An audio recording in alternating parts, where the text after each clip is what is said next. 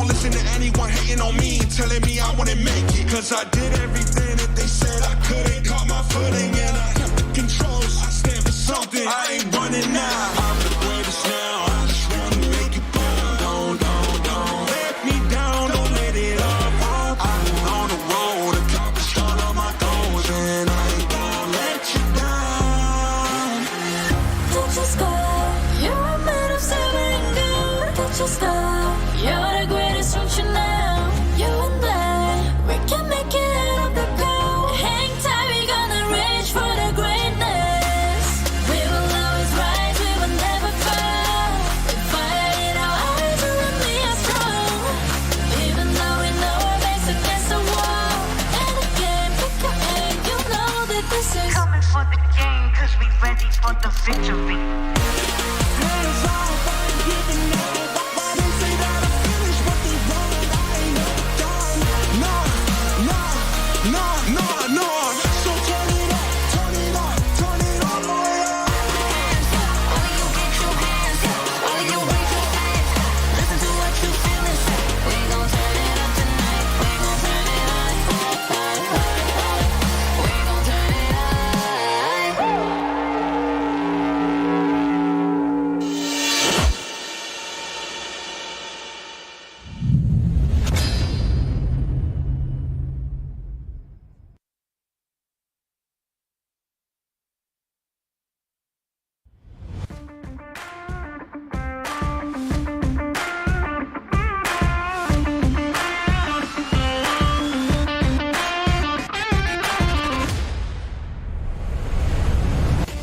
Soy parte de S11 Gaming, una organización argentina que se creó hace muy poco tiempo, menos de un año, que bueno, tiene grandes objetivos en el competitivo y bueno, muchas ganas de trazar historia.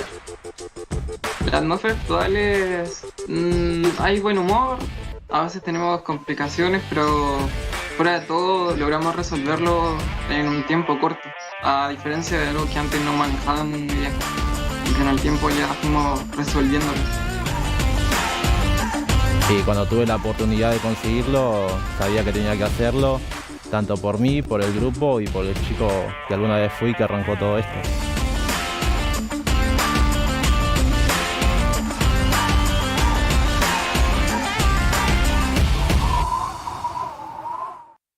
Medio año, y en ese medio año nos hemos adaptado muy bien a todos, hemos tenido peleas, pero al fin de cuentas todos nos llevamos súper bien y hemos sabido conllevar el equipo y mejorar también. Pienso que somos el equipo número 1 de Latinoamérica y nos respaldamos en nuestros logros conseguidos durante el año, con nuestros empeños y nuestro trabajo en equipo, aparte de que salimos campeones casi invictos de la Superliga. Esto es Full Nexo, Argentina, y la casa, el mate, el asadito, y esto se llama Con el juego más satisfecho o impresionante con el que estuve de S11 fue el haber ganado a Malvinas en la Upper Bracket de la MLSL, porque con eso a victoria nosotros nos garantizamos llegar al Mundial y poder cumplir el objetivo, que es algo por lo cual venimos trabajando todo el año. Y nos sirvió mucho como grupo, me sirvió a mí también personalmente porque te hace ver de otra manera el tema del juego, nos ayudó como grupo para estar más unidos, más confiados y fue una victoria muy importante también. Personalmente la expectativa, yo voy más siendo optimista, con la mente en blanco, de dar lo mejor de mí e intentar ganar todos los juegos, pero también teniendo los pies sobre la tierra, sabiendo que es un mundial y que no hay que subestimar a ningún equipo porque ningún país va a perder y son los mejores de cada región.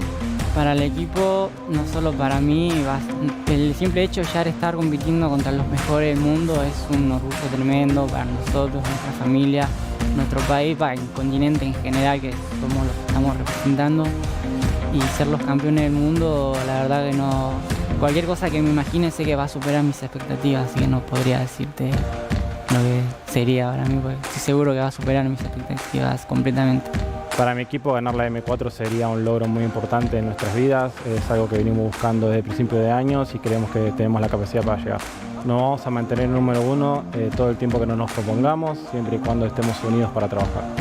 Bueno, nada, creo que todos sentiríamos satisfacción, el sentimiento de haber logrado algo que no todos. Al fin y al cabo, muchos equipos compiten en el Mundial y solo uno es el que sale campeón. Ya el hecho de clasificar al Mundial es un gran logro, pero bueno, todo el mundo quiere ganarlo, todos soñamos con ganarlos y nos daría satisfacción, algo de que enorgullecernos, además de lo que ya conseguimos.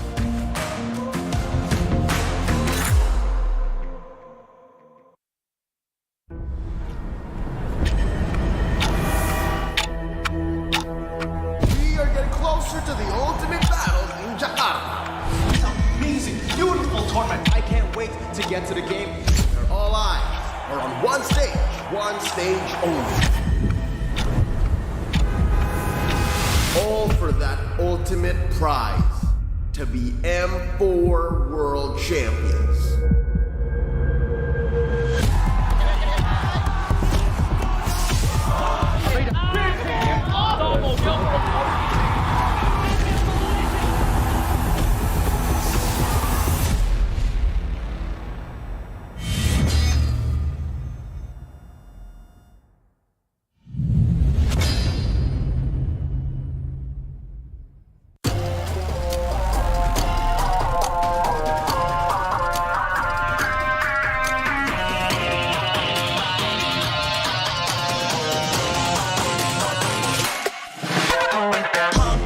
It's my time, I'm a ball. I'ma get this money right. I'm gonna live my best life. They've been talking, told me on me, but you know they'll never win. I'm controlling all my vision, and something has gotta give. Cause rest the streets is what I made it now. I made it now. You can't ever break us down, break us down. I'll be reaching for the stars. Promise I'll be what they not. And I'll never stop. Won't ever stop, yeah.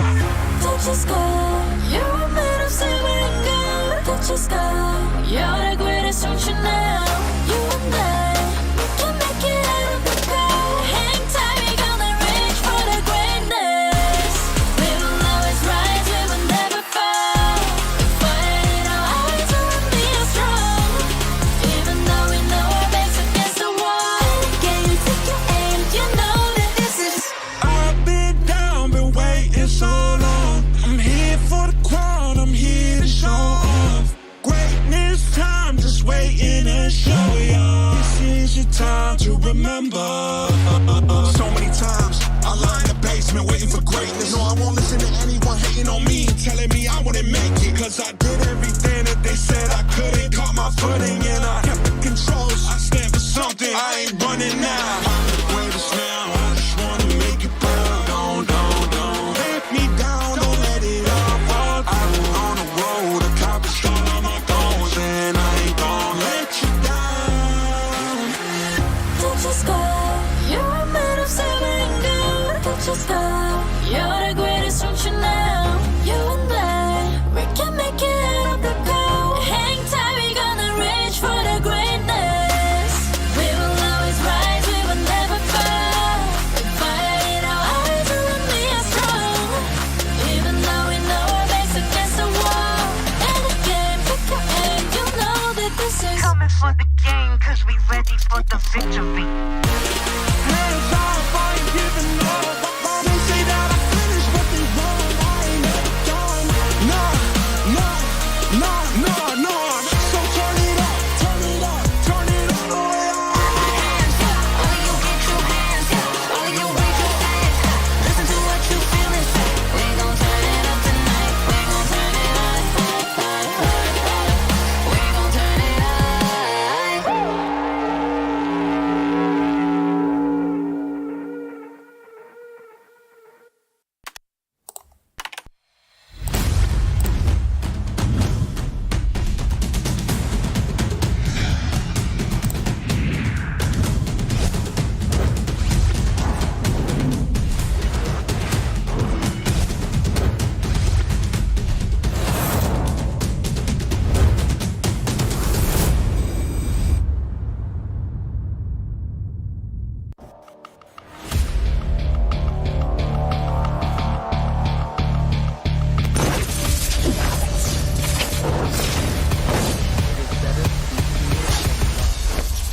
if you cannot burn.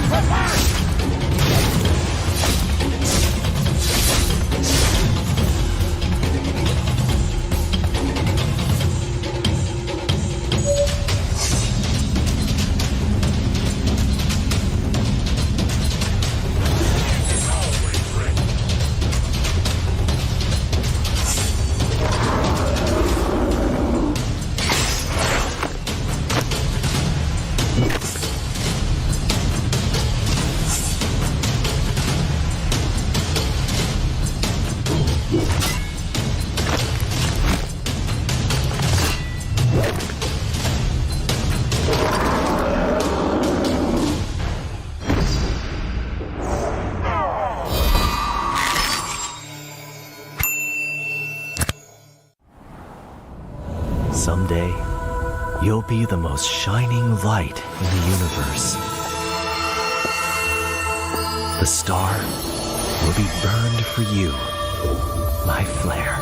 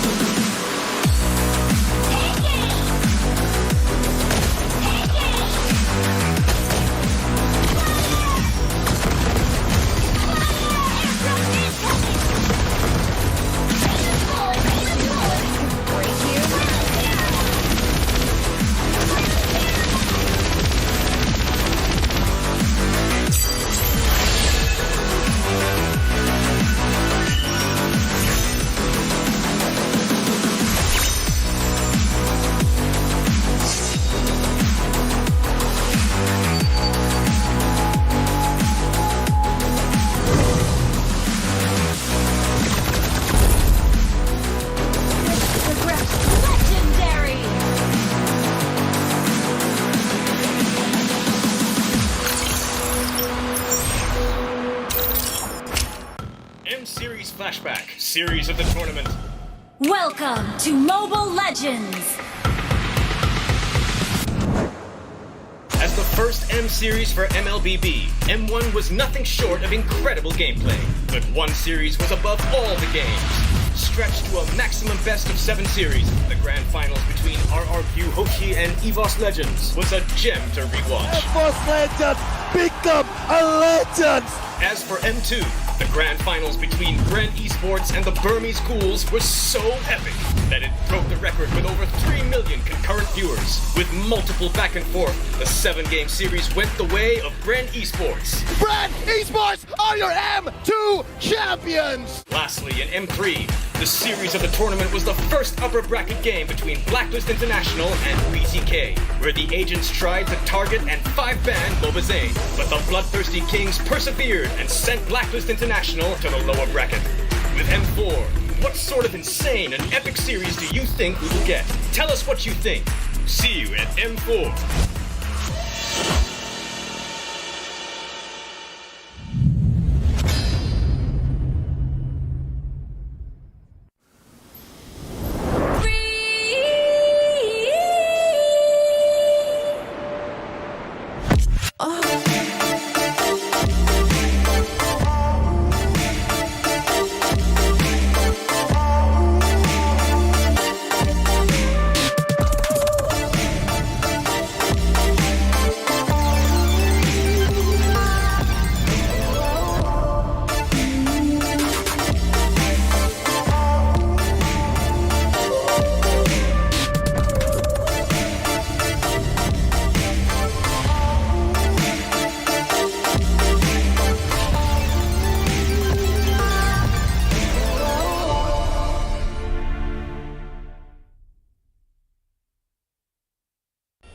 You live only once. For once, leave the comfort zone and raise yourself up. Embrace new sensation. Celebrate new happiness. Find new excitement.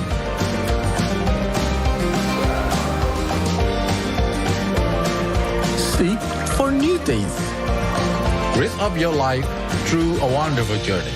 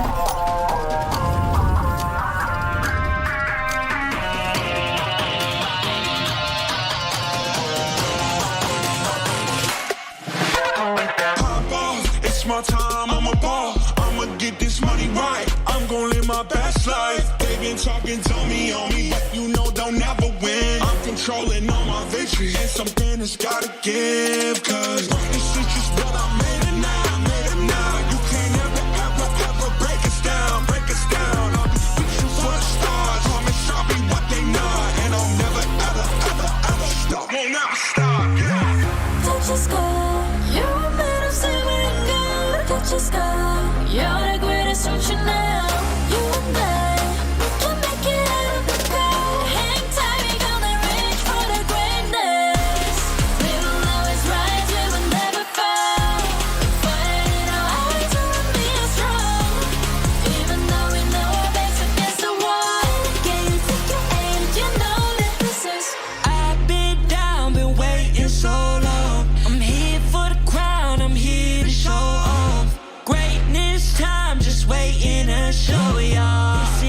time to remember.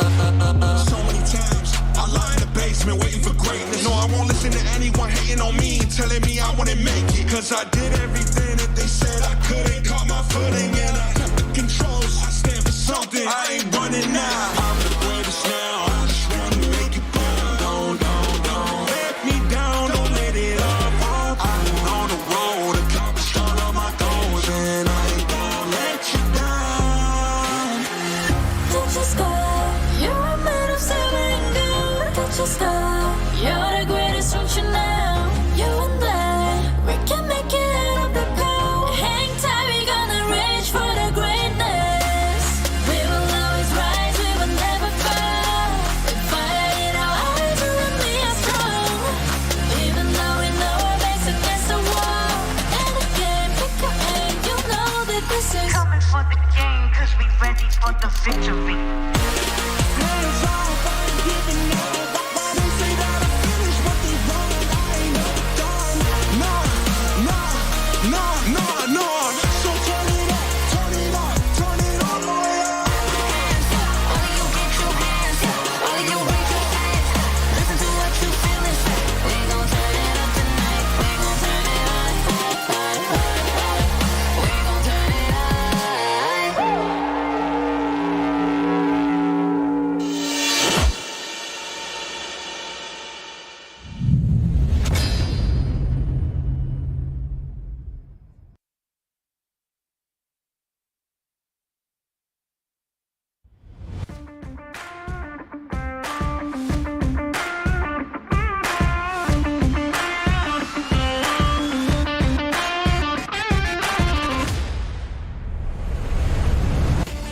Soy parte de S11 Gaming, una organización argentina que se creó hace muy poco tiempo, menos de un año, que bueno, tiene grandes objetivos en el competitivo y bueno, muchas ganas de trazar historia.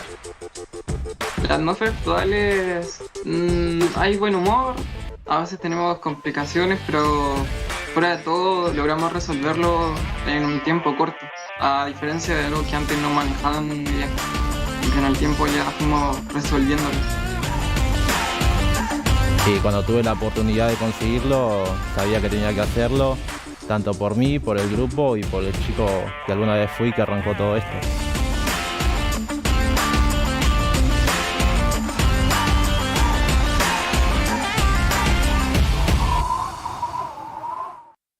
Medio año y en ese medio año nos hemos adaptado muy bien a todos, hemos tenido peleas, pero al fin de cuentas todos nos llevamos súper bien y hemos sabido conllevar el equipo y mejorar también. Pienso que somos el equipo número 1 de Latinoamérica y nos respaldamos en nuestros logros conseguidos durante el año, con nuestros empeños y nuestro trabajo en equipo, aparte de que salimos campeones casi invictos de la Superliga. Esto es Full Nexo, Argentina, y la casa, el mate, el asadito, y esto se llama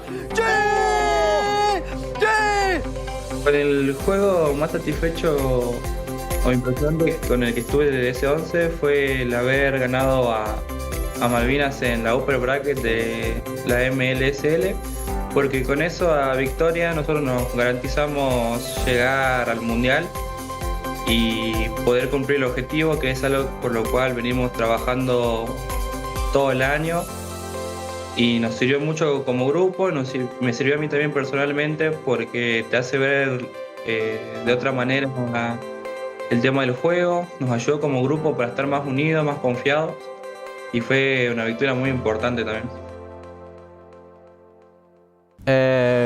Personalmente la expectativa, yo voy más siendo optimista, con la mente en blanco, de dar lo mejor de mí, intentar ganar todos los juegos, pero también teniendo los pies sobre la tierra, sabiendo que es un mundial y que no hay que subestimar a ningún equipo porque ningún país va a perder y son los mejores de cada región. Para el equipo, no solo para mí, el simple hecho de ya estar compitiendo contra los mejores del mundo es un orgullo tremendo para nosotros, nuestra familia, nuestro país, para el continente en general, que somos los que estamos representando. Y ser los campeones del mundo, la verdad que no... Cualquier cosa que me imagine sé que va a superar mis expectativas, así que no podría decirte lo que sería para mí, porque estoy seguro que va a superar mis expectativas completamente. Para mi equipo ganar la M4 sería un logro muy importante en nuestras vidas, es algo que venimos buscando desde el principio de años y creemos que tenemos la capacidad para llegar. Nos vamos a mantener en número 1 todo el tiempo que no nos propongamos, siempre y cuando estemos unidos para trabajar. Bueno, nada, creo que todos sentiríamos satisfacción, el sentimiento de haber logrado algo que no todos. Al fin y al cabo, muchos equipos compiten en el Mundial y solo uno es el que sale campeón. Ya el hecho de clasificar al Mundial es un gran logro, pero bueno, todo el mundo quiere ganarlo, todos soñamos con ganarlos y nos daría satisfacción, algo de que enorgullecernos, además de lo que ya conseguimos.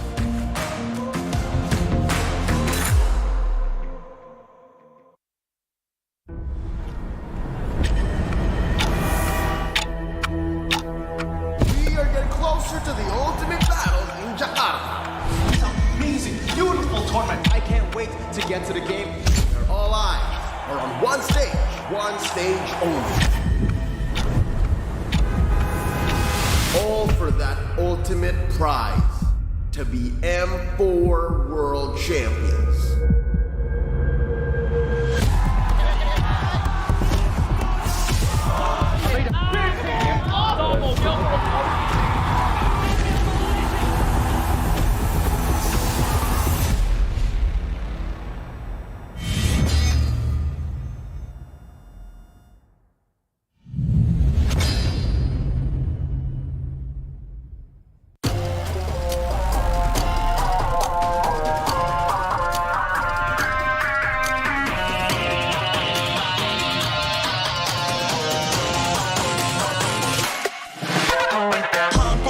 It's my time, I'm a ball. I'ma get this money right. I'm gon' live my best life. They been talking to me on me, but you know they'll never win. I'm controlling all my victories, and something has gotta give. Cause rest the streets is what I made it now. I made it now. You can't ever break us down, break us down. I'll be reaching for the stars. Promise I'll be what they not. And I'll never stop. Won't ever stop, yeah. Touch the sky, you're made of silver and gold. Touch the sky, you're the greatest ocean now. You and I, we can make it out of the cold. Hang tight, we gonna reach for the greatness. We will always rise, we will never fall. Fight in our eyes, and we are strong. Even though we know our backs against the wall. Can you take your aim? You know that this is. I've been down, been waiting so long. I'm here for the crown, I'm here to show off. Greatness time, just waiting to show y'all. This is your time to remember. So many times, I lie in the basement waiting for greatness. No, I won't listen to anyone hating on me, telling me I wouldn't make it. Cause I did everything that they said I couldn't. Caught my footing and I kept the controls. I stand for something, I ain't running now. I'm the greatest now, I just wanna make it proud. Don't let me down, don't let it all fall. I've been on the road, accomplished all of my goals, and I ain't gon' let you down. Touch the sky, you're made of silver and gold. Touch the sky, you're the greatest ocean now. You and I, we can make it out of the cold. Hang tight, we gonna reach for the greatness. We will always rise, we will never fall. We fire in our eyes, and we are strong. Even though we know our backs against the wall. And again, pick your aim, you know that this is. Coming for the game, cause we ready for the victory. Hands off, I ain't giving up. They say that I finished what they want, I ain't never done. Nah. So turn it up, turn it up, turn it up. Hands up, all of you get your hands up. All of you raise your hands up. Listen to what you feel and say. We gon' turn it up tonight. We gon' turn it up. We gon' turn it up.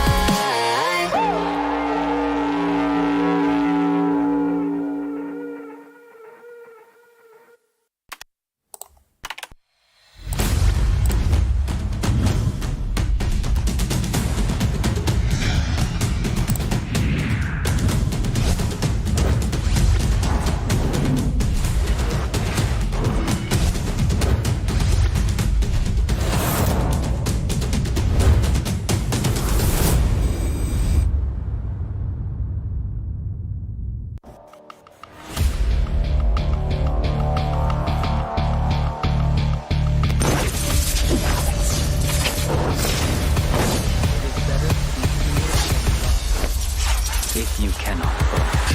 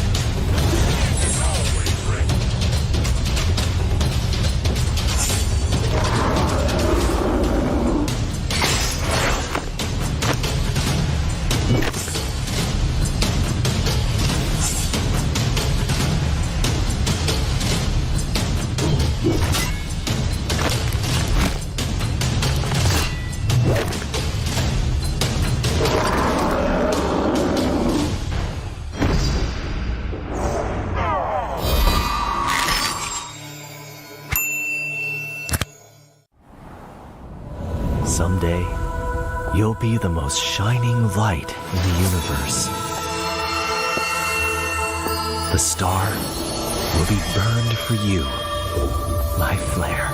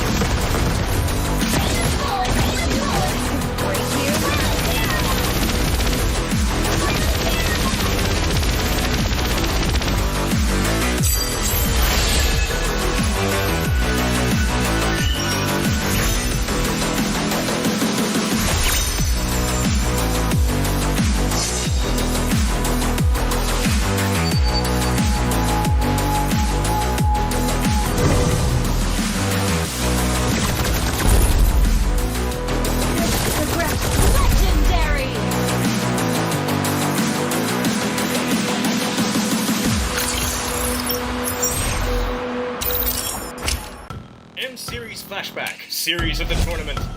Welcome to Mobile Legends!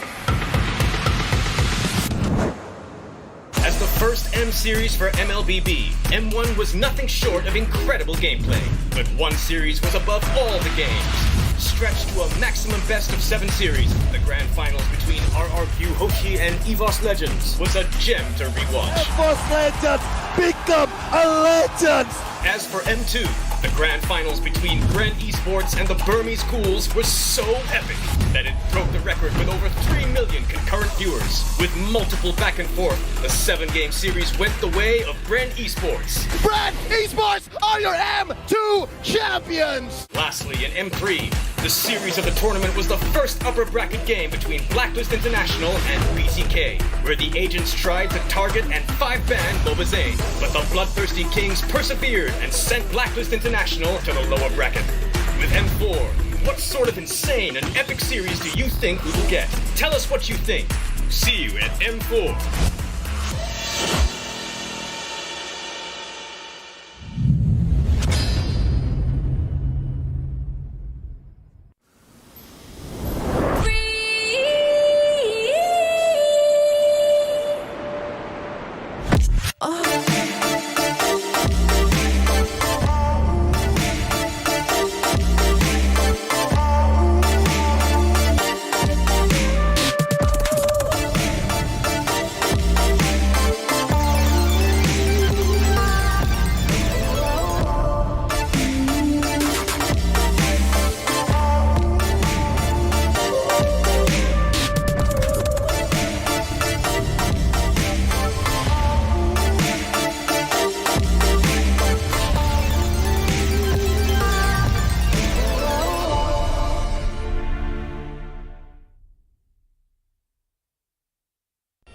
You live only once. For once, leave the comfort zone and raise yourself up.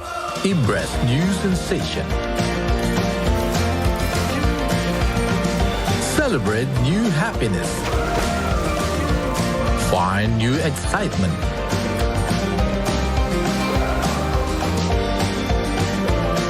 Seek for new tastes. Raise up your life through a wonderful journey.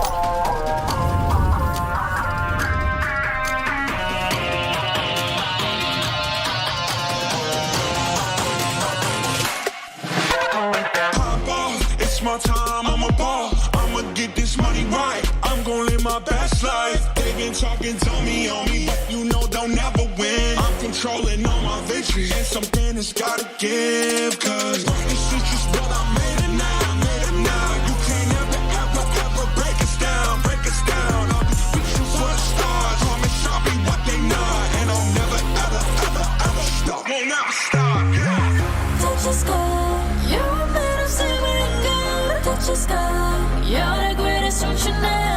You and I, we can make it out of the cold. Hang tight, we gonna reach for the greatness. We'll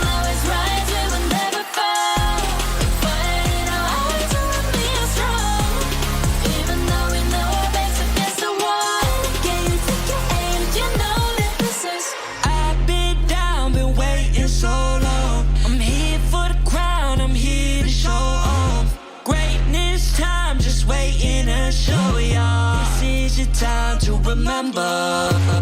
So many times I lie in the basement waiting for greatness. No, I won't listen to anyone hating on me, telling me I wouldn't make it. Cause I did everything that they said I couldn't. Caught my footing and I kept the controls. I stand for something, I ain't running now. I'm the greatest now, I just wanna make it burn. Don't let me down, don't let it up. I've been on the road, accomplished all of my goals and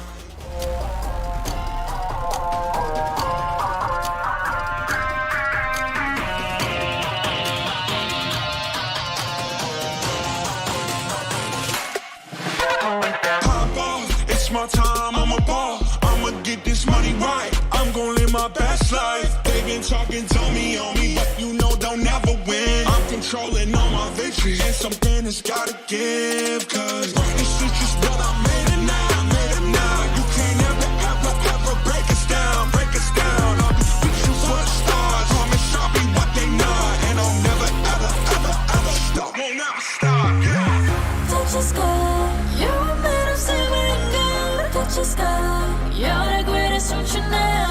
You and I, we can make it out of the cold. Hang tight, we gonna reach for the greatness. We will always rise, we will never fall. We fight in our eyes, we are strong.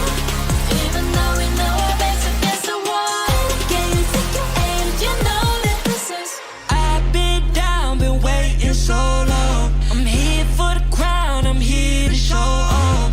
Greatness time, just waiting to show y'all. This is your time to remember.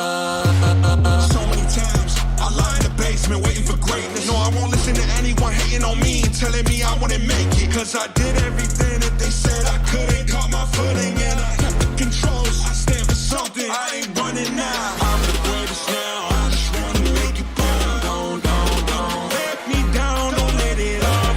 I've been on the road, accomplished all of my goals, and I ain't gonna let you down. Touch the sky, you're made of silver and gold. Touch the sky, you're the greatest, don't you know? You and I, we can make it out of the cold. Hang tight, we gonna reach for the greatness. We will always rise, we will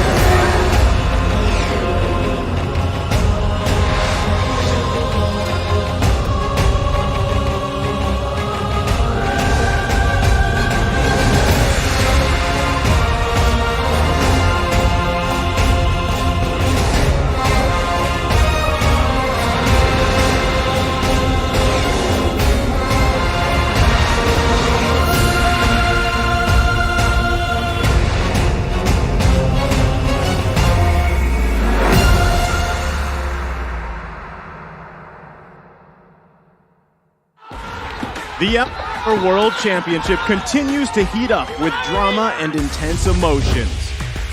Day 3 of the group stage is a direct manifestation of order and chaos, with Group B representing the calm and predictable outcome. All is in order as Onic Esports and Todak take care of business respectively and secure upper bracket slots. Featuring the King of the Sky, Kyrie, who gave a masterclass on the prowess of assassins. While Todak cruised through the group stage with Formace returning to the starting lineup. However, when there is order, there will be chaos. As the disarray in Group A materializes into a 3-way tiebreaker, as all hell breaks loose when Falcon Esports dethrone the defending champions not once, but twice in the same day. Finally, the M3 champions clawed back against the siege of Incendio supremacy and secured the upper bracket. Even though the air was tense, sportsmanship and integrity were embraced. And with that, we are going straight into the final day of M4 Group Stage. Dare to be great.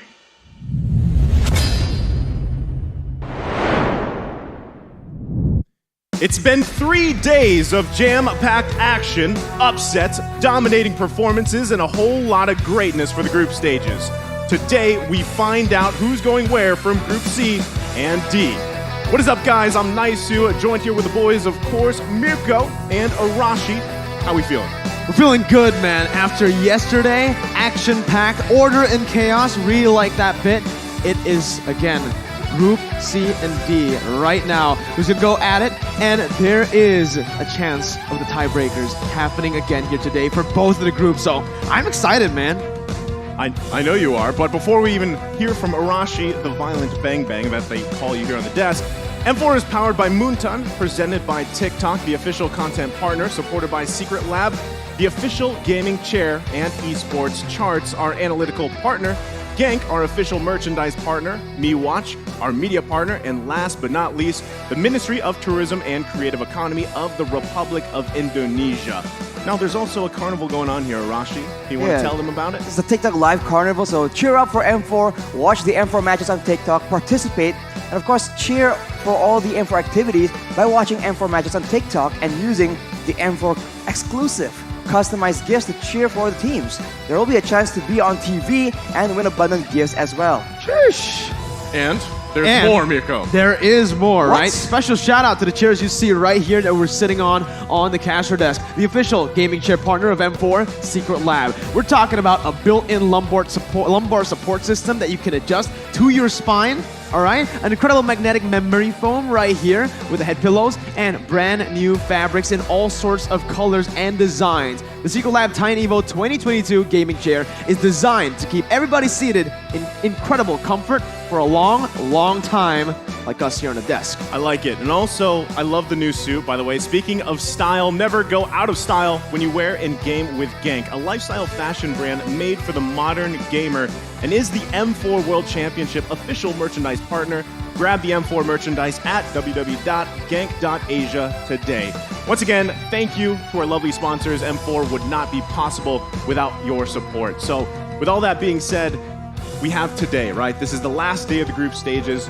We are going to be taking a look at the format, just in case you haven't caught up with us up to this point. It's day 4. You might be wondering at home, how exactly is the format of M4? Well, let's take a look at this clip here to explain just how that goes, and also so they have an idea on the knockouts as well, coming up just a couple days away. Well, let's take a look. This is your moment. Mara and I will count to 3. You lift the trophy as high as you want. Best 16 teams in MLBB M4 World Championship will be gathered in Jakarta, Indonesia. One dream and one goal only. To make sure all the players, teams, and fans alike are on the same page, it is time to reveal the tournament format. In M4, all the qualified teams will compete in 2 stages to achieve greatness. Group stage and the knockout stage. The teams will play a best-of-1 single round-robin during the group stage. No team will be eliminated during the group stage. Now, let's take a look at the knockout stage format. It'll feature a double elimination bracket with a total of 22 series. The first 2 rounds of the lower bracket will be the best of 3. The other series will be best of 5. Except for the grand finals, which will be best of 7. Now the knockout stage upper bracket will feature the top 2 teams of each group from the group stage, and the bottom 2 teams will start at the lower bracket. The losers of the first round of the lower bracket will be eliminated. The M4 knockout stage will be spread out across 9 days, where there will be a live audience for fans like you to support your teams. And that's all you need to know about M4's tournament format. Remember to tune in and see you in Jakarta. Dare to dream, dare to be great.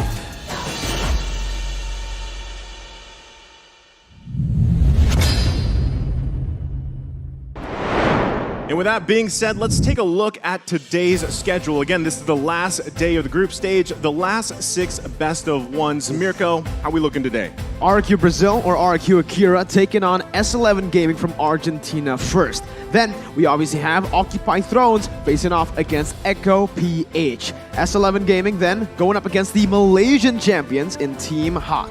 And after that, even though we won't be on the desk, there'll be Echo going up against RSG Singapore, The Valley, the very hyped up The Valley against Team Hawk, and of course RRQ Hoshi against RSG again. Rashi Hoshi?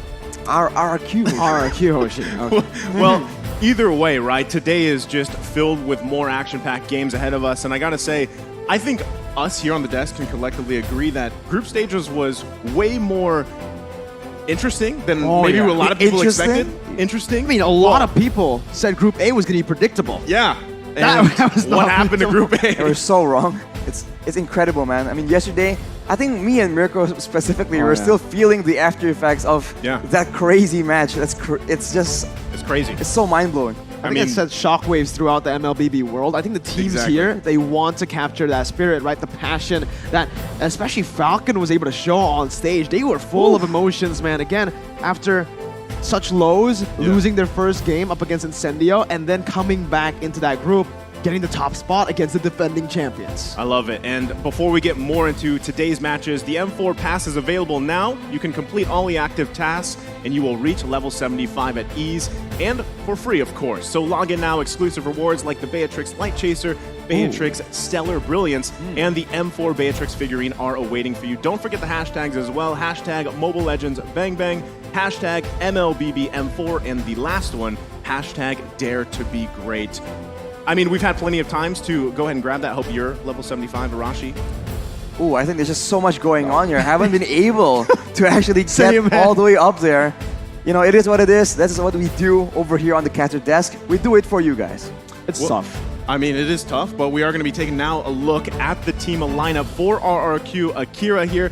We've seen them play up to this point. They're very exciting and a very just well put together team, right? Here it is. We're going to look at it again. Saigon in the mid lane, Takashi the XP lane, Gusta La Gusta in the gold lane, King in the jungle, and Luis the roamer. I mean, funny enough, I think a lot of us casters have the single member that we actually see stand out. We hear a lot of people talk about Takashi. We hear a lot about Gusta La Gusta as well. Welcome, ladies and gentlemen, from Brazil, 33 consecutive wins, RRQ Akira! Woo. Man, these guys, again, you don't know who to pick out from this lineup, right? They're all just massive players for their team across the board here. And especially, I mean, if you think about the importance of roamers, like we've seen a lot of those highlights from Luis and just as a team. But now, taking a look here at S11 Gaming, Arashi. Chan in the mid lane, Papadog in the EXP lane, Kai in the gold lane, Jotun in the jungle, and Erwin as that roamer. And this is a squad that has shown a lot of potential, and they are coming up against RRQ today. RRQ topping their group for now, but S11 right now as they walk up on stage.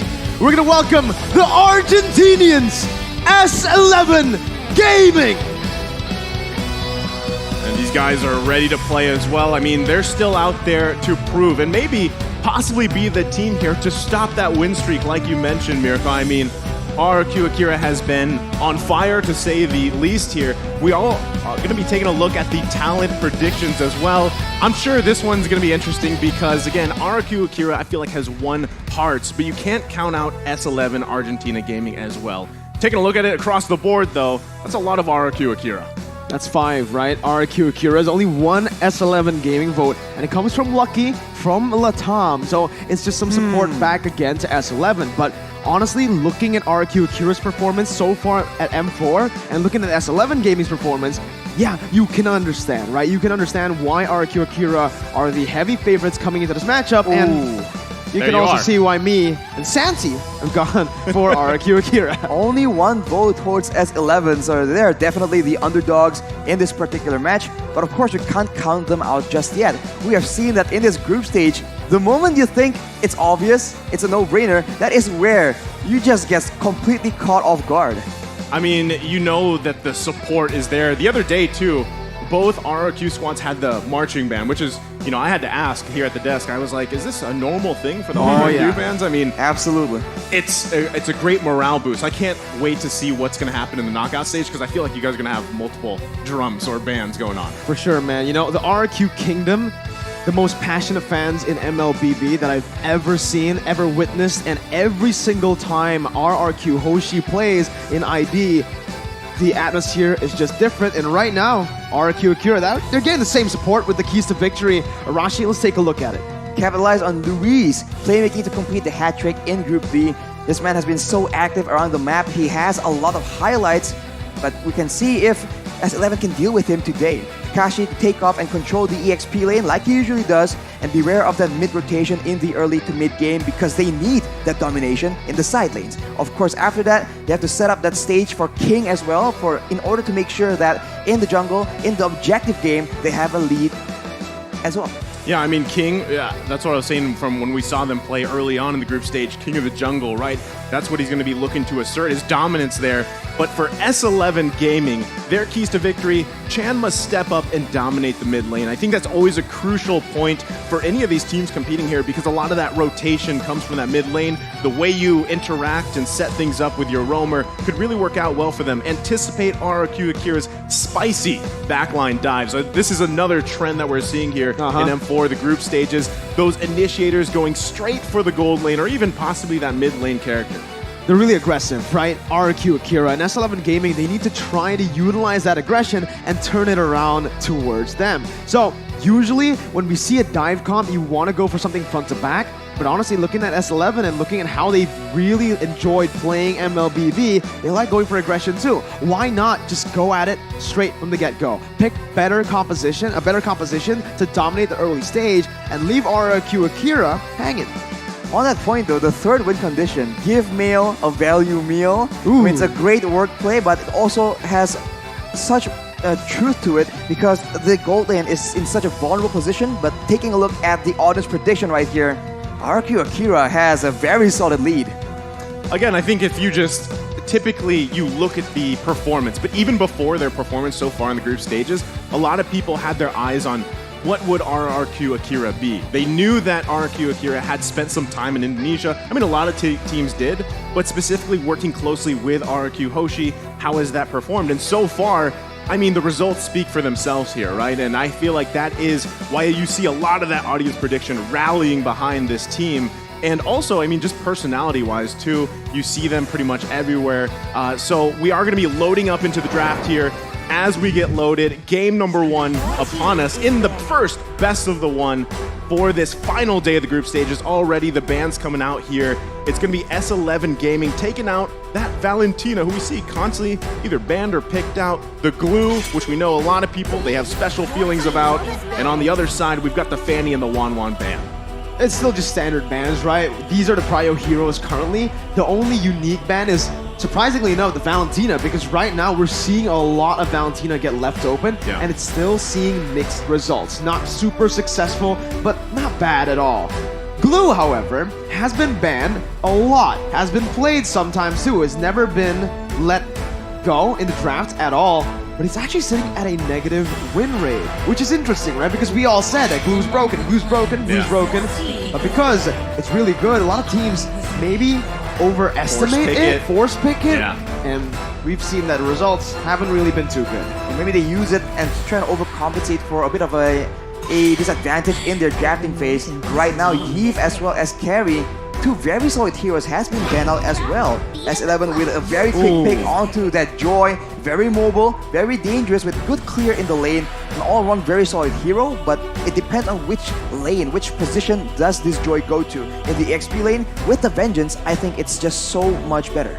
I was just going to ask you that, Rashi. You know, this has been, I feel like, a debate here on the caster desk so far up to day 4. Where does Joy fit? Where does she shine the most? And it's still, I feel like it is still up for debate up to this point. But on the flip side, we have RRQ Akira locking in another pretty well-picked hero, Kaja, because of just the Divine Judgment pick-off potential. And then, of course, we're going to see Fredrin here. The biggest thing, though, is Fredrin still allowing that flexibility. You still don't know. Is he going in the side lane? Is he going in the jungle? Same thing that you can say, again, about Joy here. Technically, the Kaja is also still flex, right? We still don't know, right? Jungle Kaja. Roam, jungle could still work. XP not so much, but yeah, the Fredrin and the Kaja, two solid picks, not just in their lanes, but even just the flexible potential of these two heroes.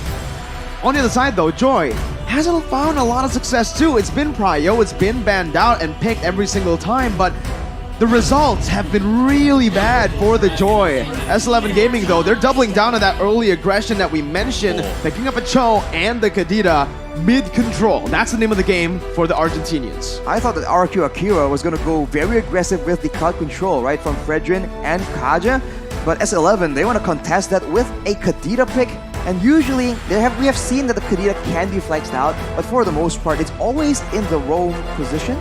So we'll see if S11 can surprise us and maybe use this Cho as a bit more of a wild card as well.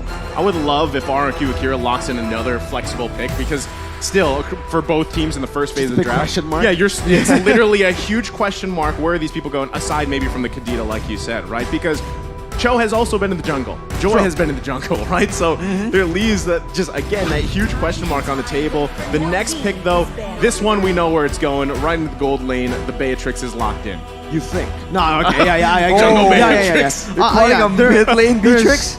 Well, we did see that before, right? Before it got nerfed, before all the changes towards Beatrix, but now I think we have to agree, right? There's no way that this gets flexed. The Beatrix doesn't really do well in the mid lane, especially up against these two monsters in Kadita and Cho. But a question for you too, Arashi. Beatrix, same thing. Win rate, not good at all. It's abysmal win rate. What do you think? I think a lot of teams have been playing the very mobile, very fast movement compositions, and Beatrix right now relies so much on the abilities landing, which makes it very, very difficult. So you need a very particular setup to ensure that the bulk of the damage does reach the members of your opponents. And on that note as well, it's going to be a bit difficult in the laning phase, considering how much all these teams just roam around and make sure that their gold laner has an advantage. So RRQ, they want to go aggressive, and they're looking like they have a bit of a combo going on, but the Beatrix has always been struggling, especially against so much pick-up potential from the side of S11. Yeah, I feel like we're in a weird place, right? Where you're still seeing Beatrix picked up a lot, but the win rate just isn't there. But you know, obviously these teams spent a lot of time practicing. We saw a lot of Beatrix 1-1 previously, right, throughout the year and everything. So we'll see again how you utilize that gold lane, because honestly, it's not always about the gold lane in these matchups, which we're seeing here. And I also love that Benedetta ban coming out from S11 because of just the massive game that we saw Takashi have, and even in that versus, you saw the signature pick was actually the Terizla there, right? Do we possibly see a ban towards that? Is it possible that that comes out here, or is he actually going to be playing the Fredrin? I mean, that's the biggest question, where exactly Takashi's going. See, that's why the flex picks are just so good in the first phase, right? It really makes the opponents think, and S11, they're going to have to go for a ban towards the XP. Not the Terizla, but it's the hero with the initial T. It's the Tamaz in the XP that's going to be banned out, right? We haven't seen a lot of Tamas. I think it's just White Chicken, man. It's just White, right? It's just White. Yeah, that was a very impressive game from White Chicken, though. Yeah. Maybe S11, that is what they want to avoid, right? They want to go for pickoffs, but if they're up against a very solid EXP laner that can go up against multiple members at the same time, then that will actually throw a wrench into their macro setups. So I think it's a smart move, but RRQ Akira, they have a lot more options here still. They can go for that Lolita that's still available, and that is a hero that Luis has shown to be playing so well. Mid lane. Yeah, I mean, we're going to get our answer in just a couple Lunox? seconds. Lunox. Okay, Lunox. Lunox, right? Who we've seen pop up 3 times up to this point, has had a pretty good performance. Really good, yeah. Really good. Really good. But mostly in the gold lane. Mostly in the gold lane, right? But so that's not happening here. So unless. Unless. But I think it's highly doubtful here with the Matrix. But S11 Gaming, I mean, what do they want to take into the gold lane here specifically? And then still, in just a couple seconds, we will find out, is this Joy still going in that jungle? Could it be the Cho here? Now, having the Kadita locked in with that burst potential, you do have a great option to burst someone down from RRQ Akira, but you got to utilize it, and that is the Irithil locked in for the gold lane. Oh man, Irithil just hasn't been too solid here in M4, the meta currently, but I do like the Grok pick, right? It really stops the momentum that RRQ Akira has, stops them from engaging, and hey, it's also a solid initiation tool. Let me ask you something. Go ahead. Weapon Master Grok or High and Dry Grok? It depends if he's a roamer or the XP now, right? Because Exactly. Cho can still go to Cho XP. can still, yeah. I think the Grok's going to go to roam position. Looking at the games that, well, yesterday's games, High and Dry, Weapon Mastery, I am biased towards Weapon Mastery, Yeah. right? The damage that Alien was doing was unreal, and you scale to the later stage of the game. So I think it'll definitely help him up against this kind of composition, which is quite squishy. If you want to look for that one shot, sure, just go for the Weapon Mastery, wait for those items, and then go. But the smartest pick is another, just such a solid choice for RRQ Akira up against so much CC. It's going to cancel out everything. Yeah, I like it. We've seen now both team compositions here. Arashi, any final thoughts on the team composition you like the most? I feel like both teams are just so aggressive, but I feel like for RRQ Akira, they have a bit more tools to work around with, a bit more crowd control immunity that will allow them to be a lot more dominant in the vision contesting. So I believe they have a bit of an edge here, but as you mentioned, both teams, they just seem very intent on just diving towards each other. Well, I gotta say, you know, with RRQ Akira here, they definitely have the tools they need. But I think the biggest thing, again, is that Marches pick, right? How do you utilize that? You're going to be able to dodge a lot of CC here. And then can you also utilize the Kaja pick? Because we've seen games where that struggled as well. But that's going to be it for the draft as we load up into the Land of Dawn. Ladies and gentlemen, the last day of the group stages. RRQ Akira versus S11 Gaming. Oh, you can already see the group up from both of the teams, right? They're just swapping sides right now as both teams, again, are just looking to just help their junglers get the buffs normally. Both junglers opting to go for the purple buff here. Yeah. So it's a very interesting path they're going to take. There's one thing that's very interesting, though, yeah. Papa Dog. Is that it? Is that what I was going to point it out to you, man? Weapon Mastery, right? He didn't go for it. He went for High and Dry here, which is interesting. What do you think about this?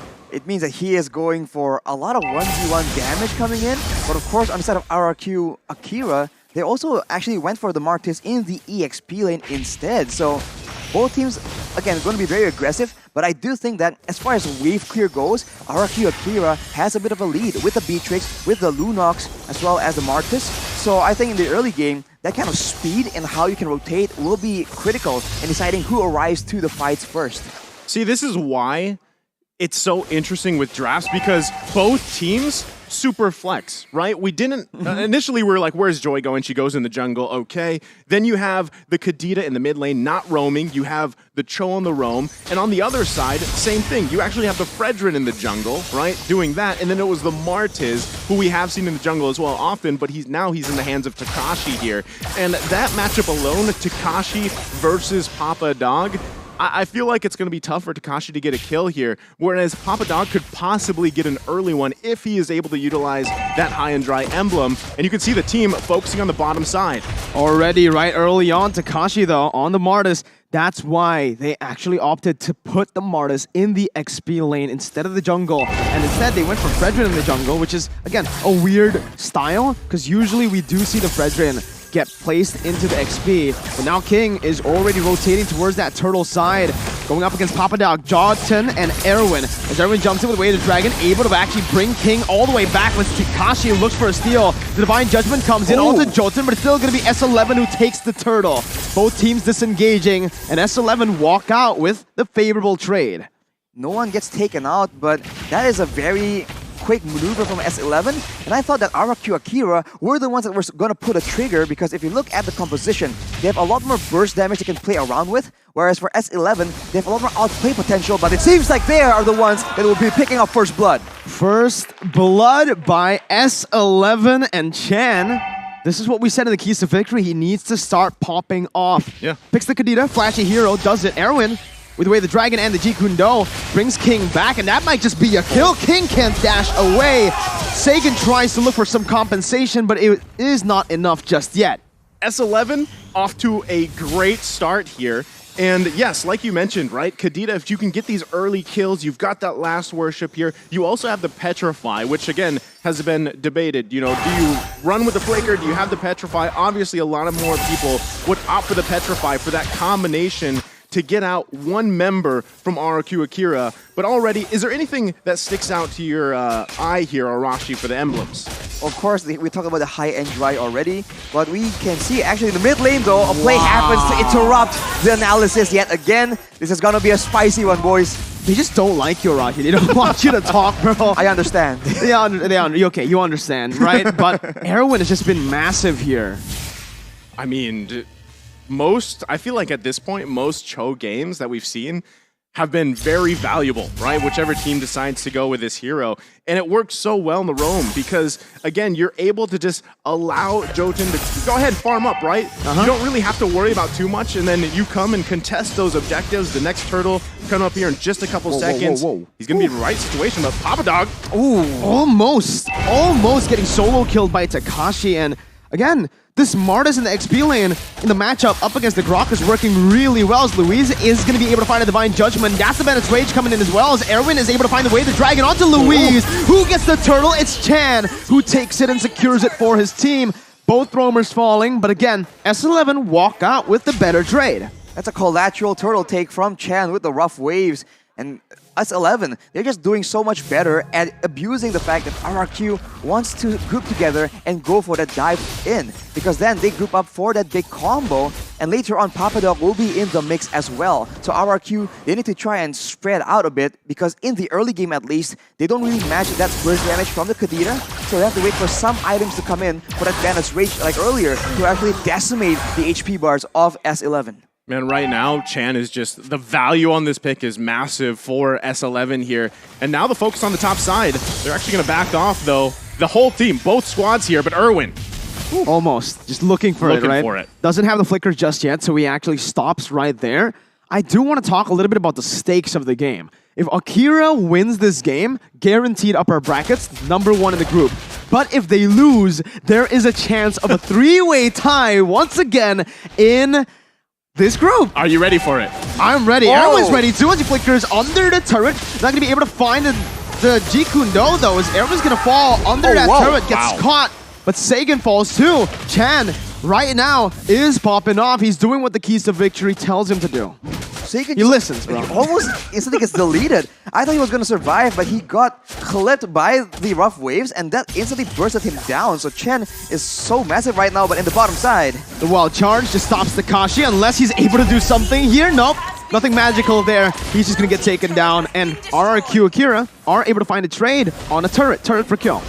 I mean, given the situation that S11 has, RRQ Akira has been finding ways to keep it as close as possible in terms of economy, right? That's best case scenario for them, because they're going to have to claw back into this game. Right now, the pace obviously being set by S11. Next turtle's up. You can see even Papa Dog finding the positioning he needs to. And Luis doesn't have Divine Judgment, right? So this is most likely going to be another turtle going in the hands of S11, furthering their lead here objectively, and they'll be able to play around this as pretty much all of their members getting very comfortable in terms of itemization at this point in the game. This is why it's so difficult when you go for so many late game picks. We saw a similar story from Blacklist, but they are forced to concede so many objectives in the early game. But fortunately for them, they're still able to match the structure takes and even have a bit of a lead. Taking a look at the items right here, Hunter Strike for Takashi means that he can be a lot more aggressive, but Gusta Lagusta with the Blade of Despair will start doing a lot more damage, especially to the Squishier members. But of course, once the Lightning Punching from Chen is completed, the already insane burst will get even worse for the side of RRQ Akira. Takashi was looking for a steal there, but will be caught on the wild charges. Erwin comes in to rotate, but Jotun's just going to be able to slay him down. The Divine Judgment comes onto Erwin right now as King is able to find a taunt. Sagan picks up the kill, a 1-for-1 right now. Ooh, Chen still able to get out. Jotun, once again, jumping back and forth, trying to get that last proc, but will just decide to disengage as Sagan comes in, just dealing some damage. And that whole time, Gusta Lagusta almost got taken out on the bottom side by Kai. So, I mean, that's just showing how much of a sort of vacation mode Kai has had. There might be focusing here on the bottom side, but Jotun not even going to let King and Luis get close enough. Still, though, Luis doesn't have the Divine Judgment. This is what RRQ Akira has to do. They have to play around Luis, and that's kind of been the trend for them throughout the group stage, is Luis finding those sets, whether he was playing the Lolita, whether it's the Kaja here. And still, if Gusta Lagusta can continue to grab a couple kills here and there, he's got weapon mastery himself, he will be a threat as the game goes on here. Luis, we have seen that he really does do a lot more flashy things when he has AoE crowd control that can set up his whole team for a big fight. But whoa, King!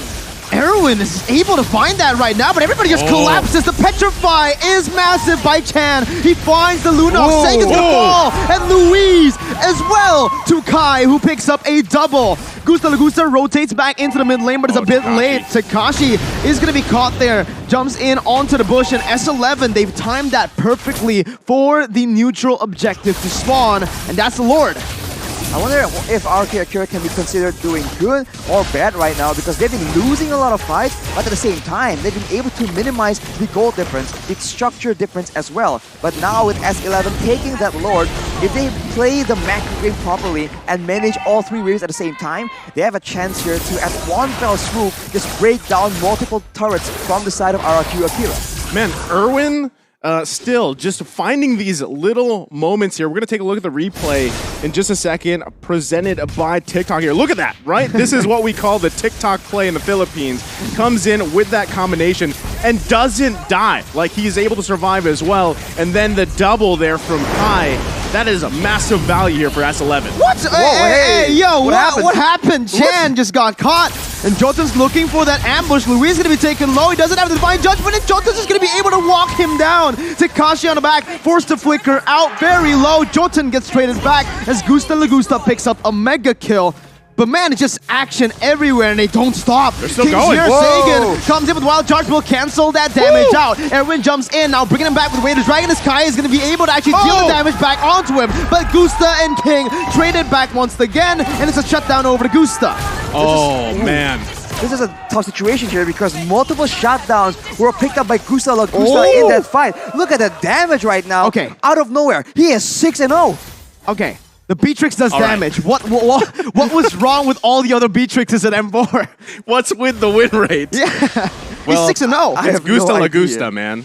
He's 6-0. He has the weapon mastery. And just a couple minutes ago, we were like, at one point, Gusta Lagusta, if he can continue to farm up, he is going to be a threat. And this is now. Now we're here, right? This is exactly what we're seeing. They get some more space on the map that they need. They even out the turret situation. But still, S11 is not out of this, right? They still do have quite a bit of control. They've got setups here. But Erwin, at this point, has to be much more careful in the way that he approaches these. And the same thing, Luis, now that he has Divine Judgment, he's feeling a little bit more confident, especially with Gusta Lagusta popping off at this point.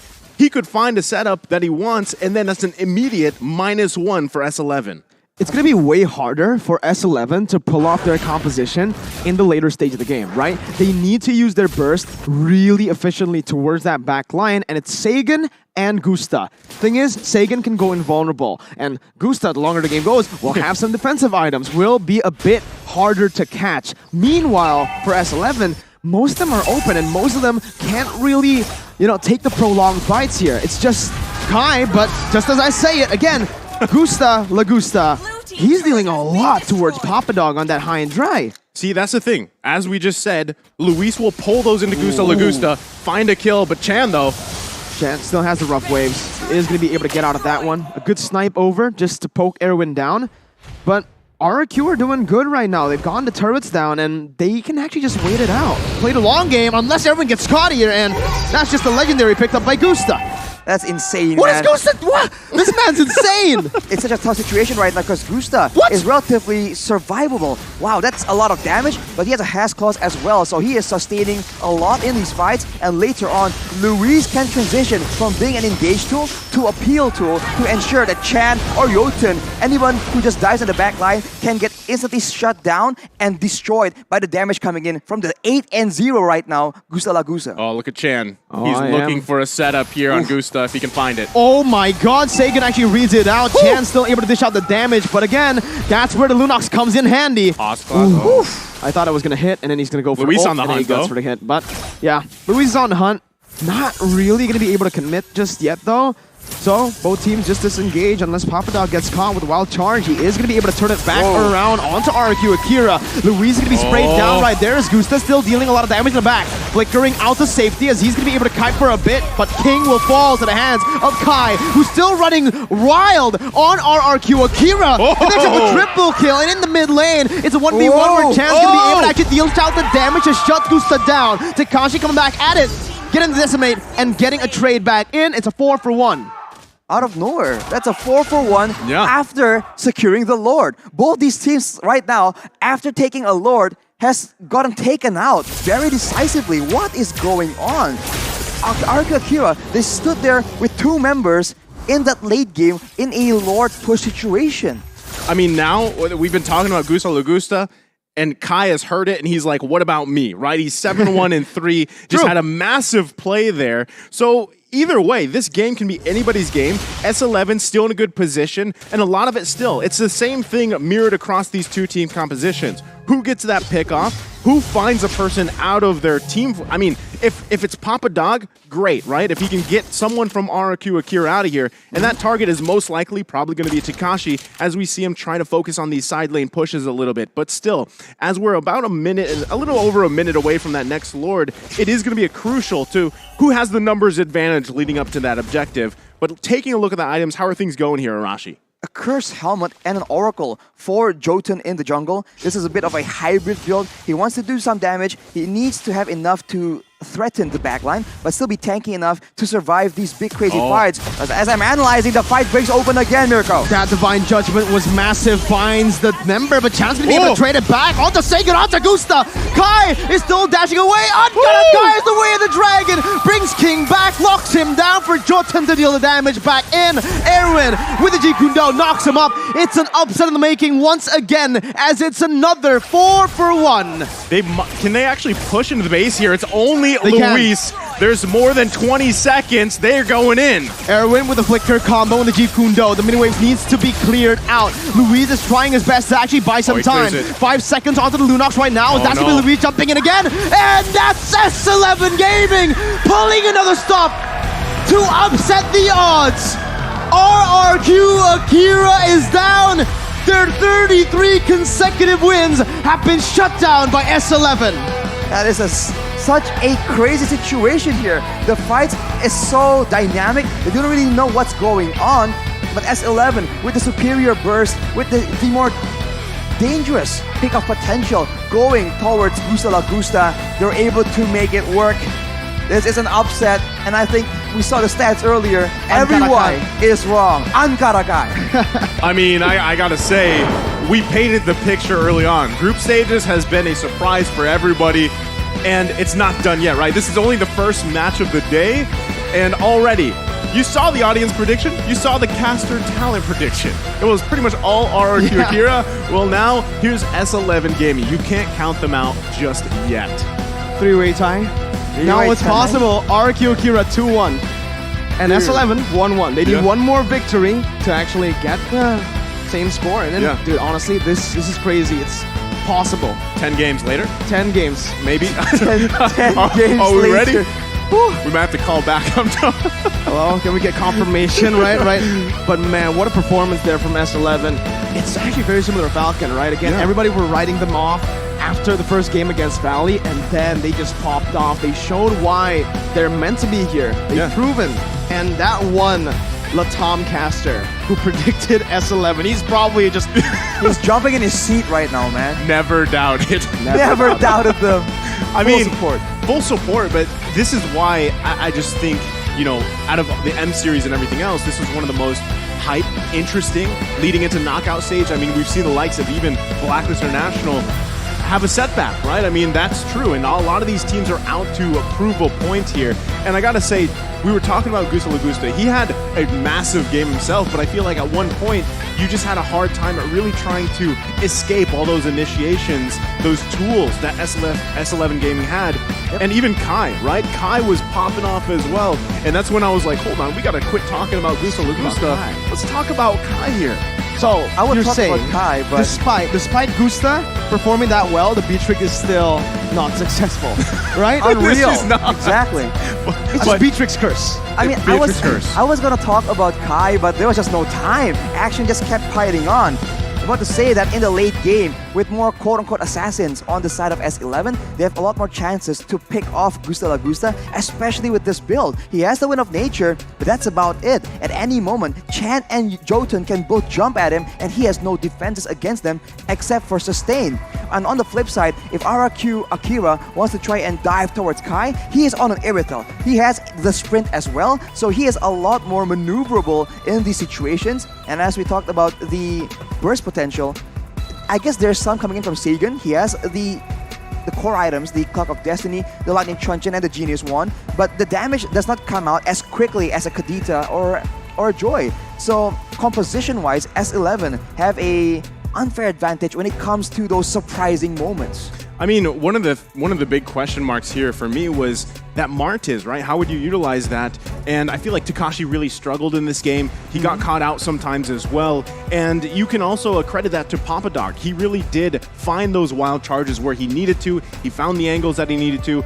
But Chan, man, I mean, even early game, we talk about Kai and everything else, Irwin with the setups, but even Chan early on, I think he was, what, 3-0 at one point, 4-0, just bursting people down, like, massively throughout the game, and it just worked out well for them, right? We are going to be taking a look at the post-game stats as well, and get a better picture of how this all happened for this best of one. What's really impressive for me for S11 Gaming from them is the shift, right? The transitional shift for them in who carries the game. Yeah. Early on, it was Chan. Then you saw Papa Dog was just helping Chan out with those setups with Erwin. But then later on, they were like, yeah, Kai, you got it, bro. We just open up some space. We dive in to create a front to back for you. It's a dive comp, but that dive is just to provide for Kai in the later stages. You know, I thought that RRQ Akira would have a bit more advantage in the pickoff game due to the wave clear, because usually B-Tricks, right, will be clearing so fast with those abilities.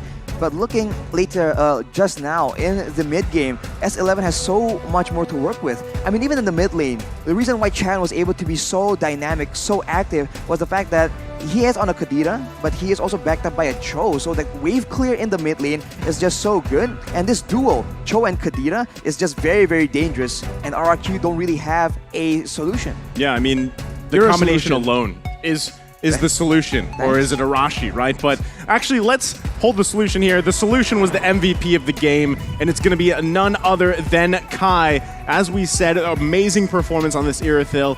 He had a pretty much vacation mode early on, and then he just was allowed to pop off, right? And this really worked out well for him, able to maneuver the way he needed to, especially the way that just Irithil works, where you don't really have to stop and shoot, right? That's one of the best advantages here, but a great MVP performance.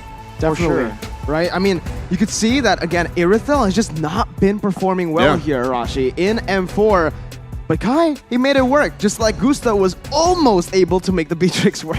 I think it's all about situational context, right? Because in the game like this, we talk about the win condition for RRQ Akira. It's about diving in the back line. So if you're on a gold laner that can just be so mobile, bring a sprint as well, RRQ is going to struggle to find you. Take a look at some of the highlights here and see some of the moves coming in from Kai. But early on, it's just a huge slugfest coming in. And in a way, it just seems very coin-flipping from both teams. But, you know, if the results speak for themselves, there's no issue with it.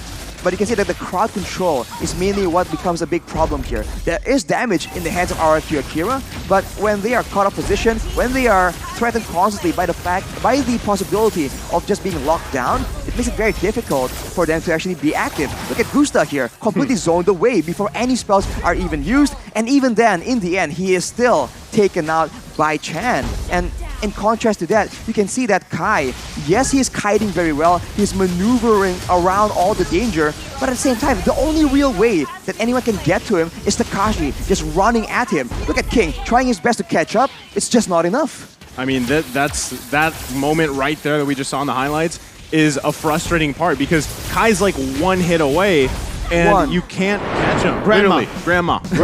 Right? So what happened, but it's a great thing that happened because now, again, this makes things even more interesting for the day. Yeah. Whether you want to look at it as, more games ahead of us as the night goes on, it's not just going to be 6 best of ones. It could be more. But I think there still has to be some other things falling into place here. Everything needs to come together, right? And for Group D right now, I mean, personally, I've been saying this for a long time, ever since the group was formed in the group draw. I feel like this is the most competitive group right now. I feel like all the teams are at the same skill level, and we're seeing it happen here. S11 beating Akira, Akira beating Hawk and Valley, but losing to S11. It's rock, paper, scissors. I mean, at this point, I gotta say, guess coins, predictions, they're pretty much like just take them and throw them out because they're destroyed. But we do have to focus on the next match, right? The next match, the second match of the day is right here. Occupy Thrones versus Echo from the Philippines. It's It's a banger. If Occupy Thrones wins against Echo, then there's a possibility of Group C ending in a tiebreaker too. So we might have 2 groups going to 3-way ties.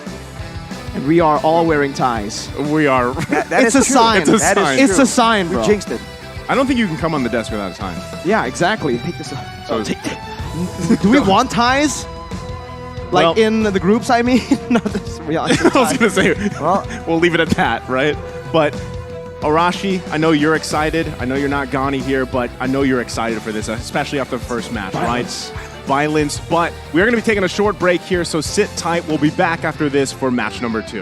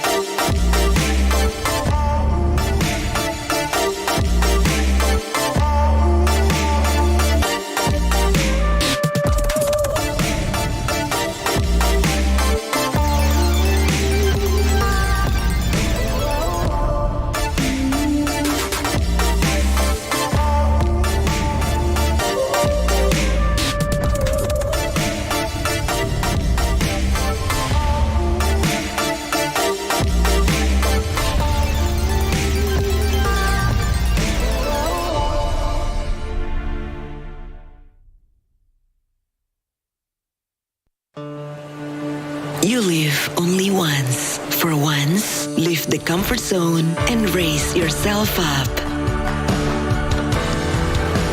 Enjoy the moment.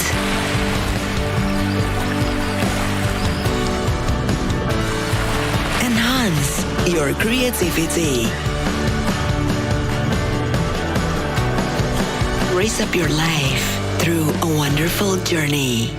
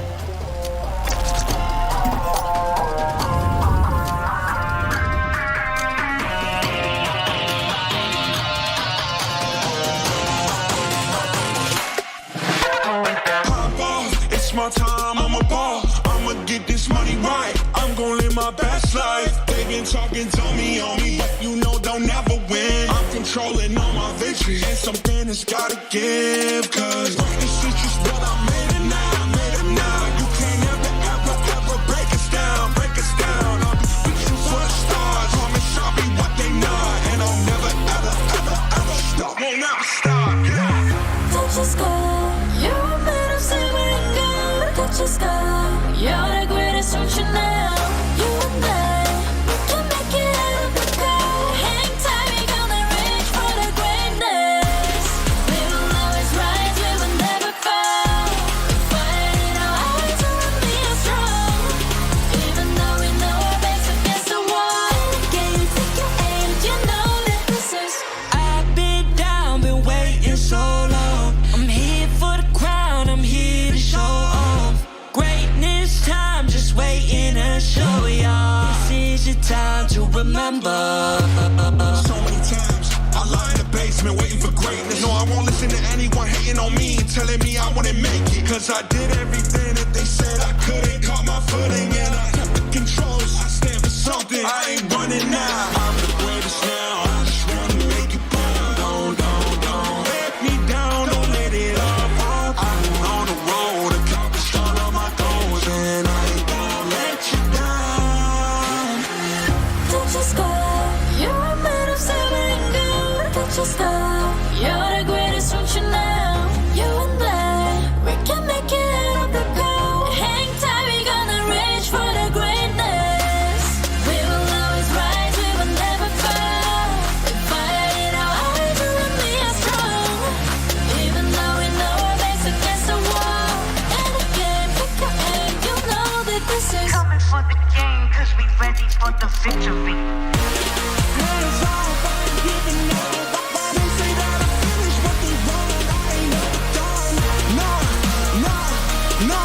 No. So turn it up, turn it up, turn it all the way up. All you get your hands up, all you raise your hands up. Listen to what you feel and say. We gon' turn it up tonight. We gon' turn it up. We gon' turn it up.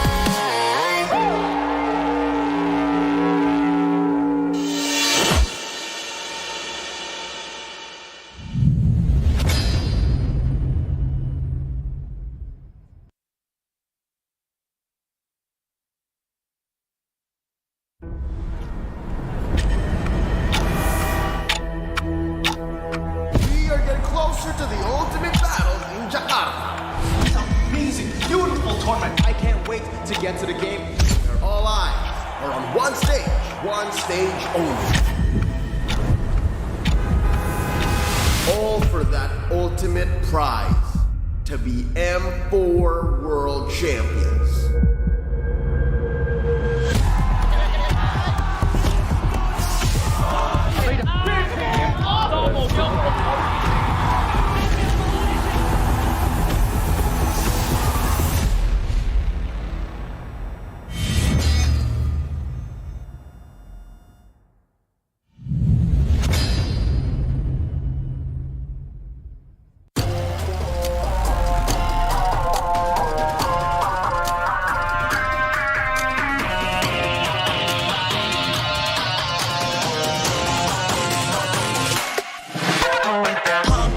It's my time, I'm a ball. I'ma get this money right. I'm gon' live my best life. They been talking to me on me, but you know they'll never win. I'm controlling all my victories, and something has gotta give. Cause this is just what I made it now, made it now. You can't ever break us down, break us down. I'll be reaching for the stars, promise I'll be what they not, and I'll never stop, won't never stop, yeah. Touch the sky, you're made of silver and gold. Touch the sky, you're the greatest future now. You and I, we can make it out of the cold. Hang tight, we gonna reach for the greatness. We will always rise, we will never fall. We fight in our eyes, and we are strong. Even though we know our backs against the wall. Can you take your aim? You know that this is. I've been down, been waiting so long. I'm here for the crown, I'm here to show off. Greatness time, just waiting to show y'all. This is your time to remember. So many times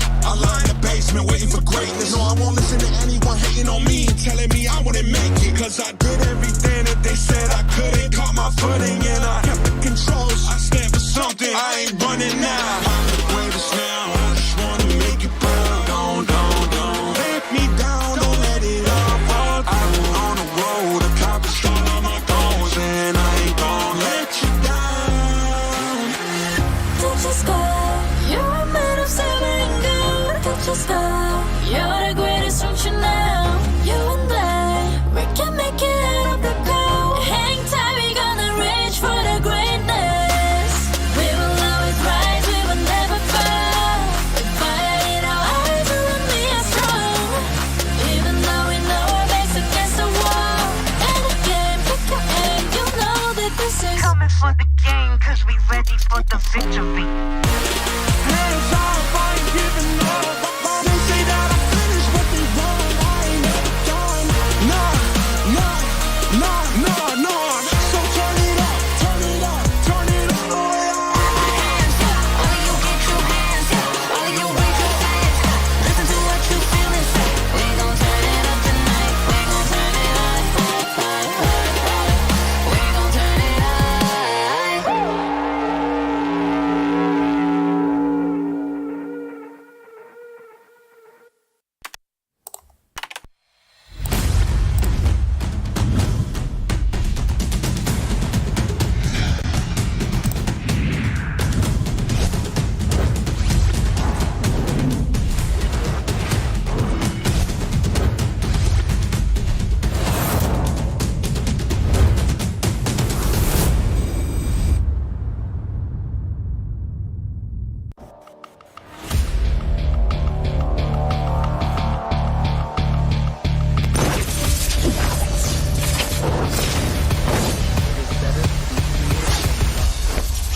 If you cannot burn.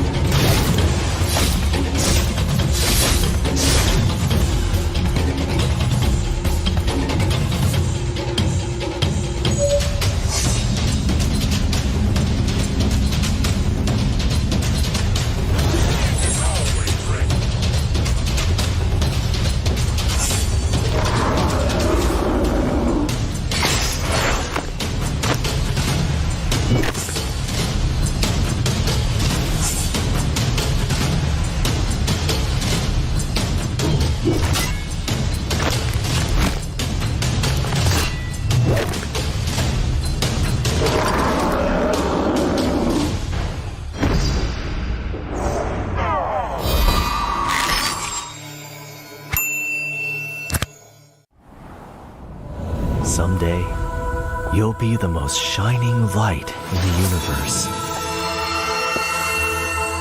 The star will be burned for you, my flare.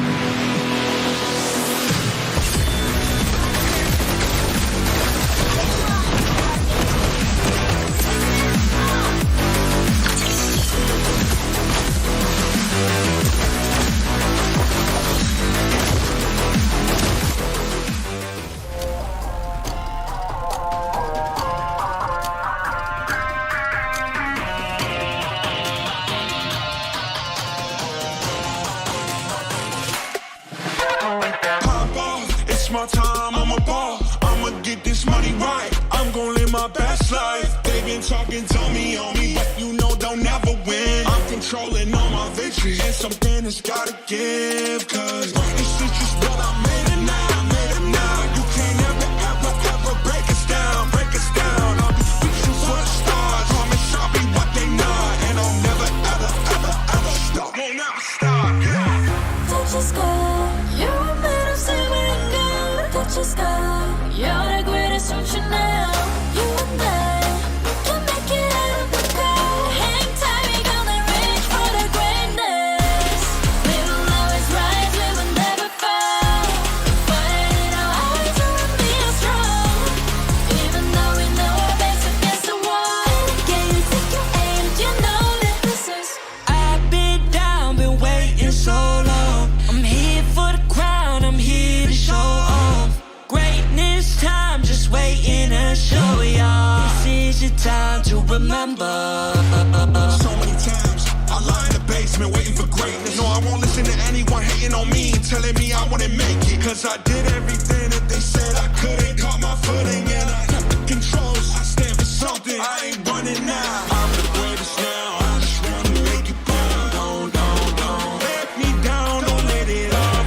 I've been on the road, accomplished all of my goals, and I ain't gonna let you down. Touch the sky, you're made of silver and gold. Touch the sky, you're the greatest, don't you know? You and I, we can make it out of the cold. Hang tight, we gonna reach for the greatness. We will always rise, we will never fall. With fire in our eyes, and we are strong. Even though we know our backs against the wall. And again, pick your aim, you know that this is. Coming for the game, cause we ready for the victory.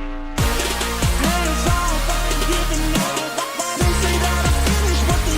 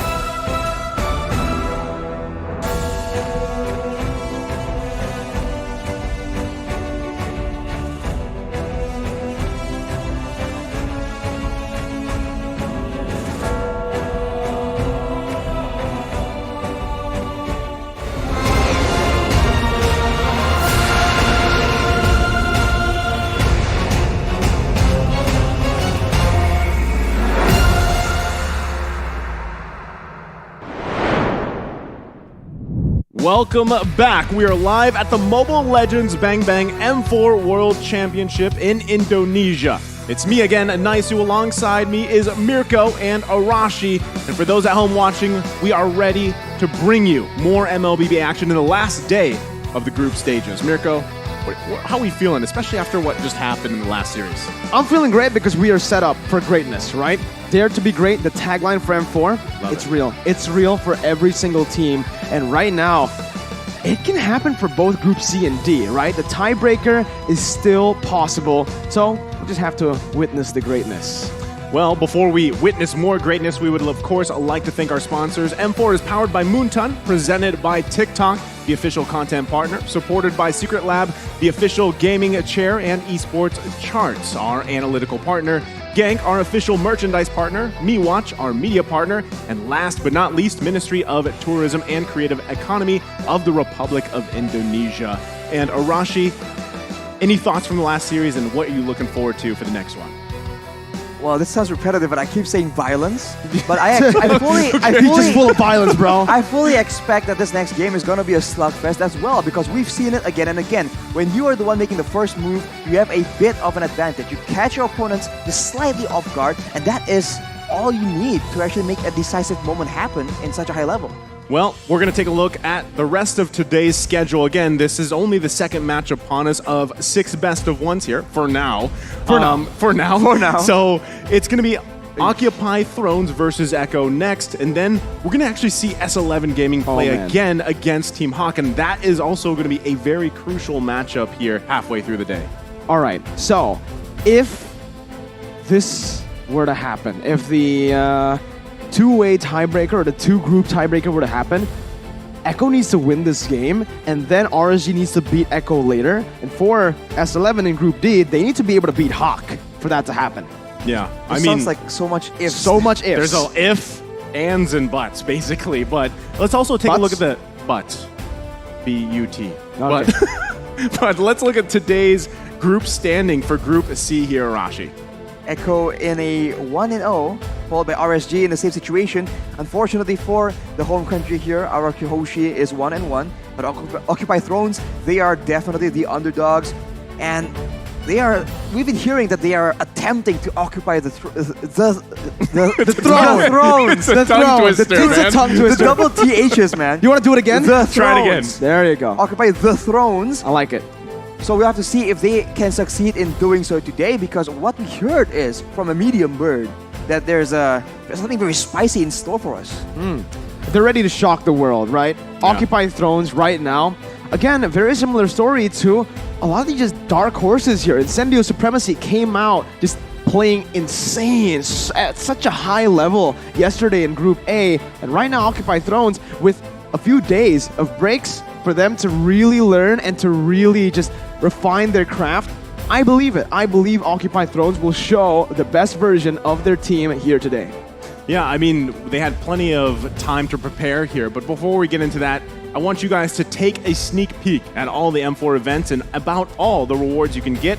The M4 Pass is already available for purchase. The exclusive rewards like Beatrix Light Chaser, Beatrix Stellar Brilliance, and M4 Beatrix figurine, and more await you. Man, your tongue twisterness has rubbed off on you, Rashi. But the M4 support chest is also available in the game for you to open for loads of M4 Pass XP on the day of M4 Finals. That's January 15. Expect to get an avatar border for free. Who wouldn't want that? And for free. We love free things, right? And in the M4 Battle Night event, unlock a skin chest by completing task and pick a skin of your choice within the chest. That, yet again, is free. Oh my god. Hashtag Mobile Legends Bang Bang, hashtag MLBB M4, and hashtag Dare to be Great. Moonton's Dare to be Great with the M4 Pass too, because it's available right now and you guys can all just play and complete the tasks, and you guys will be able to reach level 75 at ease, alright? G the Ico is somewhere here. He's already level 150. Is that true? Unreal. Yeah, he's got the figurine, or well, not yet, but he's already gone all the way to level 150, so he secured it for himself. But obviously, he also got all the other exclusive rewards, like the Beatrix Light Chaser skin, the Beatrix Stellar Brilliance, and the figurine that we were talking about. So you guys, if you want a chance to get that, do it. Play right now. Complete the task. Don't miss it like I missed the Roger fee. Yeah, I feel you on that sorry, because man. I missed it too, man. You know, we are busy as well, We right? are. So Very busy. That's there. But we are going to be taking a look here at the lineups for this match. Again, it's Occupy Thrones and Echo ahead of us. But taking a look first, we're going to look at the lineup for Occupy Thrones specifically. And here we go. Arashi, who do we got here? Fury 77 in the mid lane, Hulk in the XP lane, Gado in the gold lane, Leo, the man himself, in the jungle, the caster, Maro. Maro is the highlighted player here, the prodigy. But yes, the caster Leo is with us in spirit as well, Mirko. Well, it's their last chance, so welcome all the way from MENA, Occupy Thrones! Cool. And as you said, Mirko, I mean, this is a very dire situation for them. Again, they're not out of the tournament, right? No one's going out of the tournament here, but they will be fighting. And again, Arashi, you mentioned it. Who knows what will happen here? Who knows what we'll see ahead of us?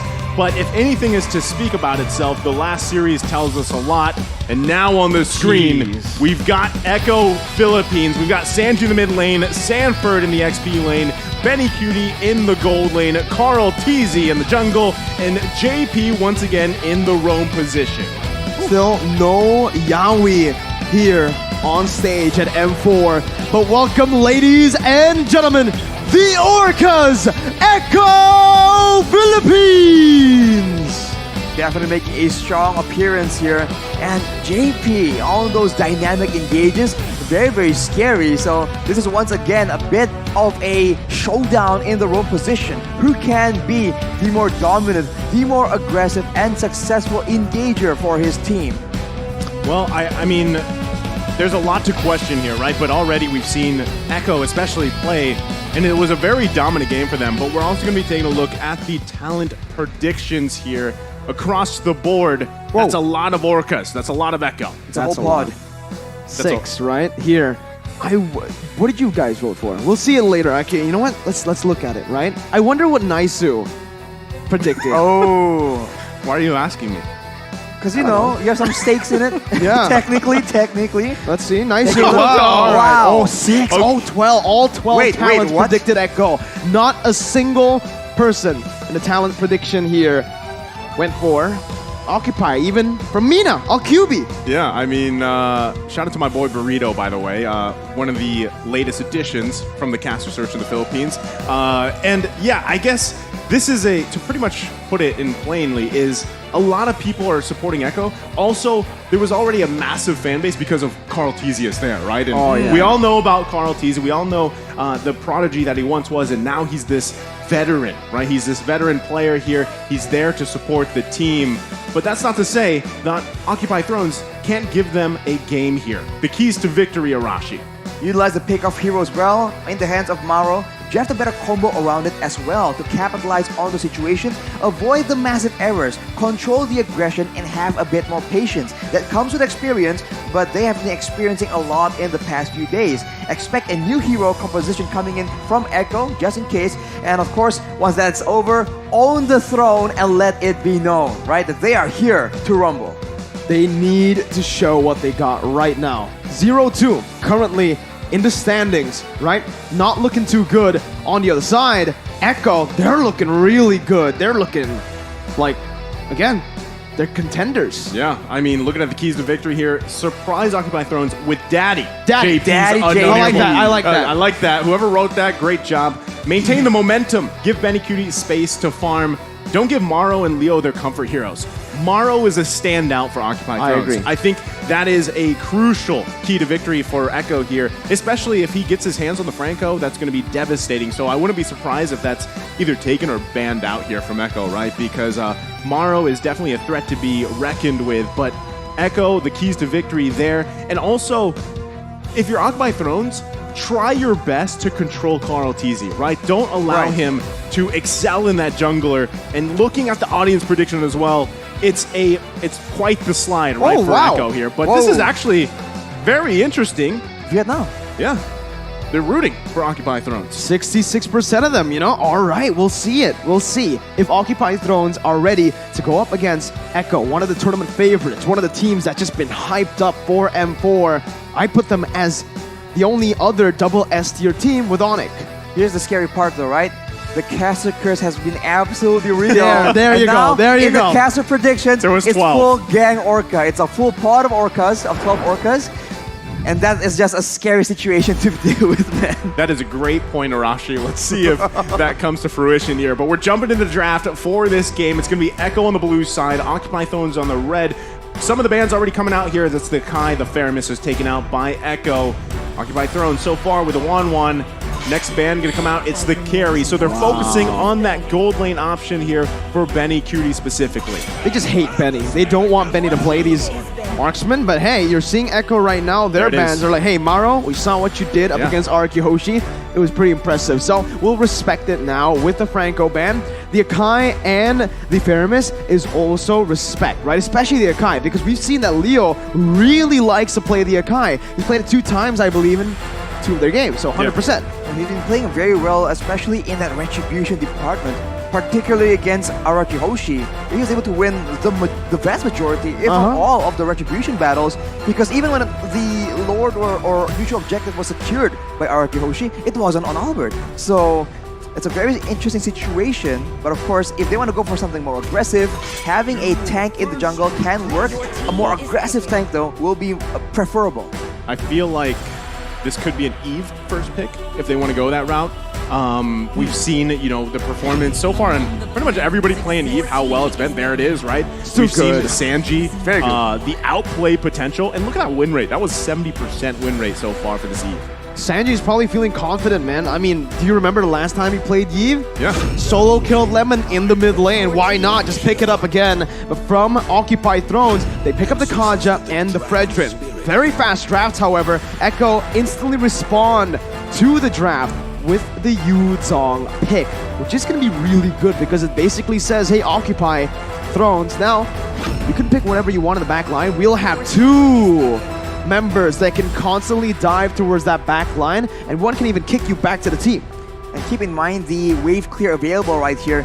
Yves, Cho, and Yuzong. That's a lot of dominant laning, and that's a lot of lane pressure that Occupy Thrones need to deal with before they can even attempt to go for a pickoff. The final pick will be a Valentina, but given the circumstances here, I'm not sure how well this will do.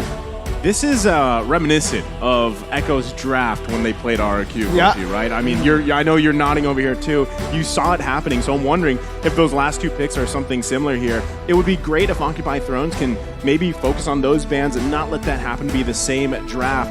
But already looking at this matchup here as well, between the 2 gold laners, we've got Carry for Benny Cutie, and we've got the Leslie pick here. Now, I feel like, this is, the stats are there, but still, Leslie is a force to be reckoned with if she is allowed to get to the point where she is popping off of that true damage, able to get to the late game here. But one crucial thing is Occupy Thrones need to be able to get there, right? If they can get to the late game, and they're rolling, I don't know if they're going to pick the Leslie here, right? But if they want to roll with that, then that is a great option. But like you said, Arashi, Valentina still a highly picked hero, but still, we saw the same thing, right? The struggle of Lemon when he was playing against Sanji, trying to get the right ultimates, and then even when he couldn't, Echo did such a good job at holding those ultimates off, right?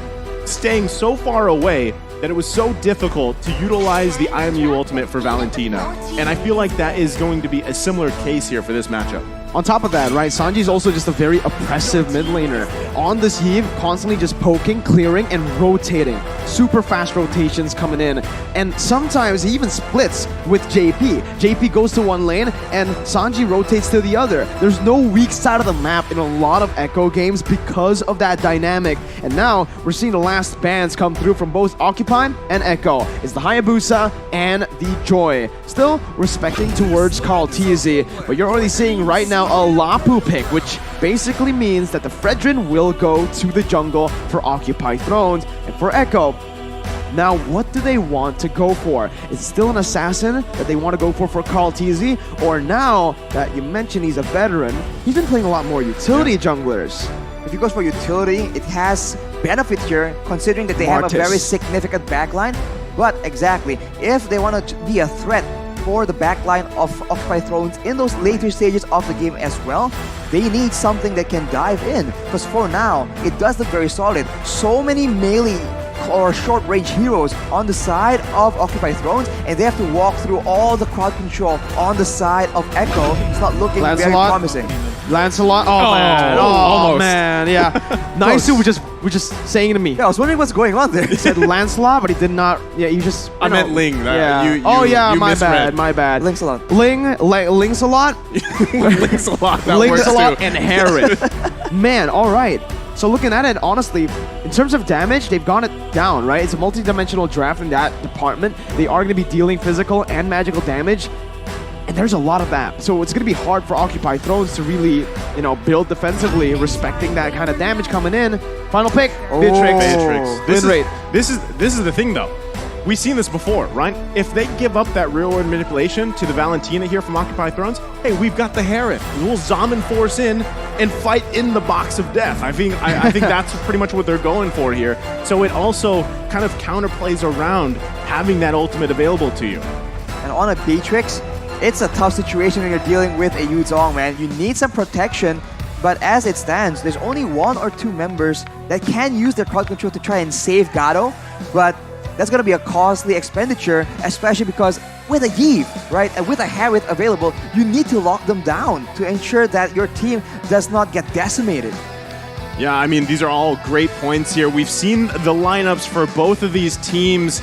We've got the crowd being hyped up as well. We can hear them behind us, and that is from Occupy Thrones corner, and they're getting ready to go in this second match of the day. Again, crucial match here for Occupy Thrones and Echo ahead of them, but we're going to be jumping into the land of Dawn. Ladies and gentlemen, welcome to match number 2, Echo Philippines and Occupy Thrones. Ooh. Again, I don't know, man. Now that you mentioned it, Arashi, the caster curse, right? The talent prediction curse right now.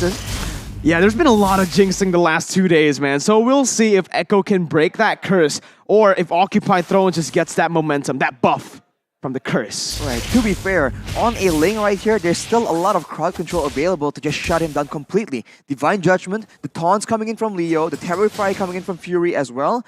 There are options to play around with, but I really feel that there is no, it's a certain case that Gado will have a very difficult time. Maro, though, already forced to flicker early on here. Fury 77 rotates, again, helping his roamer out, but without that flicker early on, there's not much that he loses. Maro's looking for a cheeky steal. He doesn't get it, but he does get level 2. Playing with danger there, but Maro, he's going to stick around. He doesn't have the flicker, but early enough that it shouldn't really be too bad of a situation. Now that first turtle that does come up, you'll probably see Echo make a beeline for it and then force probably Occupy Thrones to try to contest that, or they just give it away and stay a little bit safer, right? Early game, try not to let that snowball get out of hand here from Echo, which we've seen them do before, and just allow yourself to build up here for Occupy Thrones. Look at the focus on the bottom side, though. They're going to be looking here for Benny Cutie, looking for a moment. Leo's going to go down. Yeah, tries his best to just look for just a CC there, but again, it's not really going to hit for now. Benny's actually going to be able to win out in that trade against Gado, too. So that rotation towards the bottom lane, not really achieving anything at all. It's actually going to be Echo who utilizes that and punishes Occupy Thrones for revealing themselves in the bottom lane without getting anything. And Echo are controlling the turtle side now with the turtle spawning. Occupy Thrones, I mean, it's not a bad move to try and go for the other side of the map, because let's be real, in the early game, trying to contest Echo with all this crowd control, all these AoE abilities, it's gonna be a bit foolish of an attempt unless they can get some crazy pick-off. So they go for the play on the gold lane. As you said, Mirko, it's unfortunate they were unable to get anything, not even the turret gold. So for Echo, that's a small victory, one of many, most likely for this game. And I think now it's level 4, ultimates are being used to actually engage fights. Maro's going to be caught, has the flicker, gets out again, and someone else used the flicker here. It's Gado in the gold lane. Yeah, I was just wondering, about this matchup here in the gold lane specifically. Gado, they have the news, right? There's no flicker available here. Gado's got to be careful. That's why we see Maro making his way too. But he should be careful. Walks up, gets knocked up, and that's first blood over to Benny QT. He had the information, right? You called it as well, Mirko.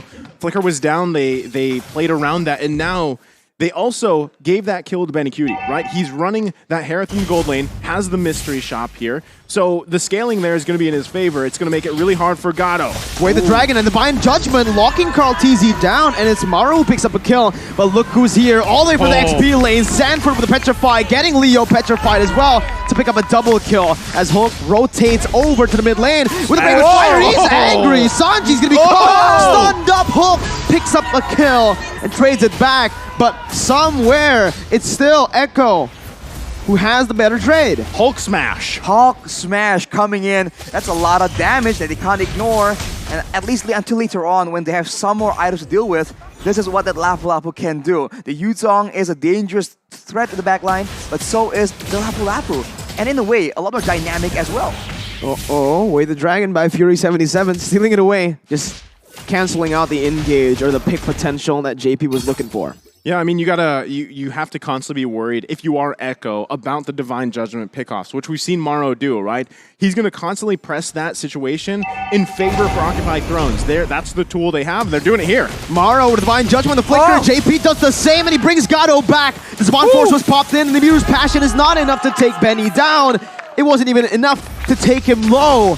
Echo get the turtle too, and it is a disaster for Occupied Thrones. Echo right now controlling the game, 2.3k gold lead. It's a 2v3 outplay on the back of JP, just really identifying who he needs to kick under the turret, and I think that would just benefit them so much.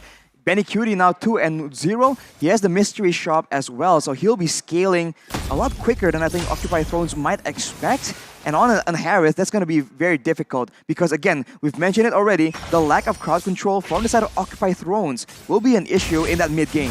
JP, again, just so lethal on this Cho. Gets the way the Dragon down onto Leo. JP's going to be caught low, but that's going to be called TZ, who jumps in with the Tempest of Blades. Also has the follow-up from the Zaman Force from Benny. Fury77 forced to flicker out, and Echo, it's just Echo everywhere. Maro, though, he's still holding on to the Divine Judgment, but they give it the recall here. That's the thing, right? I mean, I feel like if you're Occupied Thrones, you've already tried a lot here in the bottom side. Gato, unfortunately, is 0-3. He is falling behind in terms of farm and everything else and itemization, so it makes it even harder for him. And that's why you see Echo, right? They know this weak point here, and they're going to keep pressing it until at least they get that tier 1. And that's what we see even JP doing here. But let's take a look at the items on how this is all resulted out. Rashi. Right, I mean, it's such a high-paced game. Benny Cutie at this point has a Feather Heaven and the Divine Glaive, so a lot of damage and a lot of DPS, not just burst damage, but actually he's going to be walking into a bit of a trap, but JP turns it around yet again. With the way the Dragon, but it's going to be Maru who finds the Divine Judgment onto Benny, who's able to actually pop this Zaman Force, looking for a trade. It's just JP who gets taken down in the mid lane. Sanji flickers forward. Hulk's going to be taken down with a basic attack. The fade away from Sanji. I like to call that the athletic flicker, right? Because so we've seen Sanji do that how many times now? He flickers in, gets someone really low, and then it's literally one auto attack for the kill. It's down to the wire with these players, man. It's unfortunate for Occupied Thrones. They get a small victory, but now, without the mid lane turret, Echo can extend their pressure into the jungle. And now it thought that Gato was having a difficult time. Leo will start feeling that pressure as well, but look at the play. JP, again, finding Maro. That's going to be the real world inflation popped in. JP going to be chunked there as Leo jumps in, looking for that red tree. Does not get it. It's still JP. Wow! JP doing everything here, and that is the zoning potential that Echo has. We talk a lot about the range differential. Having a real-world manipulation means that they can do things like this. That's the Tempest of Blades, knocking Maro up. Carl TZ styling here in the game.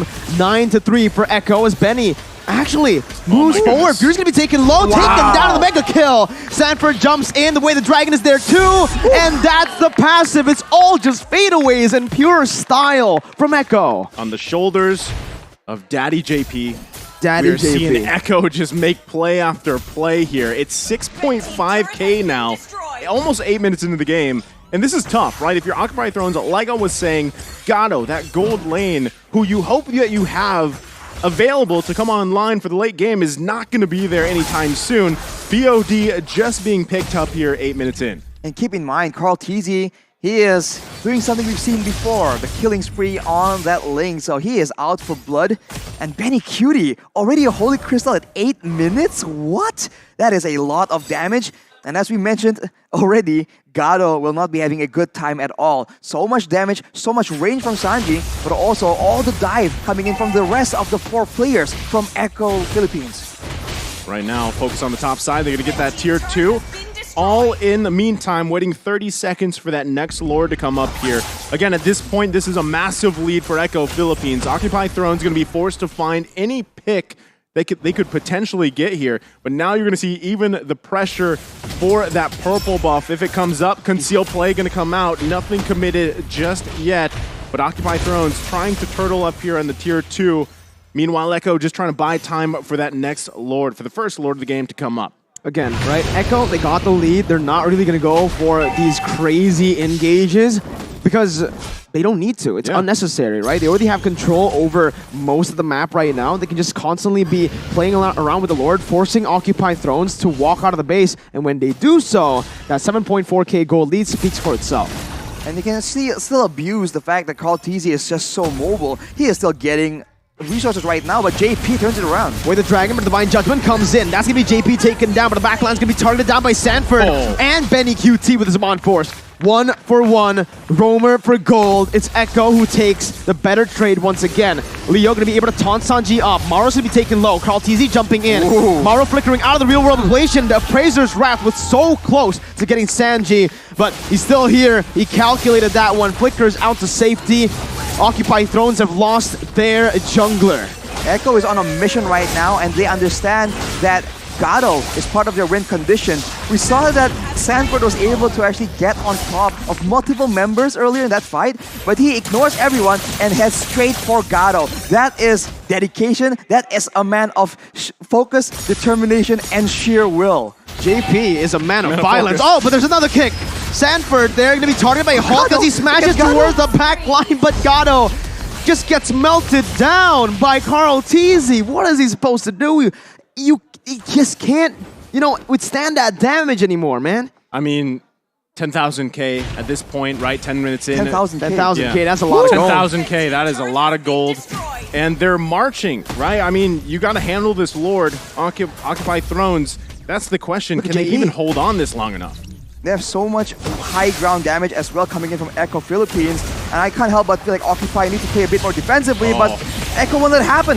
JP again with an engage, but will be caught, but Sanford finds the Petrify onto 3, the Furious Dive onto 2, and a kill on Gado. Mid lane baser going to be taken down now by Echo as they're looking to end the game. Benny just styling with his Mon Force under the base, under everything. Leo is still not able to find a kill. It's a legendary by Benny, and it's Echo who are still undefeated in groups. They just stomp down, march through the base, understanding that they have all the tools available, and they are rationing their utility so well. They don't waste any spells. There's not a single moment in this high-action, high-paced game where we thought, wow, that was a bit overkill. Everything is rationed to perfection, and Occupy Thrones, man, they just got outclassed. It was 12,000k. 12,000. But jokes aside, Echo disciplined, calm and collected, honestly, like throughout the entirety of the game. And I feel you feel for Gado because the man didn't get to play. He was just, I mean, every time he was up, he was ganked. Assassinated. Yeah. And JP. He got daddied. He got daddied. He got daddied. You know, and it's tough because again, when you have, and maybe this doesn't help the situation with the win rate for Beatrix, man. Oh, yeah. Oh, not at all. Beatrix, yikes. With the skin, I thought, right? Beatrix's win rate would be good, would be meta. Right now, it's meta. The figurine, though. No, the figurine is still dope, bro. We'll have to wait, man, but it's so sad. It's not his fault. What can he do there? There was really no option. Even if he went for a defensive item, there's multiple sources, right? Exactly. There's magical, there's physical, some are assassins. The mage, the real manipulation from far away as well. There's just no option at all for him to play that game. That's why it's tough when you're against a team like Echo. And there's other teams that do this too, right? You focus like 2-3 bands on the marksman, and then they go with like Lunox Gold, Harith Gold. They have these mage kind of niche picks that work out really well. So you end up focusing on those marksman picks, and then you just have a hell of a time anyway because you're going against a mage in the gold lane, and it's just tough, right? And even with Maro, like when he got those divine judgments, unfortunately he was pulling someone to kill the teammate. Like that's the point of how disparity the gold here and the itemization was. But let's take a closer look at the items here, Arashi. Taking a look right, the items, Gato, it's so sad. He only has a Blade of Despair. He wasn't allowed to play that game. He has the second lowest amount of gold in the game. Maro is the one in that position, but he has a Radiant Armor to try and mitigate the poke damage because, of course, Sanji is just so proactive. You're proactive. Hey, thanks, man. I mean, I tried my best, but Sanji was trying even harder. He has the Enchanted Talisman, he has all the cooldowns, and he went for the Ice Queen wand first. Usually, when you see multiple fighters, you want to go for a glowing one early on, just to ensure that the max HP, the beefier HP bars, can be abused by the percentage HP damage. But he went for the Ice Queen's wand, knowing that he doesn't need to be the primary damage dealer. Everyone else on his team is geared for damage. Yuzong, Ling, as well as the Harith. Even JP. There's so much damage man of already. violence. So he was playing almost pure utility all the way until the late game. I mean, it was a game for the entire squad here of Echo. But, I mean, Mirko pointed it out, right? They didn't really have to do anything flashy. It was just kind of the fundamentals, and things just fell into place for them, and they continued on. And they never gave Occupy Thrones really an opportunity to come back. I mean, there was moments here for Occupy Thrones, especially like with Hulk, with that Lapu Lapu. But still, I gotta say, you know, the Valentina, a lot of teams are like, man, maybe it's like the glue, right? Let's force pick the Valentina. And then more often than not, so far, it's been very difficult to actually execute in game and find those ultimates that you want here. In this game, the Valentina, I mean, it was a good pick, the Valentina. There's a lot of good ultimates to take, right? I mean, the Black Dragon form, the way the dragon that was used many times to actually just get a pick, and obviously the real world inflation. Thing is, they were just way too behind, and they were picked off everywhere, not just the mid lane. Fury 77 was doing all right in the mid lane. He didn't really get solo killed there, but here, you could just see, man, everything. Sanji with the carry, Forgotten One, Carl TZ as the rich guy, but the damage dealt, the damage to turrets, man, it was just fully controlled objectively by Echo. 0 damage to turret, despite the fact that early on at least, Occupy Thrones were the one proactively rotating. As you mentioned, it all began in that early game, and Echo has just such solid fundamentals, and they were able to position so well and avoid the bulk of that aggression. And Occupy Thrones were the ones paying the price. And, you know, we're going to be taking a look here at the MVP of the game, but I would be surprised if it's not Sanji here. Benny? Another amazing game. Should be Sanji. See. Could be Benny Cutie, but it's going to be neither. Right. It's going to be Sanford, the Yuzong. The man with a mission. Oh, man. You know, those petrifies, every time it comes out of nowhere, right? That last one. The last one, even the first one, remember? Yeah. In the mid lane, it was like, oh, Occupy got the dub in this trade. Nope, a dragon comes out of nowhere, and it's Sanford. He's 16 years old, right? Yeah. This is why, like, people say the San duo is real, man. You know, like, Sanford, Sanji, they both. And even that rotation, that was, like, you couldn't have timed it better, right? That's just how good Echo is at rotating around the map. Not just Sanford, but, again, the performance that he had on this Yuzong speaks for itself. An amazing game here for the MVP of match number 2. We'll get to see more about it in the highlights too in just a moment here, but Arashi, what sticks out to you the most, I mean, with Sanford's MVP performance? I think it's just the fact that he understood the assignment, right? I say this a lot with a lot of these top tier players because it is common, but Sanford, during the course of the whole game, it really seems like he really knows what he wants to do. Temptations, possibilities were still flashing before his eyes. Maybe he can go for something more aggressive, but he knows that, as you mentioned, he doesn't have to do anything too flashy, right? He does the bare minimum, he does the fundamentals, and that alone is just so impressive because he was able to do the right things at the right time. Unfortunately here, Sanji does fall, but he was exerting pressure. He was matching Hulk in the side lane, and he's able to constantly just deny the backline from having any impact at all in these fights. Look here, above 4 people. He could have gone for the combo, but no, he just goes straight for Gato, knowing that that is exactly what he hates Gato. Everyone on Echo hates Gato. Look at that, Call TZ too. He took it personally, man. This is the. Oh, this one was. This is the one. This was nasty. This was. Boom. Oh man. That's what XP laners live for. Yeah. Moments like that. You see it too on Benedetta, right? I mean, yes. Very similar situation here, but again, congratulations to Zanford for getting the game MVP in a very, again, dominant game. Very similar to what we've seen from them so far. I mean, I think they play one more time later today. Echo does.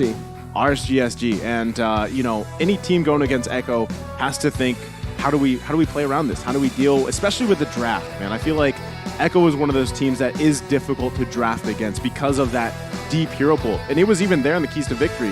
JP, being the veteran that he is, not just the daddy that he is, but the fact that he's been around for so long, that hero pool is deep. It is. And you can see it, right? Because they've been flexing with his hero picks, right? Right now, I don't think he's picked the same hero twice just yet.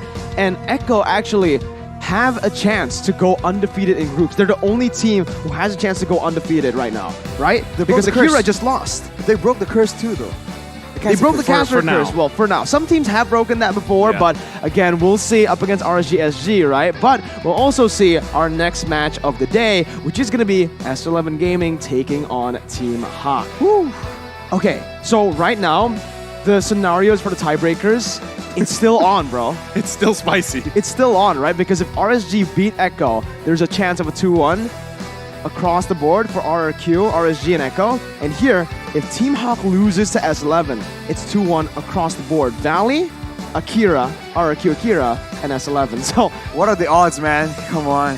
I mean, Mirko sounds like he wants 10 games, Arashi. I don't know about you, but let's do it. You guys want 10 games too, right? You want to extend the group stages? Well, we're going to have to find out for the next match ahead of us, but we're going to be taking a short break. Again, I'm Naisu. This is Mirko and Arashi. We'll see you after the break.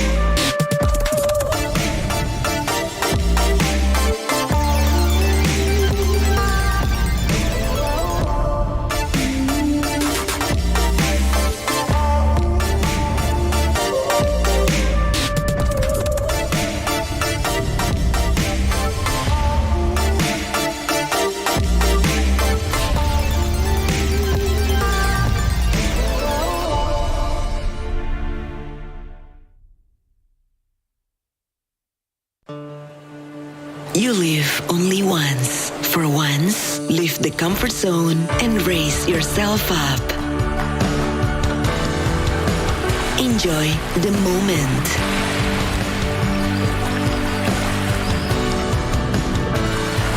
Enhance your creativity. Raise up your life through a wonderful journey.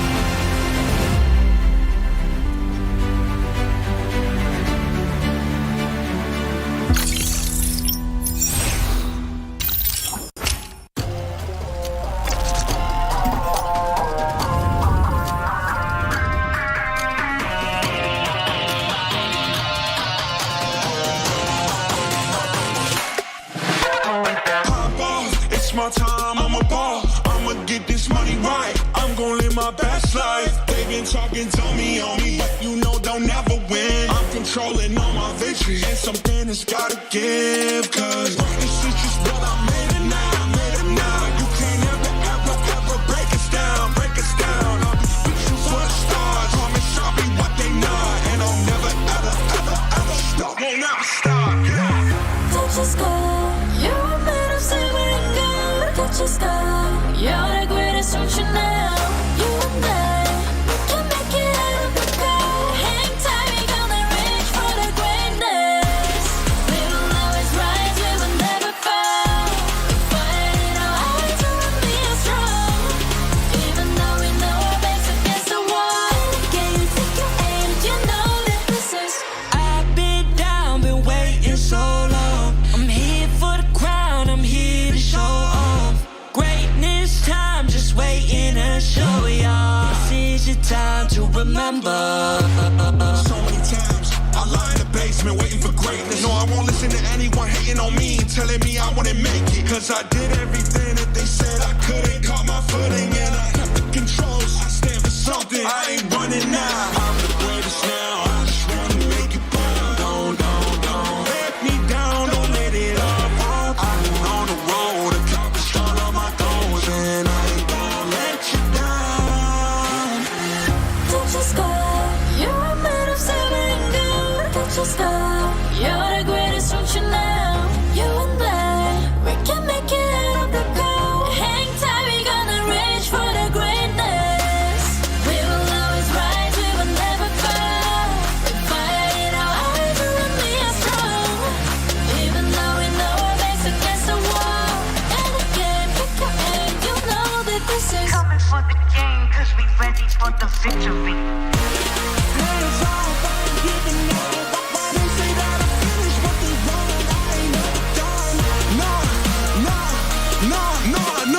So turn it up all the way up. Listen to what you feel inside. We gon' turn it up tonight. We gon' turn it up. We gon' turn it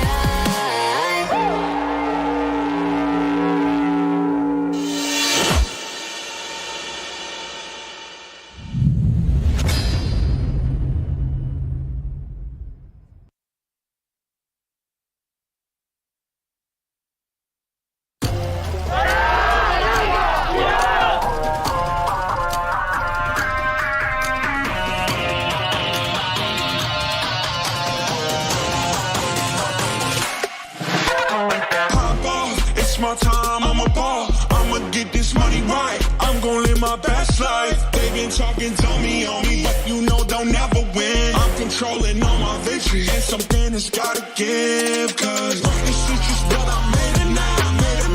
You can't ever break us down, I'll be speaking for the stars, promise I'll be what they not, and I'll never ever stop, won't ever stop, yeah. touch the sky, you're made of silver and gold. Touch the sky, you're the greatest, don't you know? You and I, we can make it out of the cold. Hang tight, we gonna reach for the greatness. We will always rise, we will never fall. We fight it our eyes, we will be strong. Even though we know our backs against the wall. Can you take your aim? You know that this is. I've been down, been waiting so long. I'm here for the crown, I'm here to show off. Greatness time, just waiting to show y'all. This is your time to remember. So many times I lie in the basement waiting for greatness. No, I won't listen to anyone hating on me, telling me I wouldn't make it, cause I did everything that they said I couldn't. Caught my footing and I kept the controls. I stand for something, I ain't running now. I'm the greatest now, I just wanna make it burn. Don't let me down, don't let it up. I've been on the road, accomplished all of my goals, and I ain't gonna let you down. Touch the sky, you're made of silver and gold. Touch the sky, you're the greatest, don't you know? You and I, we can make it out of the cold. Hang tight, we gonna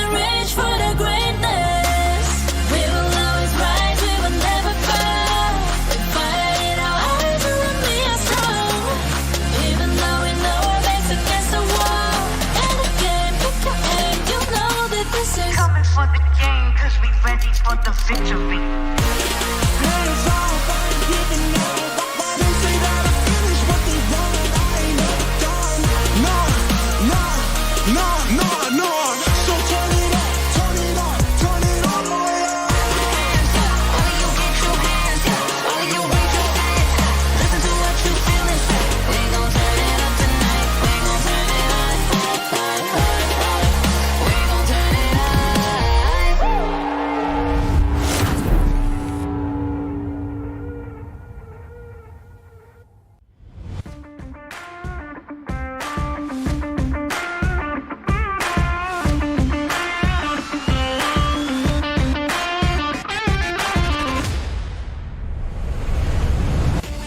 Soy parte de S11 Gaming, una organización argentina que se creó hace muy poco tiempo, menos de un año, que bueno, tiene grandes objetivos en el competitivo y bueno, muchas ganas de trazar historia. La atmósfera actual es... hay buen humor, a veces tenemos complicaciones, pero fuera de todo logramos resolverlo en un tiempo corto, a diferencia de algo que antes no manejábamos muy bien, y con el tiempo ya fuimos resolviéndolo. Y cuando tuve la oportunidad de conseguirlo, sabía que tenía que hacerlo, tanto por mí, por el grupo y por el chico que alguna vez fui que arrancó todo esto.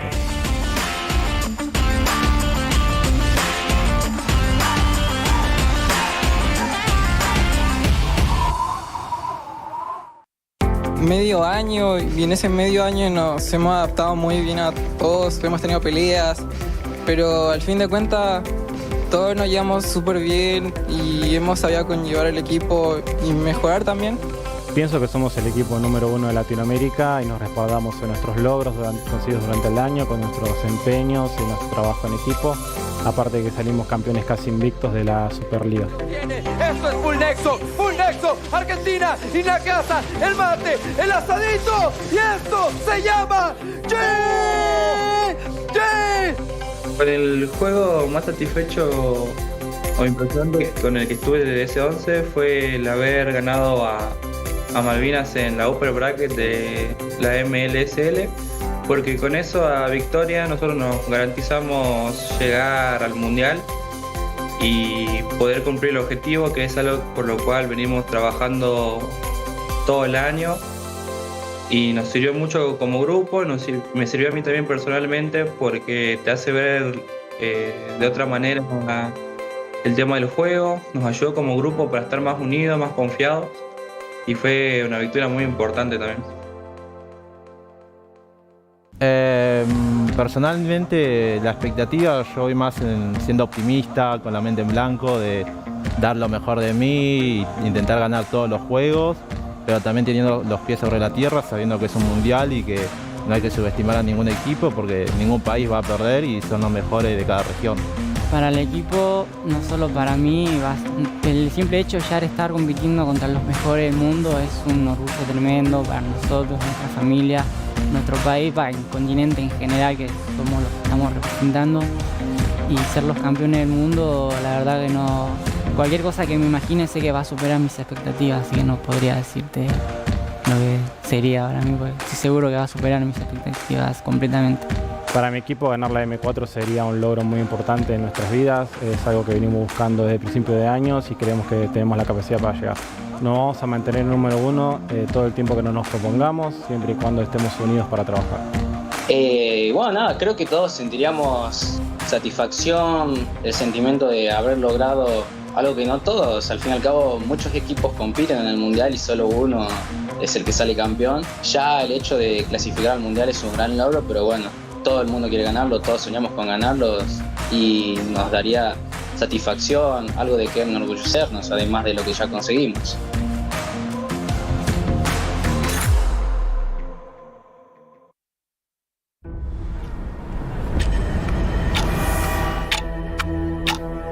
We are getting closer to the ultimate battle in Jakarta.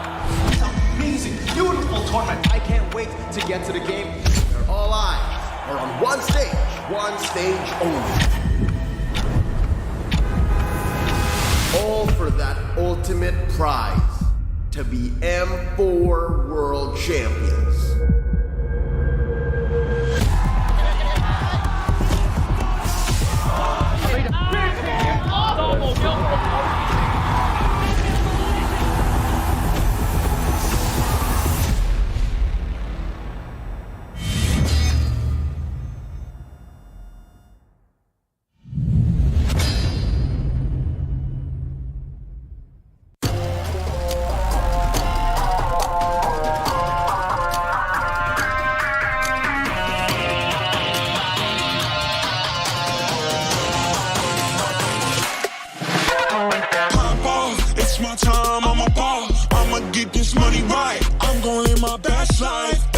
talking, told me on me, but you know they'll never win. I'm controlling all my victories, and something has gotta give. Cause work the streets is what I made it now, made it now. You can't ever break us down, break us down. I'll be reaching for the stars, promise I'll be what they not, and I'll never stop, won't never stop, yeah. Touch the sky, you're made of silver and gold. Touch the sky, you're the greatest ocean now.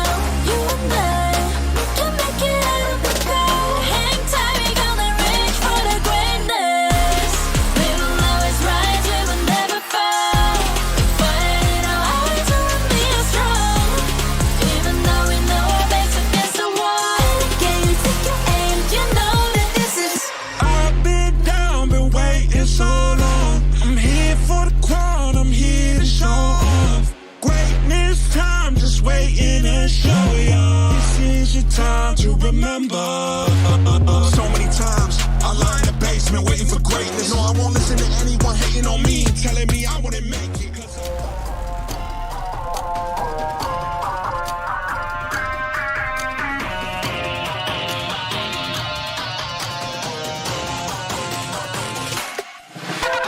Pop off, it's my time, I'm a ball. I'ma get this money right, I'm gon' live my best life. They been talking, told me on me, but you know they'll never win. I'm controlling all my victories, and something has gotta give. Cause this is just what I made it now, made it now. You can't ever break us down, break us down. I'll be reaching for the stars, promise I'll be what they not, and I'll never stop, won't never stop, yeah. Touch the sky, you're made of silver and gold. Touch the sky, you're the greatest ocean now.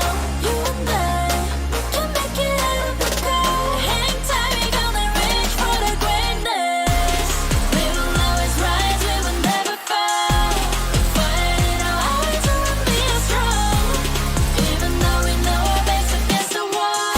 Can you take your aim? You know that this is. I've been down, been waiting so long. I'm here for the crown, I'm here to show off. Greatness time, just waiting to show y'all. This is your time to remember. So many times I lie in the basement waiting for greatness. No, I won't listen to anyone hating on me, telling me I wouldn't make it. Cause I did everything that they said I couldn't. Caught my footing and I kept the controls. I stand for something, I ain't running now. I'm the greatest now, I just wanna make it proud. Don't let me down, don't let it up. I've been on the road, accomplished all of my goals, and I ain't gonna let you down. Touch the sky, you're made of silver and gold. Touch the sky, you're the greatest ocean now. You and I, we can make it out of the cold. Hang tight, we gonna reach for the greatness. We will always rise, we will never fall. We fight our eyes on me are strong. Even though we know our backs against the wall. And again, pick your aim, you know that this is. Coming for the game, cause we ready for the victory. Hands off, I ain't giving up. They say that I finished what they wanted.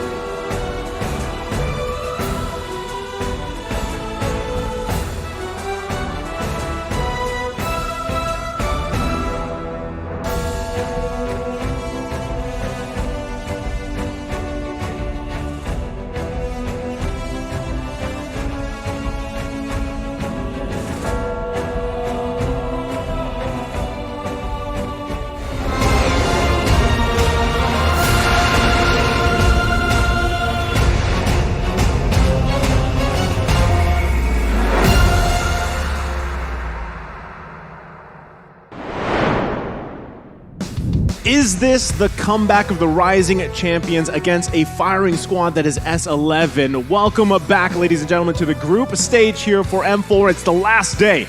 Again, my name is Naisu, and I'm here on the desk with Mirko and Arashi. How we feeling? Feeling good, man. And Big we manly. are feeling Manly. manly. Why are we feeling manly, Arashi? Explain. Because we have Mirko M, A Arashi, and Naisu N. We are the man lineup serving you today. We've got you covered, ladies and gentlemen, for S11 versus Team Hawk, which is going to be kind of one of the, it's a dire match. It's a scenario. There's a scenario for a tiebreaker right now. And if S11 actually beats Hawk and Hawk loses against Valley later on the day, we'll have a three-way tie in this group. So that's what needs to happen exactly. Hawk's definitely not going to want that, though. I mean, maybe the people at home want that, right? They still want to watch these group stages unfold. But before we get started, we would like to thank our official sponsors once again. M4 is powered by Moonton, presented by TikTok, the official content partner, supported by Secret Lab, the official gaming chair, and eSports Charts, our analytical partner. Gank, our official merchandise partner, MeWatch, our media partner, and last but not least, the Ministry of Tourism and Creative Economy of the Republic of Indonesia. Once again, we are grateful to all you sponsors. This amazing event would not be possible without all of you. So, with that being said, we also are going to take a look at today's schedule in just a bit. But, I mean, this is the halfway point, right? I mean, match 3 is ahead of us. We started the day off on I feel like a high note, but also a surprise note, right? Right. And it started with S11, right? So we're going to be taking a look at the schedule for today for how the rest of the day can unfold. And like you said, there's a lot of scenarios here, Mirko, at play.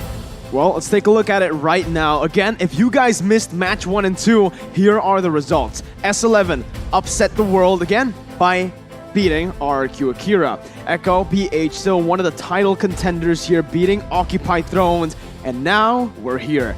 Match 3, S11 Gaming versus Team Hawk. Again, if the tiebreaker were to happen in Group D, S11 has to win this, and then later on, the Valley will have to win against Team Hawk. So a lot of ifs for sure, but later on, of course, Echo against RSG and RRQ against RSG as well. So plenty of exciting matches. We're only halfway through, so don't miss out. And now we take a look at the standing. Yeah, we're going to take a look at the standings here just so everybody knows what's going on. Again, not everyone gets to watch the entire tournament. And with it being the last day of group stages, a lot here is still on the line, right?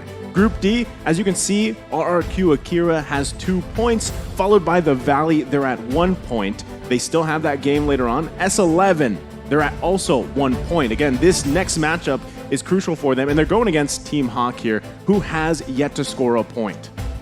Ooh, Team Hawk not really doing so well right here in this group, but of course, they're not a team that you can just ignore. They are Definitely a very not. competent team as well. So this is what becomes concerning, right? A lot of people are asking, some of these teams have seemed to just improve so much overnight. Have they just been holding back? Well, you know, again, Team Hawk, they're the Malaysian champions. They're not just any random team. Exactly. They are a champion. Yeah. Coming into this, we saw them in the grand finals of MPL Malaysia. The way they were able to draft and play around the meta was what really made them shine. And so far in the M4 meta, I think that's what's making them struggle, right? They haven't really found that sweet spot in the meta just yet to draft and to play around. Well, I know everybody at home, if you want to focus more on playing here, the M4 Pass is available for you guys now in-game. All you have to do is complete all the active tasks and you'll reach level 75 at ease and for free. So log in now, exclusive rewards like the Beatrix Light Chaser, Beatrix Stellar Brilliance, and the M4 Beatrix figurine that we've been talking about a lot Non-stop. here. It's waiting for you guys. So the hashtags, don't forget them. Hashtag Mobile Legends Bang Bang, hashtag MLBBM4, and the last one, hashtag Dare to Be Great. Oof, man. Daring to be great is something that, again, every single team has been doing at M4. And right now, you guys can participate in the M4 guess, all right? We know it's unpredictable, but that just adds to the fun of it, all right? Join the guess from December 26th to the 15th of January to get up to 10,000 Pass XP, right? You need to win, okay? It's very tough, but because of the odds being so crazy and because of the crazy matches that are unpredictable, you guys can upgrade the pass by 10 levels. So don't miss out and go and guess right now before the match starts. S11 Team Hawk. Hashtag Mobile Legends Bang Bang, hashtag MLBBM4, and hashtag Dare to be Great. I still think, a lot of people's guest coins, including my own, are in shambles, and that's okay because you still have the knockout stages ahead of us, right? There's still plenty of matchups here. We are going to be taking a look here at the lineup again for S11 Gaming, and just how the thing is, all of them stand out in their previous series, right? We're in the first one of the day, and we're taking a look at them now. S11 Gaming, it's Chan in the mid lane, Papa Dog in the XP lane, Kai in the gold lane, Jotun in the jungler, and Erwin as the roamer. Well, this team has just been so aggressive and so dynamic. And as we mentioned, they are surprising us with just how aggressive they can be and how flexible, especially Chan in that mid lane. Once again, welcome them to the stage, S11 Gaming. And like I said, the first series, we saw all of them shine. Kai specifically, too, on that Earthil. They've got the pose down, too. I like it. I like the style. These guys are on fire. They are on confident. fire. They've got that swag going on. They seem very, very confident. And who can blame them? They just pulled off a great upset, and they're looking to try and, quote-unquote, upset again. Another champion. Yes. Well, speaking of, let's take a look at the roster here. Arashi. Man in the mid lane, Lola in the EXP lane, Panda the gold lane, Gary as the jungler, and Min as their roamer. That duo, man and Min, right? We're the man lineup here. There's man in Team Hawk as well, and they are making an entrance. The Malaysian champions, give it up for Team Hawk! There they are, looking ready to go too. And something that you mentioned, Mirko, is the way that they've been playing. The specific thing from both these teams from Malaysia is actually that some people call it cheese strategies. Some people call it, it's an ace up the sleeve, if you will. And I'm talking about the lane swaps, right? That's something that obviously S11 also needs to take note of, and I'm sure they have. They've had plenty of time to prepare for that. But let's also take a look at the talent prediction here and see where this time everybody votes. And it looks like so far for this first batch, it's still a lot of Team Hawk here, but there are some S11s as well. 2 S11s so far.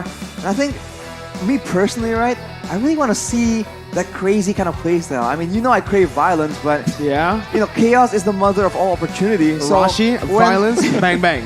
When things get unpredictable, that's where the violence happens. So you already know I'm slightly biased towards the unpredictable. Well, look at you. There you are, right there. There you go. That was a long disclaimer. Yeah, that was a long disclaimer to try to explain your prediction before it's even shown, right? But here, Topmo is the only talent in the second slide to go for S11 Gaming.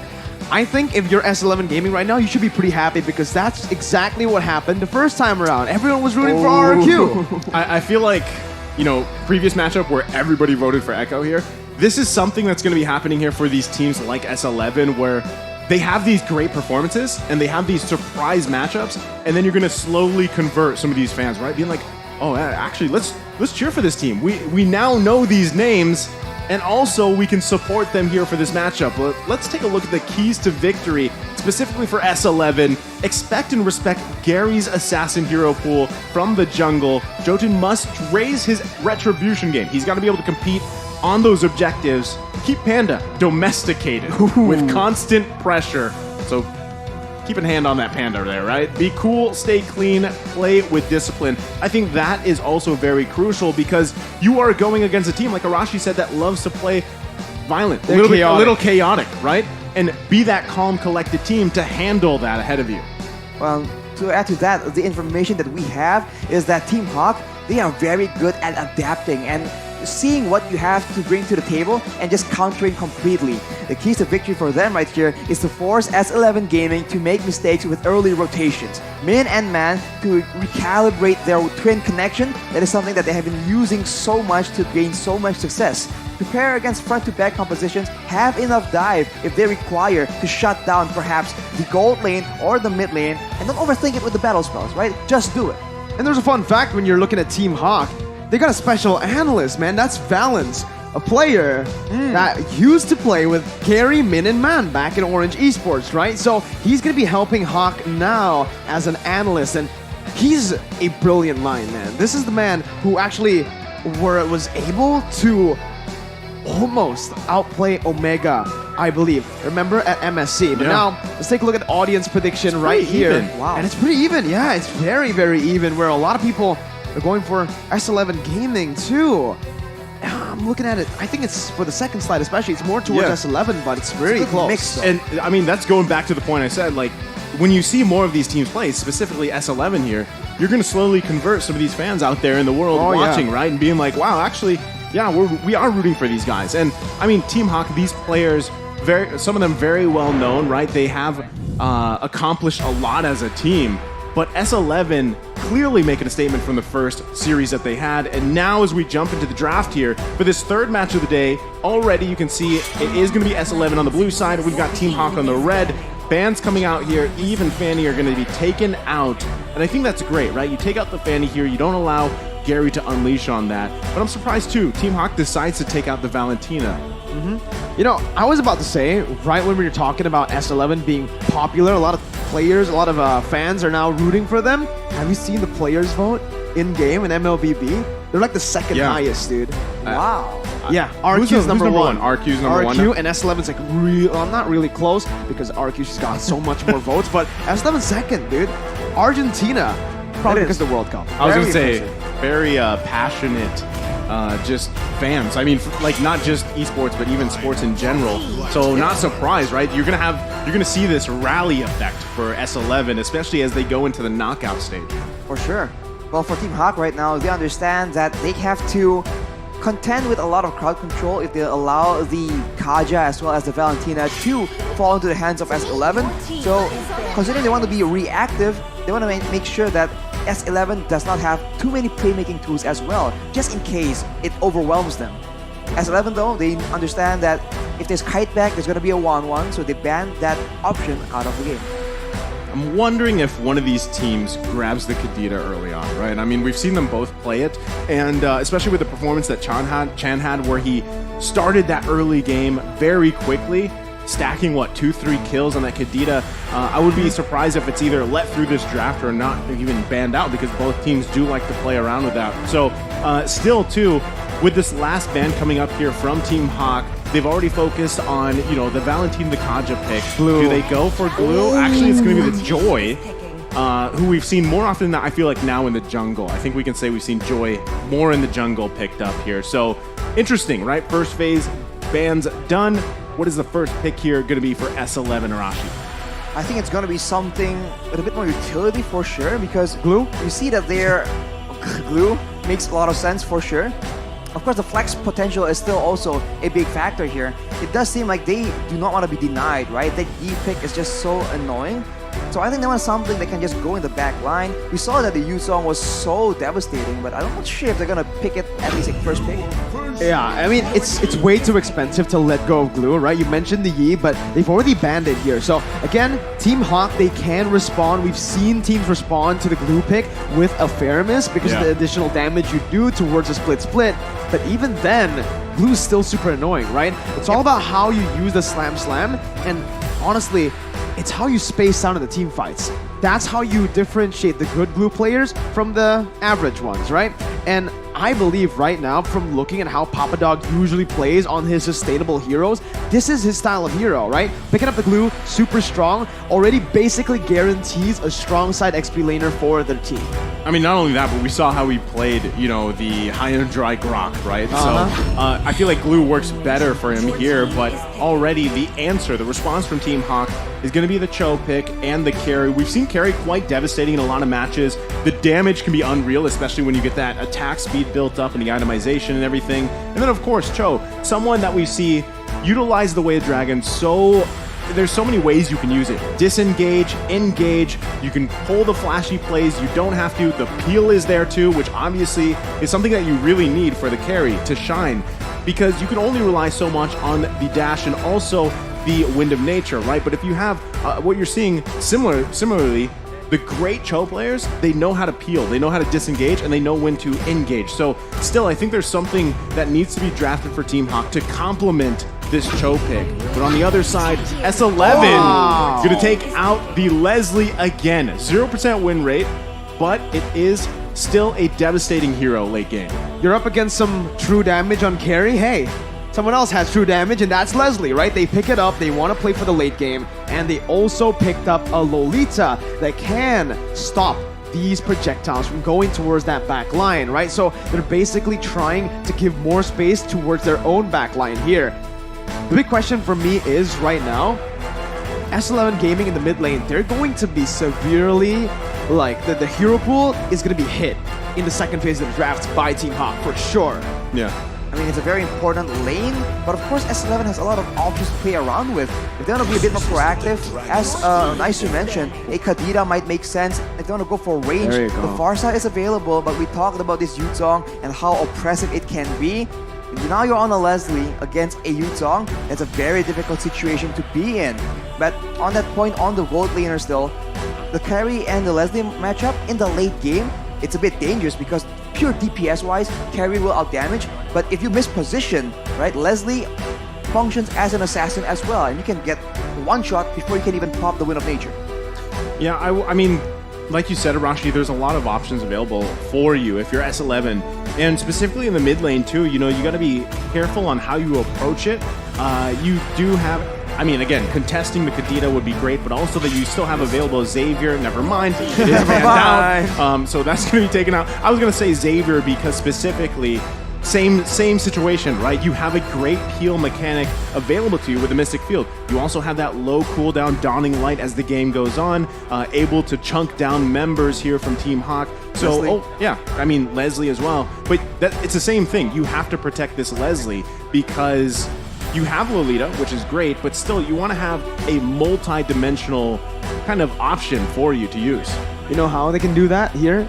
If I was S11 Gaming, honestly, look at this composition, right? We've seen this before too. S11 banned out the Farsa, and so far it's going exactly as I'm thinking, but they might want to go for the Lunox here, right? If there's anyone who can really peel for the Leslie in the back line, it's someone that does damage, that can melt the backline presence or the backline threat to them, which is the Yuzong, right? That's the only way to peel from a Yuzong. Yeah, I mean, technically you can go for a Diggy, but they already have a Lolita, right? So the real answer from me right now for S11 is picking up something like a Lunox that can really melt down the Yuzong, so it just stops him from going towards Leslie. A secondary damage source in case they want to tunnel vision. It's a bit of how we saw earlier, right? When you have two very solid sources of damage, you have no idea which one to focus down. If you focus one, the other just goes out of control. And if there's only one tool available in the side of Team Hawk to shut down a single hero on the back line, if you have two from S11, it might be quite difficult. So now, the question is again, for Team Hawk, do they want to try and zone away the Leslie using long range, or do they want to go for an assassin? They can just back up the dive coming in from the whole team. You know what? I really like how Team Hawk is like, you know what? It's fine. We'll also ban the mid laners, despite not having a mid laner themselves. Yeah. Because Mon is such a dynamic player, has a lot of heroes in his arsenal, right? We've seen him play the Eudora in the grand finals in MPL Malaysia. So at this point, I'm just waiting for him to pull off something like even the Diggy mid again. I was going to say, when you mentioned Diggy earlier, I was like, well, you know, possibly we could potentially see Diggy mid. It has worked before. Yep. And again, Kadita still on the table if they want to take it with that burst damage. It gives you another option here for Team Hawk to focus on the backside. But so far, they're going to hold off on that mid lane pick. They do lock in the jungler here. We're going to see Ling again, but right away, S11 going to lock in Karina here. So this is another unique hero coming out, and I mean, how is this going to work out, Arashi? Is this a solid choice for them? Well, the early the Karina will have a bit more of an advantage. I mean, he can block the basic attacks as well coming in from the carry, so that is a factor for sure. But looking at the comp right now, I fear for the safety of the Leslie man with a Ling and a Yuzong on the field, but I hope you guys at home can hear. You get thrown off here. We have chants and drums coming into the studio. Yep, the morale. Yeah, I believe they were yelling Team Hawk. I think so. I think so, yeah. Yeah, so again, Team Hawk, all the way from Malaysia, right here in Indonesia, in the Bali United studio, they are ready, man, with the support coming in for their team. Let's see, it's the Harith pickup that's going to be in the mid lane, I believe. Yeah, for S11. Yeah. So again, it's not going to be that Lunox that we mentioned, but it is a magic damage dealer here. Still great. Still a great option. Yeah. I agree. It's still great, but again, there's a lot of lockdown, right? There's that Way the Dragon, single target, lockdown, I think Chan might have to go for that Purify. But technically, think about that overlap scenario, right? The Zombie Force, then you have the Numenon Blast. Like, you have a lot of options there to play around with. You called it. You're an analyst now. I'm an analyst now. All right. You stood up for that. I know. I share your excitement here, Mirko. There's Eudora. All right, I mean, we talk about reacting, we talk about crowd control. Well, Eudora provides that, and in that mid lane, we talked about how important the control, the threat can be in allowing rotation. So with a Eudora that can just one-shot squishy heroes later on in the mid-game, Team Hawk has a chance to just take control over the game outright. Man, one thing I love about Eudora is just the amount of burst potential, right? You also have a great stun option, a CC, which still is paired up really well with the Cho, like we were saying, have that option available to you. And just take them to the Thunderdome if you want to, right? It's something that can really work out here. But S11 as well, across the board, they've got that Cryo glue pick that we've seen either work or it doesn't, and still, I mean, they have a lot of options to work around with, but I think it ultimately is going to start also in the jungle, but the band is going, and ladies and gentlemen, welcome to the third match here. Can S11 do it again versus Team Hawk? Man, that Eudora pick.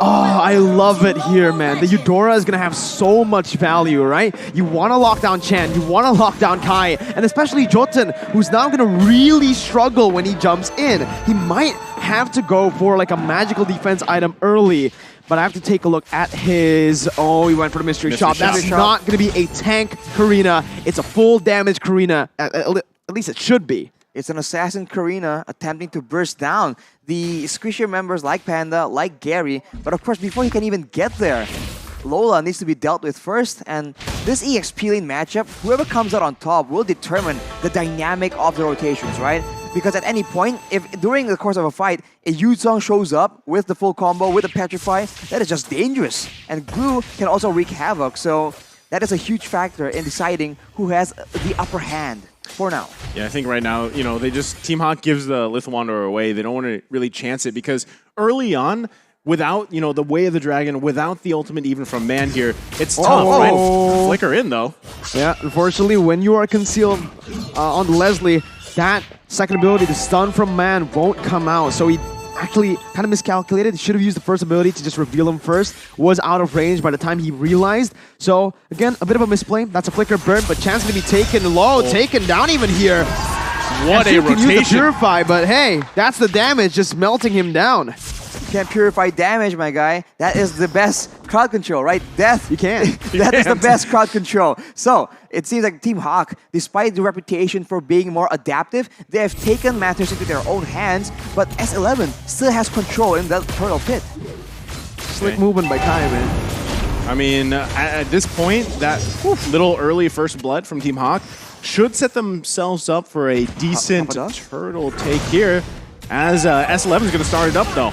Black Dragon formed by Lola, zoning Jotun away. Has the Petrify, is going to be stunned up. Here's Jotun, jumps into the back line, onto Min right now, and that's going to be the damage coming in. The burst was able to take Jotun down. Min's going to be taken low, has the flicker to get out as Man is jumping in. Gary finds retribution as he pops the top of the blaze. Man picking up a double kill as Gary just slides across the place, picking up his sword and getting out. That looks so messy, but the crowd control yet again prevails. Min was caught out of position. He has the Way of the Dragon, but he wasn't sure when and where to use it. So he was moving around, but because there's so many other tools available, because Lola was able to just push everyone away and wrestle control from S11 in the beginning, he was still able to get a very impactful presence in that fight. Team Hawk right now, they have the tools available. Can they push the tempo hard enough though? That is the main question. Because S11, they are still having a lot of crowd control, especially later on in the mid game with all the AoE. Well, you're asking if they can press the situation even further here. Again, Man on this Eudora pick, having those 2 kills, the last worship as well. The burst damage is already there, and it's going to be there even like harder at this early point in the game. Now, you can see already the focus too. S11 knows they got to focus on Panda. This is the key to victory here. So if they can pick up a kill here, kind of put pressure on gold lane constantly, that is one of the best case scenarios for them. Again, they want to allow Kai to do what he did in the first match, where he just unleashes mid to late game. Oh my god, Aaron got the stun on the wrong target. He hit the minion, and now it's the collapse over to punish them. Erwin mistapped on the minion, and it's going to be Man who picks up a killing spree too, bursting Jotun down. What a disaster for S11. It looked so good. They were about to domesticate the panda, but it did not work out. The backup comes in, the knockups comes in. That is the power of crowd control. And we talked about that burst coming in from Man. This Eudora is deadly right now. And not to mention, if you focus too much onto Panda, Gary can still be a big factor, but whoa! Everyone's gonna get kicked back. He wanted to go for something here, has him on blast, but doesn't have the flicker. And it's gonna be Erwin who gets taken down. Gary picks up the kill, and it's another kill over to the Malaysian champions who are now in full control. Full control, 3.4K, 5K gold lead here.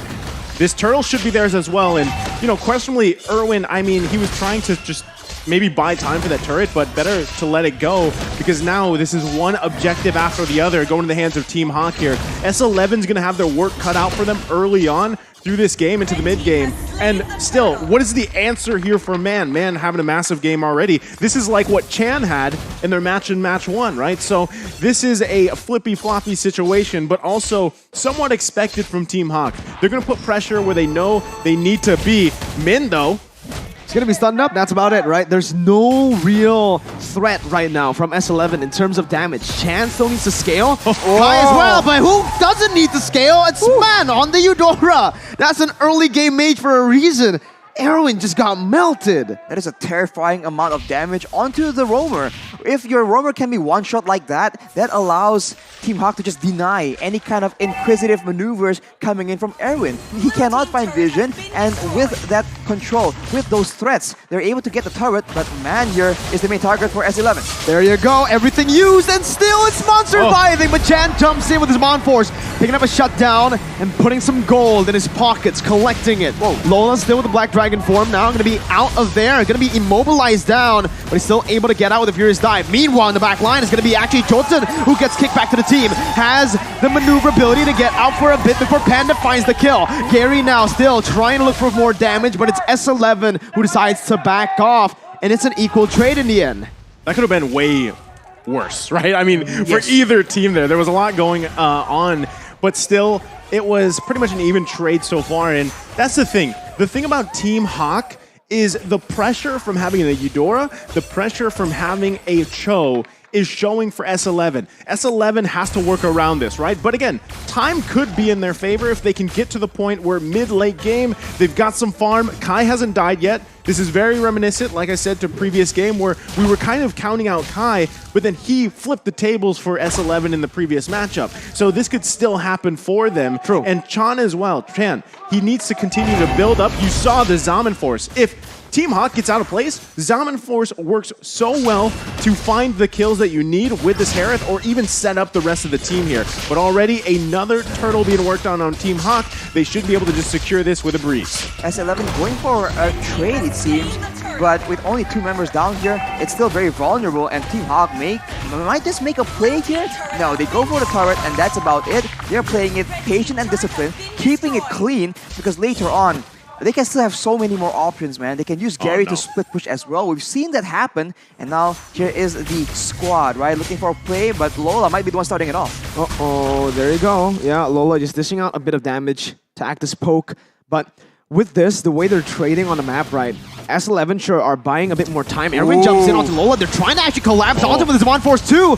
Lola's taking very little bit away. The Dragon connects onto Jotun. His Chan still able to actually get out. Look at him now. Blast connecting onto 2 members. Mon still able to flicker out. Papadao gonna be knocked up. Chan still gonna be able to survive, but it's scary. Slicing and dicing with the help of Panda to get the damage done and to take Erwin and Chan down. Team Hawk now looking to capitalize as they are going to be able to take the mid lane tier 1. The snipe won't be enough, and that is what discipline gets you. S11, they saw Lola, they figured let's go for that pickoff because they are in such desperate situations. But of course, they are able to secure the kill, but at what cost? Team Hawk has so many more dangerous members available. And look at the items right here. Panda, already with the corrosion sight and the golden staff. That is a lot of attack speed and a lot of utility that can be brought into the team. And Gary on this lane with the Berserker's Fury and the Windtalker. That's a lot of hits and by default a lot of crits as well. So they can't really let these members go around without getting crowd control, without threatening them with everything. Yeah, again, you know, with Kai not dying yet, that's a great situation to be in. But what we're seeing from Team Hawk is that backline dive is so strong. You have Gary, you have Lola to do that. And man, if he decides to flicker in and just throw out that full combination for Eudora, then Kai could be easily taken out here. So still, S11 buying time. They might be better off just giving up this first Lord, because if they actually contest it or try to fight it, they're most likely going to lose the fight here. So Team Hawk starts up the first Lord of the game. That's a very great point, because if there's a big messy fight, Man can output the bulk of his role in the fight instantly. Whereas for the other side, if Chan wants to mimic the same kind of success, he needs to stay alive, he needs to take a lot more risks. So Man has the quote-unquote easier hero, but that also means that as long as he's tactical and smart about his decisions in those big fights, who he targets, it's just a more clear-cut solution. S11 are still waiting for that power spike to hit, right? Yeah. They are banking on Chan and Kai. These two members are the two members that need the items to actually carry the game right now. Jotun, I think right now he just needs to act as an assassin, right? He comes in late, but if Team Hawk keep on just suffocating them this way, S11 have no way to actually get goal. Like, look at this, the orange buff is actually stolen away by Lola. Yeah, oh, they're going in. What is going on here? Mid lane. And even in top lane, it's 2 kills on the board. Chance jumping back and forth, but he doesn't find a trade. It's still Team Hawk who just wins it out 2-0. Okay, we missed that for a second there, but 2 did go down for S11. And Lord now on the bottom side, they're going to have to be careful here how they approach this Black Dragon form. Papa Dog, nowhere to go here. Pops the split, trying to buy some time, but the damage comes through to really just melt him down. Chan now with his Mon4 is actually jumping onto the Furious Dive. Luckily, he did not get knocked up. He is going to be able to clear the Lord out. 10 minutes in, base turret down in the bottom lane.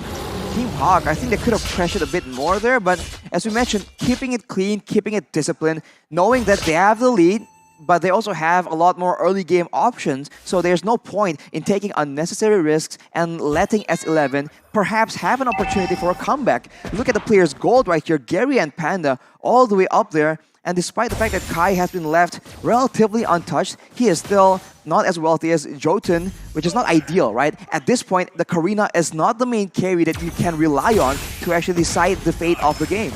The items, right? That's what I really want to see for Kai right now. Does he have at least just the... I think he's got 2. I think he's got Berserker's Fury and maybe Endless Battle. Not sure if he was building towards that yet, but I mean, you saw the damage dealt. He's the highest there, but you saw how the discrepancy between the gold from him and even someone like Panda, right? I think it was around 2,000 gold difference. And so maybe in another 3-4 minutes, we'll see Kai pop off. Now we can take a look at the items. There it is. It is going to be that Berserker's Fury with the Endless Battle here, working on the next. So if he's going, is he going BOD here, Arashi? For the third? I think BOD makes sense, especially with how you want to be playing, right? Just burst damage, assassinations, quote unquote. But Team Hawk right now is just zoning everyone. I mean, Kai has the steel leg plates, but it's so dangerous for him to be roaming around right here because Gary and Lola can very easily take him out. The steel leg plates alone will not be enough to secure, I don't know, his life in the big fights. And look at how Team Hawk is positioning, right? They're just looking for opportunities, moments where perhaps S11 will overextend just a bit, and they have the tools to just punish that. But now that the Lord is up, it's a completely different story. I think you still just give this Lord away. You defend in your base. Yeah. You know, it's your 8K behind here in gold, and you don't have much movement around the map. No much space to move around in. So this is the thing, though. Even if you turtle up here for S11 and you try to protect Kai the best you can, Man is still the issue, right? He could flicker in at any point and just lock down Kai. There's the Divine Glaive. That's even more big damn at this point. It's tough. It's tough here for S11, but they're going to have to defend against this Lord as soon as it spawns, and the Onslaught Siege from Team Hawk at 9K ahead from S11. Now the question is, can they defend, right? With the amount of damage output and pick potential and even siege from Team Hawk, are S11 Gaming going to be able to withstand this? Arashi? It's going to be very tough, man. I mean, if their core members don't get caught up in the initial assault, I think there's a chance, right? You can see the damage is starting to come through, but of course, with so much card control available, Team Hawk can just even zone and not even commit to a fight, and that will allow them to take down multiple structures or even end the game with good lane manipulation. No conceal already. It's popped in by Min. That's going to be a resource valuable towards S11 as Papa Dog tries his best to zone the other members away. Erwin with an not blast, but it's going to be Min who kicks him away. Still, base turret is up. Gary jumps in with the blade. Chance to be caught. He's going to be taken down. Unstoppable picked up by Panda already. That's the mid laner gone. One of the high ground defense members is no longer alive for S11. Man flickering forward, trying to get Kai right now. Is Kai still able to actually get out? Lola getting out of harm's way right now. Man's going to be able to dish out the damage, but he's going to be taken down in the end by Kai. He's still in the back line, dealing a lot, dealing that true damage. As that's going to be Min caught. Double kill over to Kai, who's still trying to dish out the damage. And now you can see that he is starting to hurt. He is going to be able to dish out more as he's hunting for Panda. Panda picks up a godlike, flickers out, and Team Hawk have taken all 3 base turrets. They've taken all 3 base turrets, but they gave several kills in the process. Of course, it's not a defeat. They have so much macro pressure right now, but S11, they need that influx of gold, and it comes into the right hands kind of, so they have a chance right here. But of course, with 10k gold difference, it's going to be very difficult for them to get a victory in the big team fight unless something crazy happens. A pickoff, unless they do something crazy that Team Hawk can just not see coming. I mean, even looking at the player head-to-head here, we already know Kai is going to be the saving grace here for S11 if they can turn this around. He picked up the BOD about 4 minutes ago. I was like, you know, they need to buy 4 minutes. They've done that, right? They did have a successful defense in their base. That's step number 1 here. If they want to go ahead and either find a pick-off of their own before that next Lord comes up, that's probably what they're going to try to do, get in position here. That will be crucial for S11 to turn this game around. They've just got to be careful because the base is fully exposed. They've got no inhibitor turrets left. That's why you have Papa Dog parking up here on the top side. Knows that Gary will be splitting around the map here, but in just a couple seconds, Lord now going to be up, and they've got to be careful on how they approach it. That fight that S11 technically won was without Chan. Mindo looking for that position, goes on to Erwin. That's going to be Lola jumping in. Chance to be able to pop that Zaman Force. Topped up, and that's the unstoppable by Gary. Jotun tries to look for a kill, but will fall instead. Gary's going to be taken low, but the damage coming from Kai. That's the Erwin melted down by Panda. Still Kai in the back, but will be petrified, knocked up, and taken down by Panda and Lola. It's a double kill by the Black Dragon, and now it's time for Team Hawk to march slowly up against one member from S11. Papa Dog all alone. The miracle play will not happen as Team Hawk will be able to secure their first win at M4, silencing S11. What a performance, man. Everything just came in so well. They understood the macro decisions. They knew that S11 will be inquiring to see where they were. Are they going to be on the Lord? And they just go for the blockage. They went in behind them and completely zoned them away from their base. They did a great job defending when their backs were against the base, but the moment they ventured out, Team Hawk were waiting for the opportunity. They used the Lord strategically to bait out the members from S11, and they completely take them out. I mean, a clean game, right, from Team Hawk. This is kind of what we expected too. I love the Adora pick. I love these unique heroes that are coming out, right? Yes, it's so good. We all had our ideas about the meta coming into M4, and I feel like some heroes were on the point, on the head, and then now we have these kind of spicy picks coming out, and I want to hopefully see more of that today and then into the knockout stage. But Eudora pick was so snowbally, and the burst was there, so congratulations just to Team Hawk and a well-played performance. Now, even for S11, it was, if for some reason the early game didn't go the way that it did, I feel like S11 could have possibly contested this match here. But unfortunately for them, I mean, by the time, 16-minute mark, Kai had picked up the items he needed, but still, at that point, it was too late. This is why it's just so difficult, right? It only takes one. You think that a dominant game just requires so much setup, a big fight? Sometimes it's one single moment, right? We talked so much earlier about that almost like a miss click from the Lolita, right? And also they fell behind too much early on. Exactly, because of these small moments, they fell behind just slightly, and Team Hawk, they are not a team that will allow you to make those kind of mistakes and not punish it. They grab onto it and ensure that you will pay the price for making a mistake against them. Man. So much. Man. Yeah. Man. We gotta mention man. Us here on the desk, man, and man in the game, because that Eudora pick, I still just wanna shout it out, right? Shout it out. Shout it out. Man on the Eudora. There you go. But oh man, again. This was the pick that, you know, got them the game against Todak in the grand finals in MPL Malaysia Season 10. And I'm glad we're seeing it here on the world stage, right? Team Hawk are finally finding their comfort on stage, and it's amazing. Yeah, I mean, let's break it down because you called it in the draft, Mirko. Arashi, how did this all come out for Team Hawk? I think they have the right idea, right? Control the mid game, especially the mid lane as well.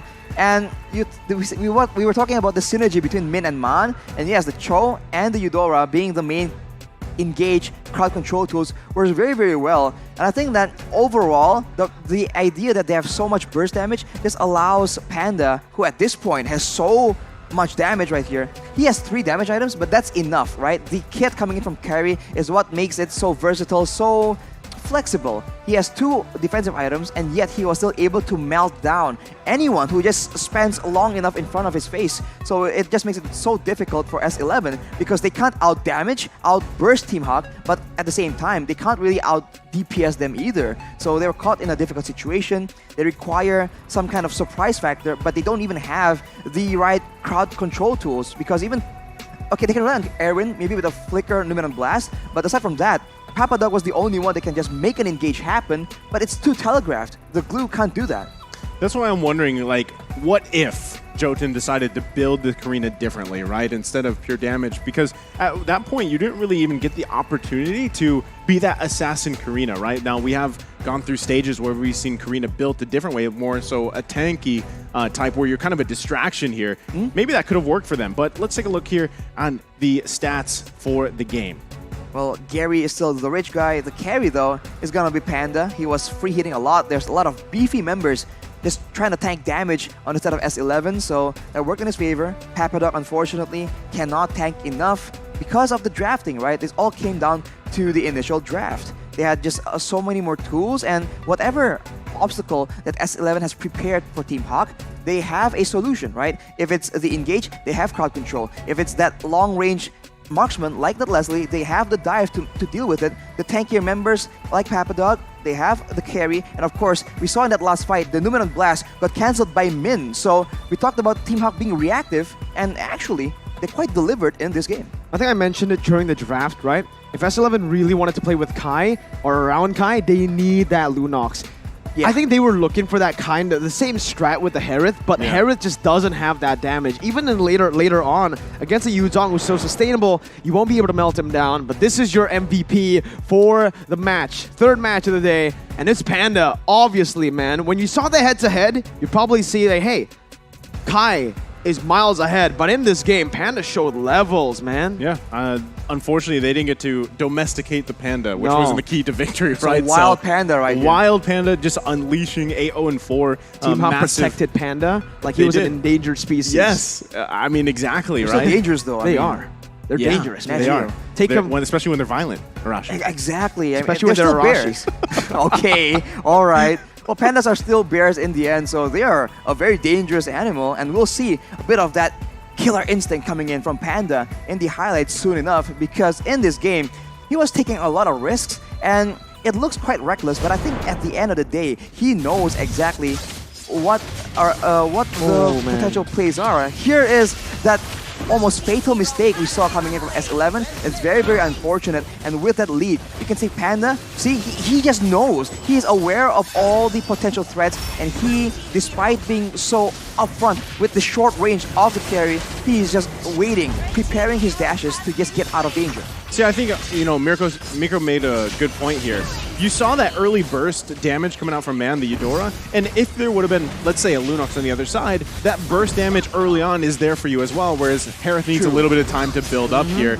And that just kind of, the early game wasn't there for S11 the way that they wanted it to. And my other question is, you know, like you said, Glue. Is he really that OP, or is, because I mean, I do agree that some teams honestly are just picking Glue because he's open in some situations, when you could actually just go with a different hero in the XP lane. You're really seeing it here, right? Yeah. I mean, I think Papa Dog, unfortunately, you know, he wasn't really able to do anything against the carry. He got melted down before he did anything, and he can't really act as that crazy frontliner when the only utility he has is on that slam, pass when he immobilizes the enemy. It's a lot more one-dimensional, and I think in the right composition, I think the power, the main strength of a Glue is the fact that you're so tanky, right? Yeah. You can be so disruptive, and at the same time, whenever anyone sends members at you, right? Any team tries to send the squad at you, you can escape very easily because of the regen combined with, you know, just how annoying it is when the small blobs are just blocking out all those skills. So a Yuzong can almost operate the same way. So I think when you need pressure, when you need a huge distraction, or maybe a huge split, right? The split? Pun fully intended. If you need to split up your opponents by being in the center with a Glue, it makes sense. But if you're trying to dive in, if you're trying to just like take someone out, something like a Yuzong or a Lapu Lapu just has so much more impact. And you see it today. Lapu Lapu and Yuzong both showing again the danger of a damaged EXP lane, especially when you're relying on your gold lane to survive. Yeah, and actually, wait. The first Glue that we saw at M4, I just remembered, was on Vengeance, not on Flicker. And that was the one that was really OP. Yeah. You're right. Maybe it's a battle spell. Maybe. Right? But we are going to look at the next match ahead of us just here. There it is, right now. Echo and RSG Singapore. Ooh. Another crucial matchup here. And I mean, Echo, very dominating, right? This is going to be a tough game for RSG Singapore, but still crucial. I mean, they do have a very strong squad as well. We've seen them plenty of times. And if it's anybody that can give an Echo a game here, it could be RSG Singapore. There is a possibility still, all right? So, Group D, I think it's over for the three-way tie, I believe. Yeah, it's over for three-way tie for Group D, but for Group C, if RGSG wins this, then RQ wins later against... There is a scenario for this to happen, all right? Group C is still up for grabs, the tiebreaker for first place. If Echo lose against RSG, that's the only one that we have to go through first. The math meme appeared. But that is going to be it for us three, the man trio here. We're going to throw it over to a break, and there will be more action after this for match number 4 for the last day of the group stages. Again, I'm Naisu, this is Mirko, and this is Arashi. We'll see you later.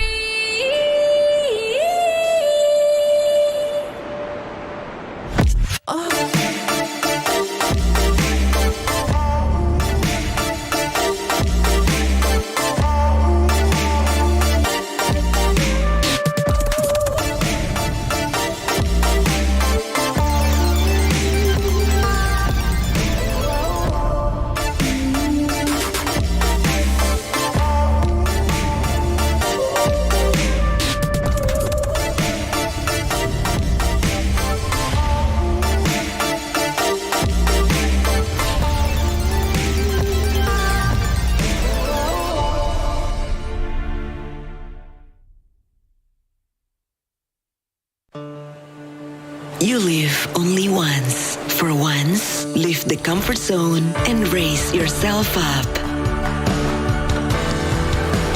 Enjoy the moment.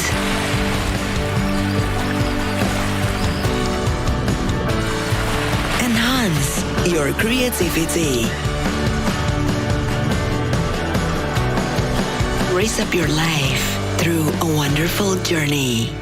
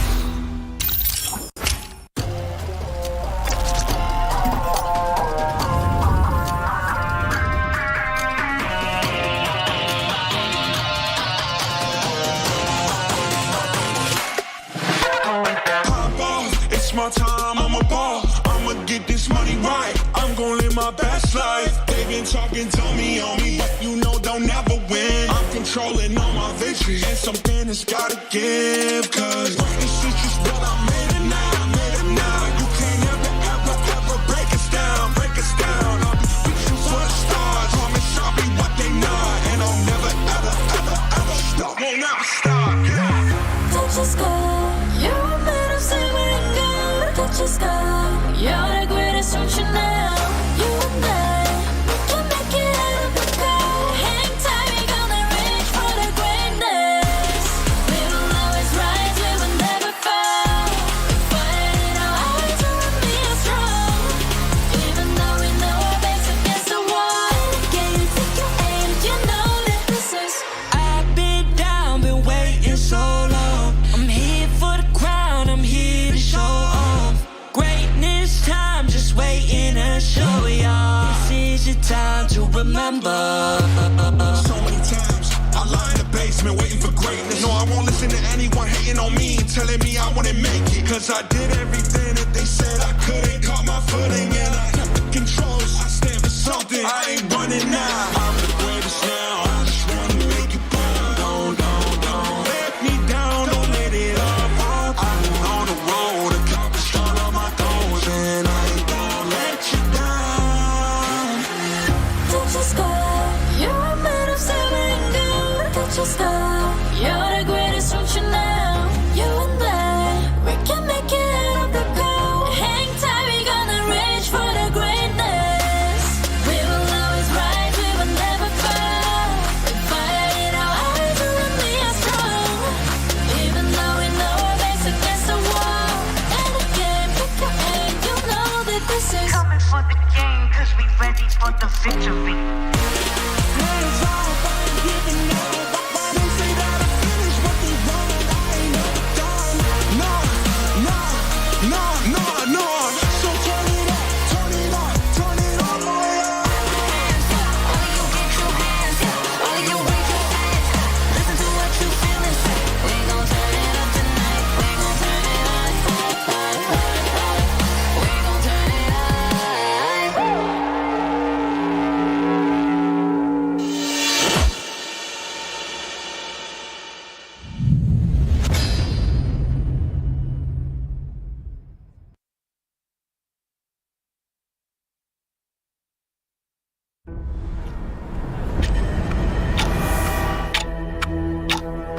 We are getting closer to the ultimate battle in Jakarta. It's an amazing, beautiful tournament. I can't wait to get to the game. Where all eyes are on one stage only. All for that ultimate prize, to be M4 World Champions.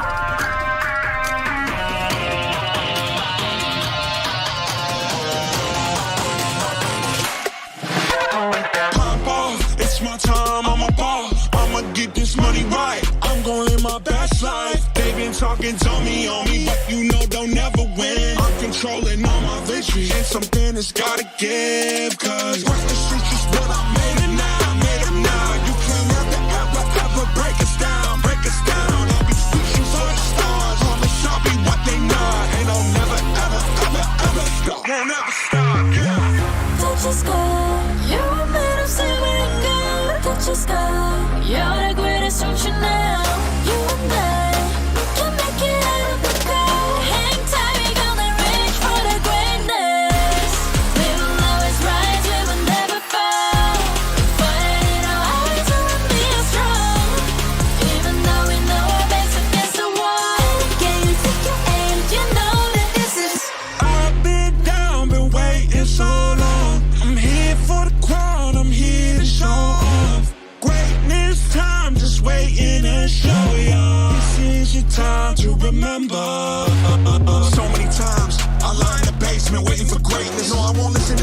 hating on me, telling me I wouldn't make it. Cause I did everything that they said I couldn't. Caught my footing and I kept the controls. I stand for something, I ain't running now. I'm the greatest now, I just wanna make it proud. Don't let me down, don't let it all fall. I've been on the road, accomplished all of my goals, and I ain't gonna let you down.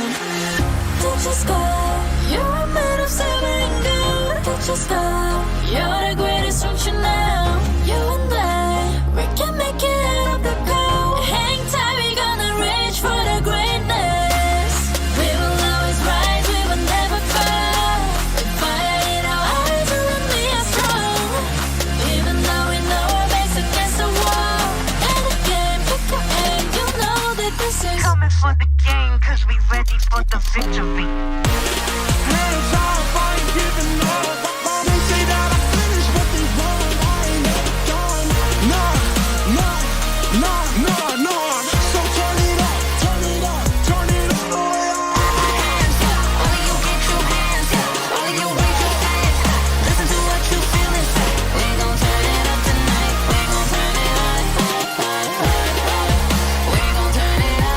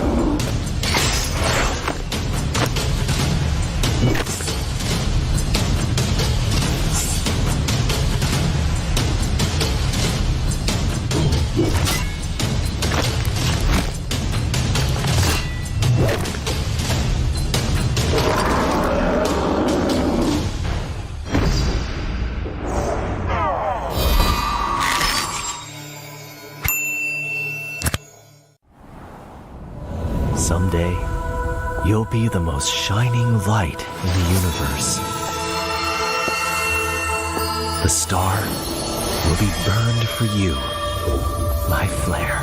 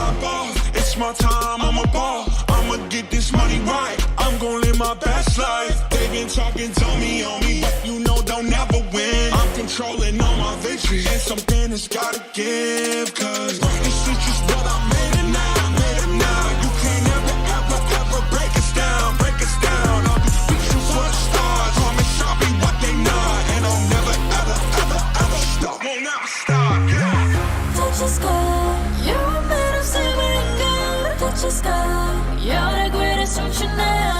You and I, we can make it out of the cold. Hang tight, we gonna reach for the greatness.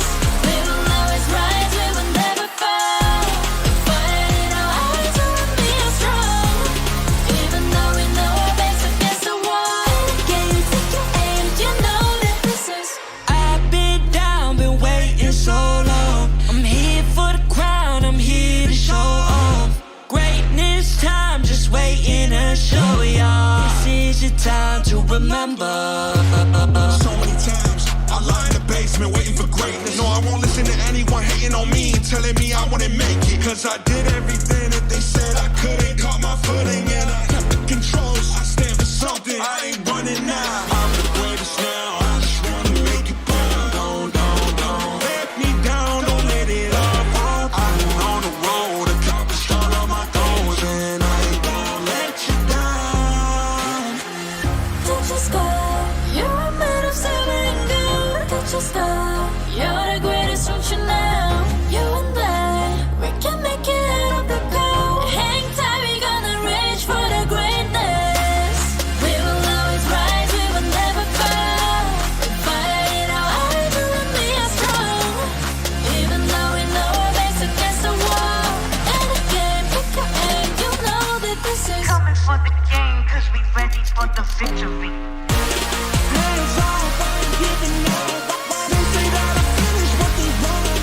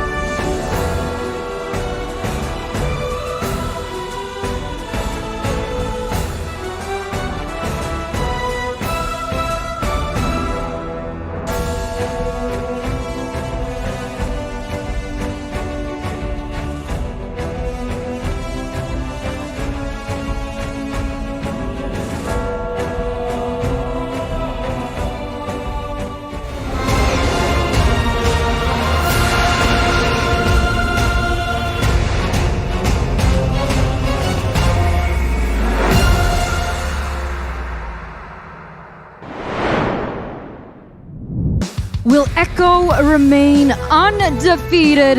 The question will be answered today, here, right now. Ladies and gentlemen, boys and girls, welcome back to the Mobile Legends Bang Bang M4 World Championship live here in Bali United Studio, Jakarta, Indonesia. I am here today on the caster desk with Connie as well as Gideon and myself. What's my name again? Oh yeah, Eterna. Well, GAG back here in the caster desk. I don't want to spell it out. Thank you, Eterna. You spell it out, but I'm feeling good, Gideon. What about you? Honestly, today's games are going to be very interesting. Personally, I don't want to be that guy who has a vendetta against anybody, but I will say Singapore has left a very big mark at knocking out Malaysian teams during M3. So I'm kind of on the Echo bandwagon this time. All right, he's on the Echo bandwagon. But before we get into those tidbits, those details of what actually happened, we want to remind you that M4 is powered by Moonton. Presented to you by TikTok, the official content partner, supported by Secret Lab, the official gaming chair and esports charts, our analytical partner, Gank, our official merchandise partner, MeWatch, our media partner, and last but not least, Ministry of Tourism and Creative Economy of the Republic of Indonesia. Once again, thank you to our lovely sponsors, because M4 would not be possible without your support. Now, next up, it is going to be Echo going against RSG Singapore. And so far, Echo has been looking really good in form. They're almost at 3-0 if they're able to get this next match. Looking solid 2-0, and they are in a good situation. Baby, again, 3-0. Gideon, what do you think about Echo? Will somehow RSG give up a fight? Look, it's going to be really, really tough here. And I think at the end of the day, only the best teams are going to survive as they go into the upper or lower brackets. But if you look at today's schedule, there's even more jam-packed Mobile Legends for you guys here at home. But I'm very much hoping that Echo is going to be sitting on top as soon as we start to see how they play, and especially with JP. We're not even seeing Yaoi just yet. They're not even in their final form. And on that note, we're going to take a look at today's schedule. Already 3 games have elapsed earlier on today, but we're starting to climb down to the final moments. Will it be another 3-way tiebreaker? It's all going to depend on this next upcoming match. And so I would like to remind, for those of you at home, the stakes of this match is quite high. I mean, RSG, can they follow the pattern from the 3 previous matches, right? As 11 Echo THQ on the red side, and they won. RSG, can they follow the trend? Or perhaps Echo can break the pattern? Look, I'm not a big fan of conspiracy theories here, but everyone is going to be a little doubtful of RSG's odds. And coming from, a country who has been knocked down by many Singaporean teams in the past, when we're looking at these group standings, this is going to predetermine whether a tiebreaker is going to occur or whether RSG is in the running to maintain and actually qualify for the upper brackets. That's the thing. Will it occur or not? Because yesterday, it was a tiebreaker, and we might be seeing one today. There was a possibility that today we would have had a total of 16 matches based on several different scenarios, but because of how things already unfolded earlier on, this is the last possibility. And my, oh my, Echo. How is this going to unfold, right? The thing is, RSG Singapore, they've been looking strong ever since Saint DeLucas joined them as coach, right? And sure, they suffered quite a loss during MPLI, but it feels like after that particular tournament elapsed, they have a lot to learn. They have adapted, they have more added flexibility in their team lineup as well. But I feel like Echo, right, without even Yaoi, the main roamer, JP stepped a lot. He brings something new, he brings sauce, he brings something I feel like other teams in that group, they were caught off guard.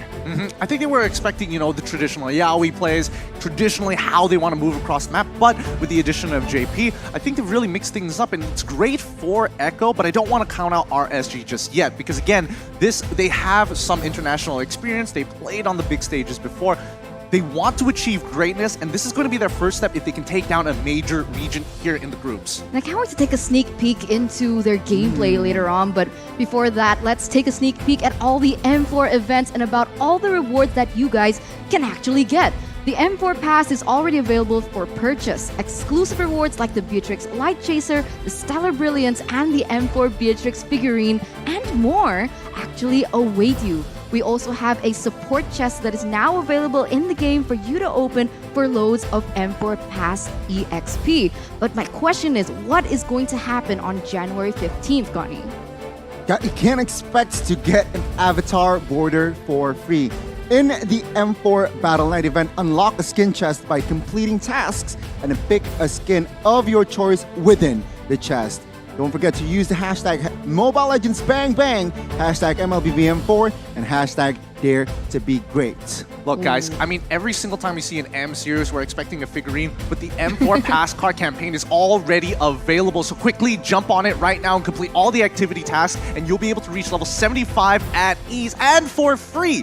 You don't have to spend any diamonds like I did because, well, you know, I got a lot of free time. But log in now, and exclusive rewards like the Beatrix Light Chaser, Beatrix Stellar Brilliance, and even the M4 Beatrix figurine are awaiting you. Again, same hashtags, Mobile Legends Bang Bang, hashtag MLBB M4, and Dare to Be Great. Hashtag Dare to Be Great. Don't forget that, because that's the slogan of this M4. Don't forget to use it, guys. Don't forget to we use are it. moments away from figuring out whether or not there is going to be a tiebreaker. And I can't wait to see the official team lineup from both these teams.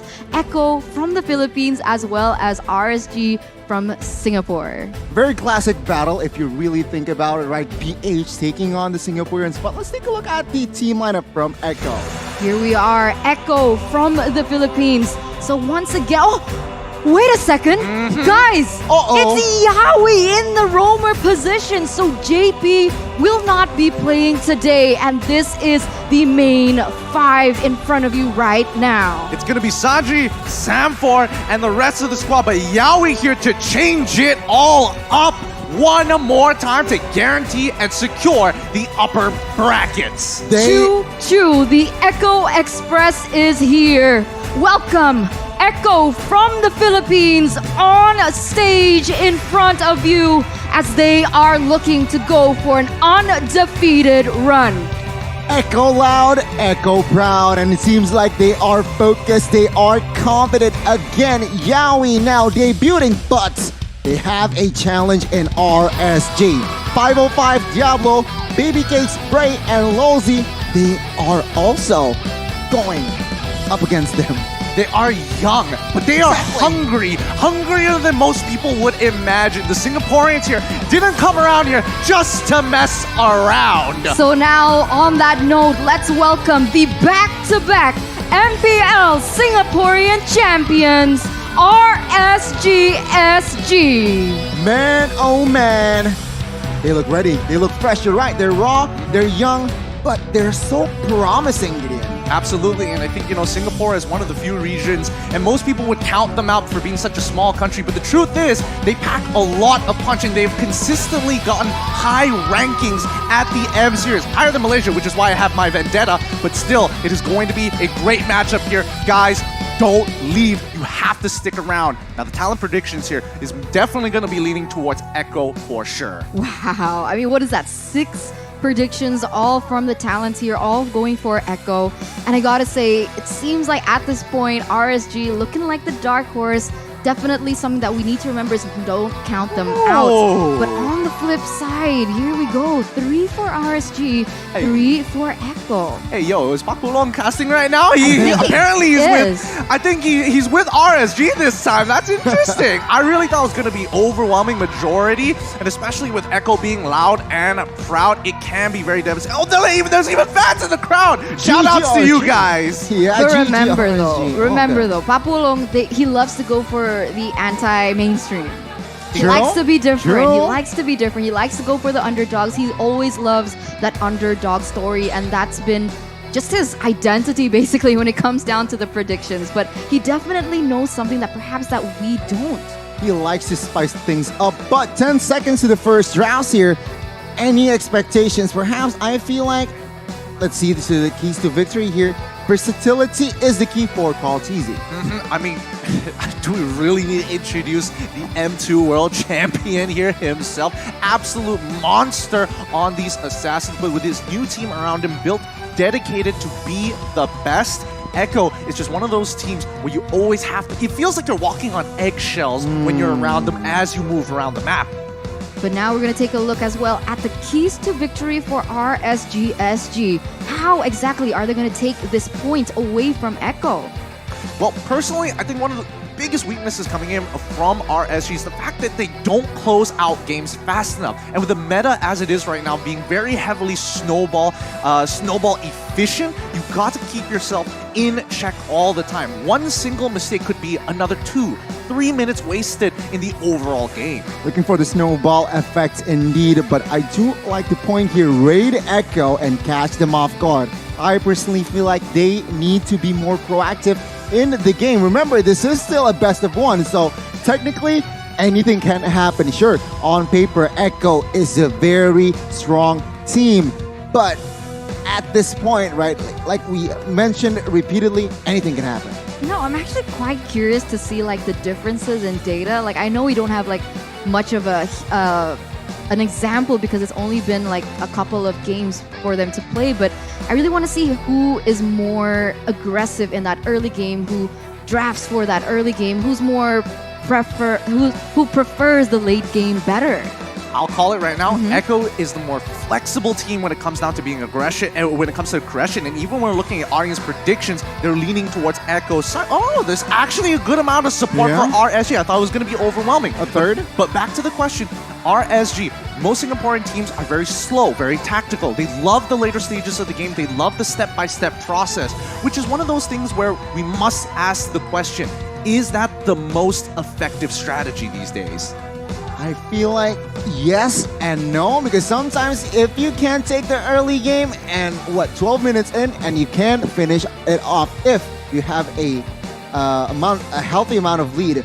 But another point that I want to brought up is they need to pressure Benny QT's farming pattern, right? The gold lane, they need to really somehow pressure so that Benny QT does not have the space. But I think I smell the drafts coming up. I think I do as well. So ladies and gentlemen, we are moments away from seeing the drafts of both Echo Philippines and RSG SG. And honestly, I'd love to see the go in that jungle position, but I don't know, it doesn't seem like it's Brave's flavor. As here you go, ladies and gentlemen, we are going straight into the drafting phase where Echo Philippines are on the blue side and RSG SG on the red. Personally, I'm really excited for this match because one of these up-and-coming, these rising stars, especially from Singapore, is going to be Baby Cakes. He's been talked about so long and so very often. His biggest test is going up against Benny QT, who is one of the bigger win conditions for the side of Echo. So if their draft is going to be orientated based on what we're seeing so far towards that bottom side of the map, the gold lane of the map, this could be very frustrating for Benny QT specifically, which opens up many options for people like Sanford, like we saw earlier today. That's the thing, right? I mean, Baby Cake's a very young talent, and beat Benny QT though. He's new, but he is very, very talented as well. Can he withstand the pressure? Bans though, Diggy, Kaja, and Martis ban out from the side of Echo. RSG bans out the Prio more. Enjoy, and as well as that 1-1 taking their time in their last ban, so that's a good thing. It's a respect ban, right? We see the Martis being taken away from RSG by Echo, realizing that Bray did use this in the past, so they are starting to limit the possible picks that Bray can bring here in the Land of Dawn. But you can see the last ban coming through. The Yve is going to be taken now, but that leaves the carry for Echo once again into the hands of Benny QT. Yep, that's totally fine. Starting off, most people can either start off with the glue or with the carry. If you go with the carry, at least you have an answer for glue, who has been overwhelmingly popular here so far during the group stages. Now, the question is whether or not RSG SG is looking to counter draft or play for their own strategy. Based on what we saw in previous games and the overall standings from Echo, it doesn't matter what the enemy does. We're going to play our strategy whether you like it or not. You have to play around us. Exactly, and I think I love that confidence. I like that philosophy from the side of Echo, right? They have the first pick as well, a very good setup to play around for themselves, sticking with their identity now. RSG will respond with a Fredrin pick, who is very, very popular here in M4. Regardless, right? Carry counters Fredrin, they still pick that up, but a very quick response here from Echo. Called TZ, no. Echo picked up Valentina. Now that's the thing, right? Because I thought RSG would have picked up the Valentina with the Fredrin, but no, they opted for the Lolita first. And we're gonna see, oh no. Oh no. Oh no, am I seeing that Echo picked up the Cho? Yup. Expect to see some staple plays coming out from Echo's side. However, based on what we're seeing so far, I'm looking at RSG Hoshi. The fact that they picked up the leader so early on, especially when all you saw was carry, does beg the question, are they looking to deny? I'm expecting Beatrix maybe to be coming out here for the side of RSG. There is a chance they could be locking in EXP laners, but I feel like that gives off too much. So mid laner is most likely. And here we go. There we go. Farsa already locked in the artillery mage to make sure that Valentina, you want to steal my ult? I'm going to punish you for it. Not really popular here, Farsa in M4, but sometimes picked up. And there you go. The ban towards Yuzong, a very critical ban. They're realizing that Farsa is very vulnerable if the Yuzong is on the opposing side. But Echo responds with a rather quick ban as well. And that Harith. Now, what do you think about Harith, Gideon? So far, I think Harith is actually not that bad. Again, if you want to play a little bit more passively in the lane, you absolutely can do so. His 1v1 potential is so very good, especially when he gets his first item. It really depends on the situation, because some matches are a lot harder than others, but with your range and the way that you time your spells, you can really manipulate the waves in your favor to maintain the advantage and slowly overcome the odds when your opponents hit their own 2-item power spike, for an example. I agree, but the one thing that I noticed about Harith is that he's very susceptible to CC. So that was really utilized in the previous match that we saw. But coming back into the drafts here, we do see an Akai being banned out from the side of RSG, as well as the Claude ban from Echo. So far, Baby Cakes, he has used the Claude. They're starting to limit Baby Cakes' options right now. And with the current lineup that he has, right, Fredrin, Lolita, Farsa, against the carry, the Valentina, and the Cho, what is the correct gold laner to you? It's kind of tough to say, but Benedetta gets locked in for the side of RSG. Now it begs the question whether Benedetta is going to go into the jungle or into the EXP lane. Based on what we've seen so far, we should expect it to go into the EXP. And Echo, so very smart. They want to say, hey, even if we were expecting glue, but if you want Benedetta, that's totally fine. Now, no matter what marksman you pick, you're always going to be under that threat, and Lolita can't do anything about it. Adding more pressure as well to the Farsa, right? You already have the Cho that can just target that Farsa, perhaps forcing that Farsa to even use Purify, but add also Grok, that Feather Airstrike can be easily cancelled. Fanny, though, comes in and picks up twice, still 0%, and they revive the win rate. Oh, that last pick, Fanny, though, in the hands of Carl TZ himself. This is looking awfully dangerous, honestly, because RSG, they weren't equipped for this. They weren't able to draft against this. They don't have the CC to quite pin him down. Without the Franco, without that reliable source of CC, it's gonna be difficult to shut down this Fanny. And the only thing that they could do was choose the gold laner, and the gold laner is Beatrix. Yeah, you could see it on the faces of RSG. They know that this draft is particularly difficult to pull off with what we're seeing coming in from Echo. It's all about timing, and it's all about finding the right opportunities, which is not exactly within the playstyle of RSG overall. They like that structure, and if you break out of that structure, man, it gets very chaotic very quickly. So let's see here again. Composition-wise, it is going to be very balanced. It's going to be up to the early game. No. I mean hero power-wise, but early game, it is all towards Echo. Yeah, he's got his Dragon Balls. I can literally see when cameras are off, he pulls up his Dragon Ball Z Power Scouter. He's just like, oh, there we go, 10,000. Yeah, I gotta agree. I mean, right now, it seems like Echo have drafted themselves a victory, but it all depends on execution as we head into the land of Dawn. to see Echo Philippines go against RSG Singapore. Spam your hashtags. It is Echo Loud, Echo Proud, or GGRSG. Ladies and gentlemen, let's witness. Will Echo remain undefeated, or can RSG make something happen? Let's find out right here, right now, because we're seeing a potential cheese up on the top side here. Yawi looking to punish this Beatrix, and that's the thing, right? Beatrix is supposed to be good in lane, but as soon as you add some external factors, it becomes a bit of a problem. Let's see here already. Spell checks. Yeah, 505 on that far side is somehow forced to use that Purify, but Echo, they're feeling confident, they're feeling aggressive. They are going to use 4 flickers. Let's see how it will work out. I mean, let's take a look at the emblems before things go too heavy, right? Because when we see Echo, the choice of emblems, a lot of high and dries here. I think they're going to be playing for those pickoffs. So RSG Singapore, they need to be aware of that. They need to see that this is going to be the play that they want to go for in the early game especially. But they do have to wait for Yawi to get that level 4 in order for him to assist in that pickoff strat. Yeah, I mean, when we're looking at the emblems, it just immediately tells us what Sanford is playing for, right? When you have high and dry, he understands that, unfortunately, Diablo isn't going to be as strong as him, especially with the unbending will. But top side now. 3v1 call. TZ with the cables jumps in towards Baby Cakes. Baby Cakes, even without the flicker, is still quite safe. I don't know. I feel like if Echo really wanted to, they could have dove that, but I guess they pulled back because they didn't see Lulzy until the very last second when he showed up mid. So, I don't know. I think it's the safer play for Echo. Don't really need to force any agendas now with Turtle coming up in 3 seconds. I mean, right now, RSG, I don't see them being able to actually take this next objective away because we already see that Echo is starting to set up for it.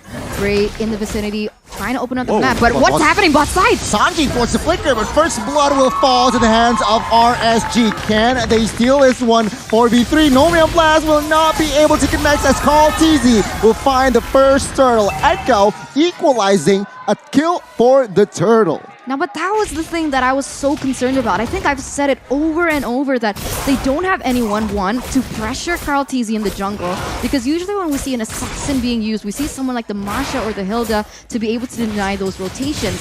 Second of all, they also don't have a source of CC other than the Numenon Blast coming in from RSG, which is so easy to cancel. Look, I mean, this is just a testament to how Singaporeans, especially professional teams at the highest level, play. They're very, very structured. They know that they can play the later stages of the game much better than most teams, as their general understanding of macro is a lot deeper. And they don't want to rely on things like risk, reward. Who needs that when you have a very clear pathway to victory? They don't like the gamble, it seems like, but minute number 3, Benny QT has secured the first item, Corrosion Scythe. And take a look at the emblem here, Gideon. Anything significant, perhaps? Well, other than Sanford's high and dry, he could have picked up Weapon Master if he wants to, but at this stage of the game, I mean, he knows his matchup against Diablo is going to be heavily in his favor for the majority of it. It's a wet noodle fight, right? Cutthroat on towards 505, and he goes down immediately. Echo, with the early game potential that they have, seems like now they are controlling the tempo. Yeah, they already have that benefit. Oh my god, Yawi goes in! Jet Kundo flicker connects, and we can see here an all-out brawl. Carl TZ jumps in with the cable. Sanji picking up a kill. RSG retreating right now. Lulzy might be next here. No commitment just yet. Echo with the intelligent engage and disengage. That must be so frustrating, right? Because RSG, they're betting on the Numenon Blast, whereas Echo, they have Yawi to work around to initiate, but they also have that beautiful follow-up coming in from Sanji, but Diablo, he's gonna be taken down. Goodbye, Diablo. And that's why Let's you go. take high and dry. No, we were literally on this. We were going to say the exact same thing. I was hoping you were going to commit to that, right? The high and dry makes all the difference here. If you had Weapon Master, it probably wouldn't have the same effect. Second neutral objective will be secured comfortably by the hands of Echo. Again, RSG, they are behind on rotation, so they need to find something to equalize. Okay, so pickoffs for Echo right now. The neutral objectives so far have also been dominated by Echo.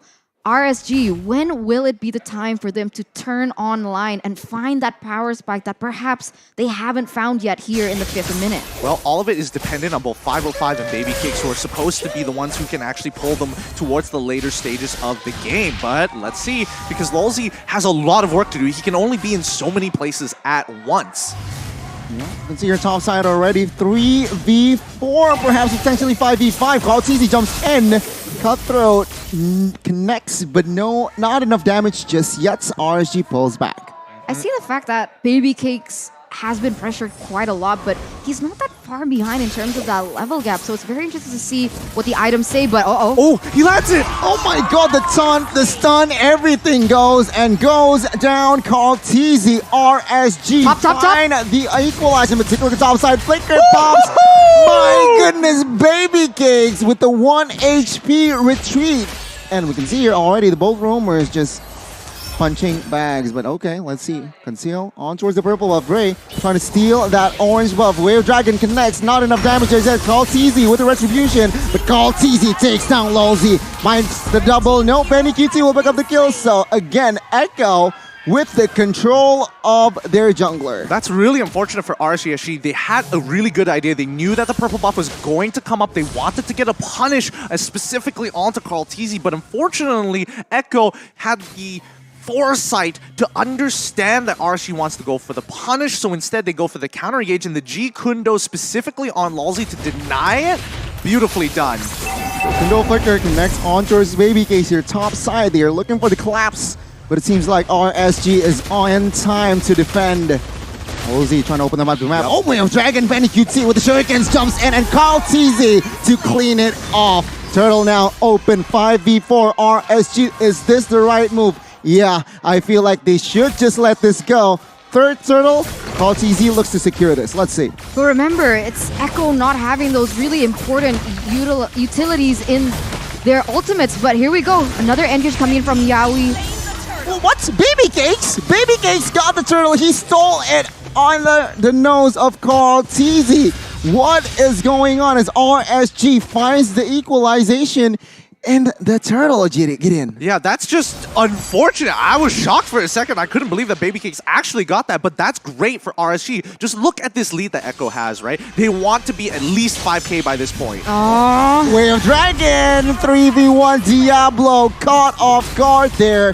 And it seems like Echo will find the first tier turret bot side. And now RSG, they are looking for an equalization, but what can they do? Well, you can expect that, Carl TZ is going to look to make the aggressive play, but overall, RSG, if they have to sacrifice objectives, so be it. They still need to scale. That is their objective, right? Because Farsa is going to make Benny QT's life so very difficult, and the second question is whether or not Lolzy can actually handle Sanford, and on paper, it should be a no as long as there's a wall.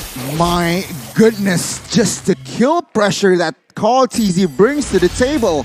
Baby Cake still surviving that one. Let's take a look at the mid side. Ray, 505, looking for a setup. Wait, but River, no comment. Oh my god, River top side. Lolzy gets caught with the Way of Dragon, and 4-member is technically on him. There you go. Down goes Lolzy. I mean, you mentioned something about RSG and like the Singapore region in general of how that, oh my god, but wait a minute!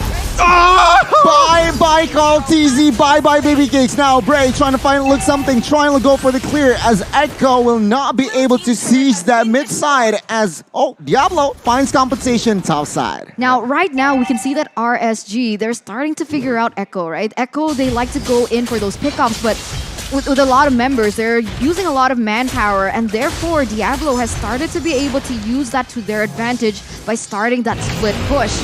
And if this goes on over and over, it could be RSG still staying relevant in the game, Gideon. For sure. I mean, that's the idea. Both EXP laners are looking to gain pressure into the side lanes to kind of pull them apart for these neutral objectives. It's difficult, but now the kick comes through. Oh my god, Bray gets deleted. Whoa. Luminum Blast connects onto his one here. No follow-up damage just yet. Sanji trying to find something. Benny QT in the backside finds the Farsa. Benny QT will get the shutdown though. And now it is going to be a 3v3. Sanji Flicker as a defense. Baby Cakes in a tough situation. Oh, that Kundo is big. Baby Cakes though finds a double as Sanford will find a trade. At the end of the day, it's going to be 4v2. But my goodness, the Fanny out of nowhere finds the kill. Oh my god, a 4-for-2 trade, and let's make it more? Okay, he didn't want to commit onto that. He didn't want to make that mistake, but even then, Echo still with a huge trade on the board.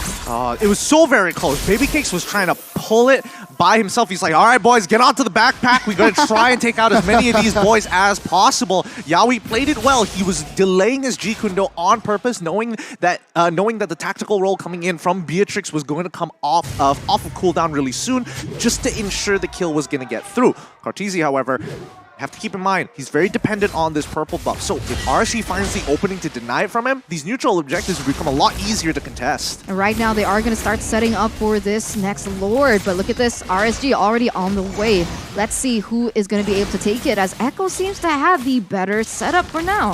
They're trying to bait out information with the whereabouts of RSG members.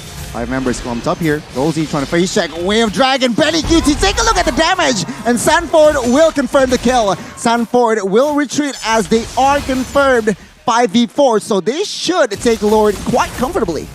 No issues whatsoever. I don't know. I think at this point, adjustments need to be made. Like RSG, yes, they were giving up the Lord, but they cannot let Lolzy just keep walking, and he clearly isn't tanky enough to face check these rushes. They need to check it with 505, who actually has the range to do so, or maybe even Diablo, who has Eye for an Eye available. But now we're going to take a look at the in-game items. What has been happening so far? Based on what I can see, it's 3. Wow, actually a lot of gold. And Baby Cakes is actually trying to keeping up with Benny QT, despite him having 3 full kills on his side, and also an outrageous laning phase. 505 is in trouble. Oh my god, Purify, nothing matters. Call TZ will find the kill. Diablo finds a 3-man Petrify here in the backside. Sanji goes down. Diablo taking a lot of damage here. Can he survive? But Sanford in the backside deals a lot of damage as well. Unstoppable for Sanford with that barrier. What the heck, Echo? They are just running everything full throttle. They have so much kill pressure here. It's insane. Did you see how they did that team fight? They actually split it. You could see that Sanford was pressuring that backside. 505 went down. Baby Case was being pressured. And at the end, the damage dealers, the main carries from RSG, they didn't have an answer to that. They don't have it just yet, but it takes time to get their Echo. Now with a solid 5k lead, they're going to lose their inhibitor down on bot side. This is the position that Echo has been looking for a long time. The end is nigh. When we see that 95-second clock reach 0, this Lord is going to be so very important for Echo to try and close out this game. If not, RSG will delay it for another full 5 minutes. 5,000 gold lead here for Echo, and you can see the player's gold tag. You're right, Baby Cakes, he hasn't fallen too far, so they still do have potential coming in from him, but that depends on how RSG is going to be able to protect him, right? Because so far, Baby Cakes has been pressured so much, and you're right, Lolzy, he hasn't been able to protect too much because he isn't as tanky. He's not as sustainable as someone like, let's say, Sanford or even Yawi in this situation. I think what's the most, like, if you were in SG's position, right? It's not like you're making bad decisions, and especially in that last fight, I think that was the best example. You were making all the right calls, you were looking and targeting all the right people, but Echo, oh yes, Yawi, he was able to get the Shunpo to dodge the stun. Oh, and even Sanford dropping the wall at 1 HP, holding it off to wait for his opponent to turn the corner so he doesn't expect it. They're just getting outplayed. It's not like SG is making bad choices. I mean, we can see here Echo already somehow establishing a healthy amount of gold lead, but what I do really want to point out is their mechanics, their macro is also very on point. Sanford here being everywhere, disgusting. Take a look at this barrier delay. Wave manipulation, the beauty of Grok. Not a lot of heroes can do that. But so far, I think RSG now taking position up on towards the Lord side. See here already moving on towards the Valentina, but it seems like Sanji still is too slick. RSG has given up position though. Echo, can they capitalize on this? Yawi on the conceal will not find anything just yet. Oh, this is scary because Echo, they have Yawi, they have Sanford, and they have Sanji to work with. So when they group as 5v5, Echo will definitely have a better chance, but here we go. The fight for the Lord. Numinum Blast from Valentina finds Bray. No fall damage just yet, but Lolzy here will not find the right connection as well. RSG They are resetting here, 13,000 HP. They need to make a choice right now. I mean, the minions are pushing in into their base. They're going to get backdoored by Karatizi if they don't choose now. Oh my god, Karatizi, will they read this? Junpo tries to delay, but no, my god, 505 trying to fly. Sanford, Yawi goes down, but Karatizi in the backside. Benny QT, the base Echo outplayed RSG. Echo remains undefeated. Upper bracket secured with a beautiful, beautiful split push by Betty QT as well as Carl TZ. Congratulations, the Philippines. Very unfortunate for RSG SG in that moment, but my god, Gideon, how did you see that? Anger, nightmare. That's exactly what this is. You don't want to see that happen, and they were purposefully delaying this Lord for that to happen and roll out of control. Wow. It's so frustrating. Like, yes, I have a vendetta against RSG, but they don't deserve to lose like that. Oh, man. I mean, like, while you were doing the play-by-play, like, I was watching you and the Lord, and I didn't see it. And then Gideon started screaming, and I'm like, oh! There's a chance. There's even Carl TZ somehow hesitated, right? But when he jumps in, he just knows Benny QT was in the right position as well. And it's just GG. Personally, I think they were talking about it. I think, they knew for a fact with the inhibitor already opened on the bottom side of the map for RSG and that wave pushing in, the question became, does Carl TZ have enough damage to rush this down, or does he need support? And that's why they were delaying, and you start seeing Sanford, he got extra aggressive. He was willing to throw his body to slow down RSG. At that point in time, RSG needed to make a choice. It's either you take the Lord or you back off. You can't take everything, and I think Echo overall played it perfectly, as good as it could get. That was unfortunate though, and that kind of brings up the point about how great RSG is at wave manipulation, right? Because if you want to go for something like the neutral objective like the Lord, that's like the first thing you do. You clear your waves. But I guess it was kind of difficult with the way and like how everyone was so mobile, so they could go and split through the lanes and just push that pressure on. Well, I wouldn't say that it was wave manipulation. I definitely think it was taking advantage of the situation more than anything else, right? Because if it was wave manipulation, then it would just be Sanford all by himself, like piling up that wave with the wall for as long as possible. But man, definitely RSG has a couple of things to actually go back, VOD review, because they were making some good choices and keeping that gold lead as tight as possible until that very first Lord, and then all hell broke loose. Very good display of communication, coordination, and chemistry. I mean, the decision-making in-game Echo was just so... I don't know, I think... Was it a perfect game, you think? Predatory, that's what it was like. It was quite brutal. It was. Very aggressive. They didn't give RSG room to breathe at all, but we're going to take a look at the post-game stats and items here between that game. 16-8, it was 15 minutes, so we can't say it was that one-sided. Yeah, it definitely wasn't one-sided for sure. It's so very stressful in a situation, especially when a lot of the damage is reliant on both Baby Cakes and 505. Baby Cakes taking so much pressure and aggression from Echo, but still defending it with the rest of his team communicated properly, made his life a lot easier. But even though the score is 16-8, pull this back a couple of minutes. Look at the goal lead. It's only 5K despite that score line. I mean, we can see here from the composition, like 2 high and dries, only 1 technically built tank. So we already know that they are going and they are going to go aggressive. And on the side of RSG, it seems like it is so hard for them to find the right effective team fight per se. Why? They lack in that CC department, I feel like. Crowd control, not too huge on the RSG side. I'll take you one step further. It's because of the, well, I don't want to say anti, but immune to CC. Yawi, he does not miss those shun pose. And let's not forget Sanford on that Grok, that power of nature, still really disgustingly good. So many times when we were seeing Lolzy trying his best to get a good Numenon blast, both Yawi and as well as Sanford just either do not care or deny RSG 505 specifically from using that feather airstrike effectively. Again, it's just clean execution from both all 5 members. Echo, they are in a very good position, and so they are confirmed upper brackets here. Get in. Yes, who they are are gonna meet? They're in Group C. They're currently in Group C, so therefore they should be going up against the winner of Group D, if I remember correctly. I could be wrong. I'm going to double check that for you guys back at home afterwards, but let's have a look at the post-game stats. And this is what I'm most interested on, because overall, damage dealt, 164,000 compared to 121,000. You would have expected it to be more favored into Echo, at least taking maybe 70% of the overall damage, but so far, in terms of damage taken as well, 90,000 difference overall. Wow, that's huge, right? I mean, take a look at the categories as well. I mean, Benny QT was all over the map. Even though 56% KP, but he knows when to farm, where to farm.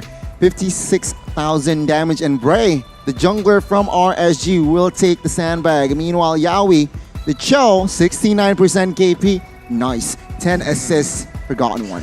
Forgotten One. I mean, Yawi, he's coming back in. He's showing off on this show. Man, it feels like he doesn't get CC'd at all. A 15-minute game, very clean coming in from Echo, but it does show the Singaporean defense is very, very good for the earlier stages of the game. The question is, when push comes to shove, can they actually contest or have enough gold to make sure they can fight for Lords? Because that is still the end game mechanic.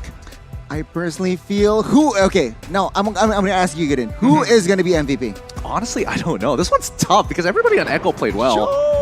Benny QT, it's gonna be Cho, it's gonna be Yawi. Of course, gotta give him the trademark. Exactly, he got MVP in his debut, 1-10 on his signature hero as well, 69% KP. And of course, take a look at the item builds here. Very standard, but his mechanics, even though he was on rest, I guess, yesterday on the first day, but he was hidden. He was hidden, but there you go, showing up with style. Yeah, I'm showing up big time as well. Man, it's rough because we're going to look at the highlights and I can explain exactly why this felt so difficult. Like, number one, the draft was already not in RSG's favor, and they knew it for sure, and yet they were still putting on a good performance. Echo, if they wanted to, could have pressed the heat even more and slow-grilled RSG painfully, but move after move, when RSG finally has the opportunity to actually find that advantage, Echo has an instant counterattack. Again, it's... the way I see it, Echo just read RSG like a book. Rotation-wise, execution-wise, everything is just so fast. And yeah, again, mechanically, they are just above Sanji. Oh, he got low so many times, but no deaths, technically. Yeah, no deaths whatsoever. And I think, the adjustments from Echo in the beginning of the game, you could see them, pushing and pulling in many different areas of the map. But things like this, you're seeing just the outplays coming in from Echo, despite the fact that they were in a losing situation. Turn the corner, dead instantly. Man, the killer instincts is just there. But let's now, on that note, let's throw it to Eterna for the interview segment. Eterna, take it away. Thank you so much, casters, for that wonderful analytical breakdown of the game. But right now, I am here with Carl Teasy, of all people. Can we please have a round of applause for him first? Congratulations, Carl Teasy. The crowd is going wild for you. And honestly, I'm shaking standing next to the MVP of M2. Who would have imagined? But everyone's got the same question, I feel. Like, that was the first game that we've seen where someone was able to win it from, I wouldn't say backdoor, but a split push meta. So the question is, Carl Teasy, whose call was that? Ako po talaga unang nag-call nun. Kaso parang itutuloy nila yung Lord kasi kaya napaback din ako. Tapos nung sinabi nila na reset, nag-back na ako. Tapos sinabihan nilang nila ako na i-segue ko na lang. Initially, it was really my call, but they were going for the Lord.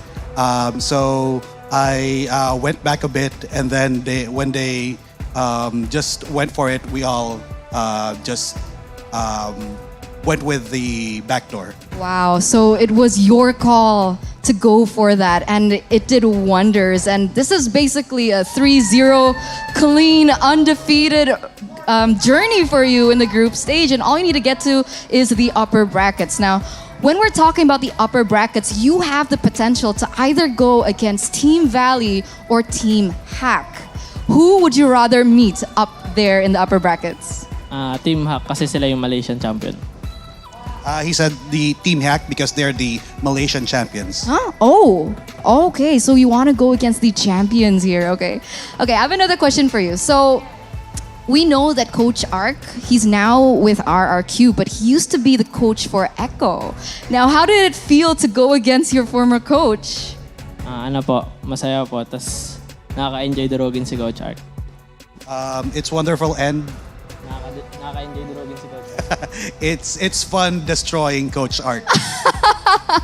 It was fun destroying Coach Ark. Okay, so now I have a last question for you, right? So because you were the MVP of M2, you're coming back here as one of the veterans, one of the legends, I would say. You even have your own skin.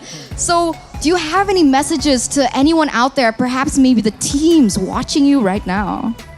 Sa mga teams na nanonood sa amin, di pa to lahat. Abangan nyo lang. Ano, hindi pa? Hindi pa ito yung... Okay.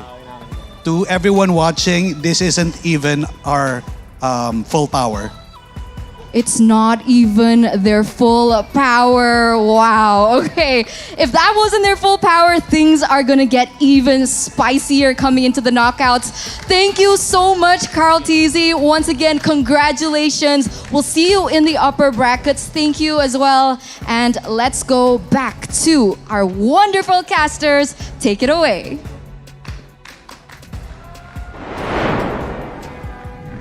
Thank you, Eterna and Carl Teasy. What a spicy interview. Gideon. This wasn't even their final form. I mean, do we call it or do we call it? Come on, I'm just saying. I'm shaking right now, literally. It's breathtaking to see, teams coming back stronger than ever, but the gap has closed up, whether it's from East or West, or even in Southeast Asia. Evolution continues to push these teams forward for that grand prize of being the champion of M4 this time. It'd be crazy if Kaltisi 2 times does it again. It was a crazy match, but we got more crazy matches, and up next, it is going to be confirmed the Valley will go up against Team Hack, the champion from Malaysia, and as well as NACT champion, NA Rep. NA represent here, but I don't know. This is going to be a really tough one because whoever wins that upcoming matchup gets to go in towards the upper bracket. A lot is on the line. So on that note, Gideon and Connie, on behalf of Eterna and the rest of the crew, will take a short break. Make sure to stay tuned for the next match. Ladies and gentlemen, please take a break.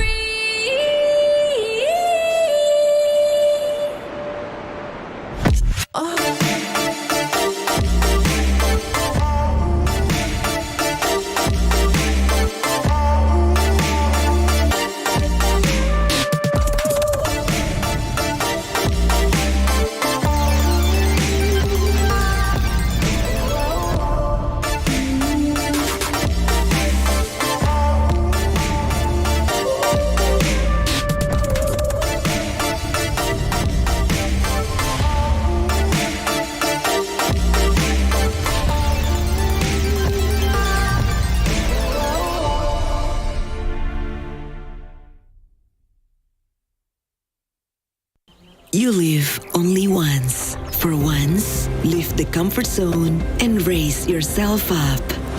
Visit new places.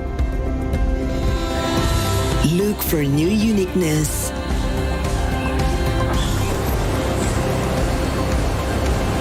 Take a new experience. Raise up your life through a wonderful journey.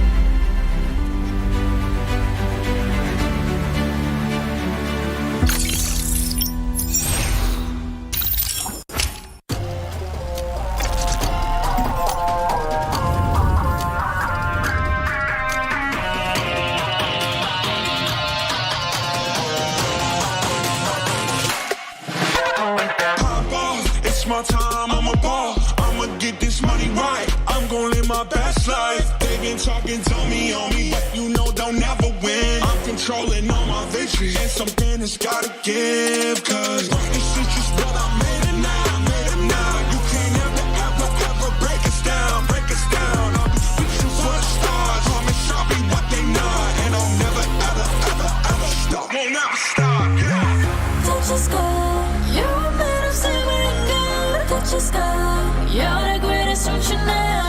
You and I, we can make it out of the cold. Hang tight, we gonna reach for the greatness. We will always rise, we will never fall. Fighting our eyes on me are strong. Even though we know our backs against the wall. Can you take your aim? You know that this is. I've been down, been waiting so long. I'm here for the crown, I'm here to show off. Greatness time, just waiting to show y'all. This is your time to remember. So many times I lie in the basement waiting for greatness. No, I won't listen to anyone hating on me, telling me I wouldn't make it. Cause I did everything that they said I couldn't. Caught my footing and I kept the controls. I stand for something, I ain't running now. I'm the greatest now, I just wanna make it burn. Don't let me down, don't let it all fall. I've been on the road, accomplished all of my goals, and I ain't gonna let you down.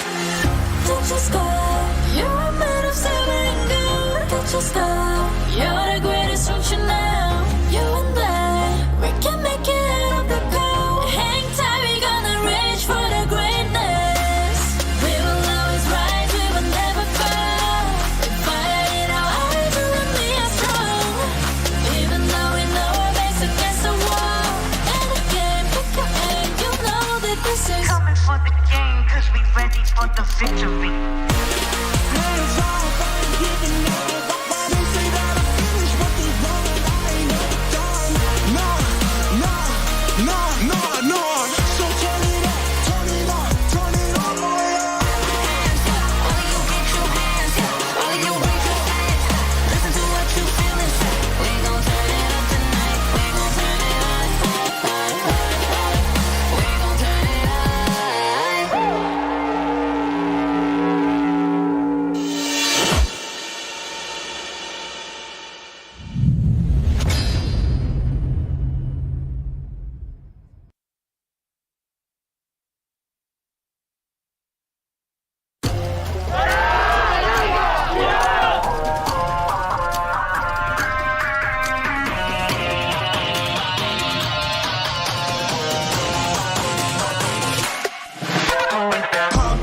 It's my time, I'm a ball. I'ma get this money right. I'm gonna live my best life. They been talking, tell me on me, but you know they'll never win. I'm controlling all my victories, and something has gotta give. Cause this is just what I made it now, made it now. You can't ever, ever, ever break us down, break us down. I'll be reaching for the stars, promise I'll be what they not. And I'll never, ever, ever, ever stop. Won't never stop, yeah. Touch the sky, you're made of silver and gold. Touch the sky, you're the greatest future now.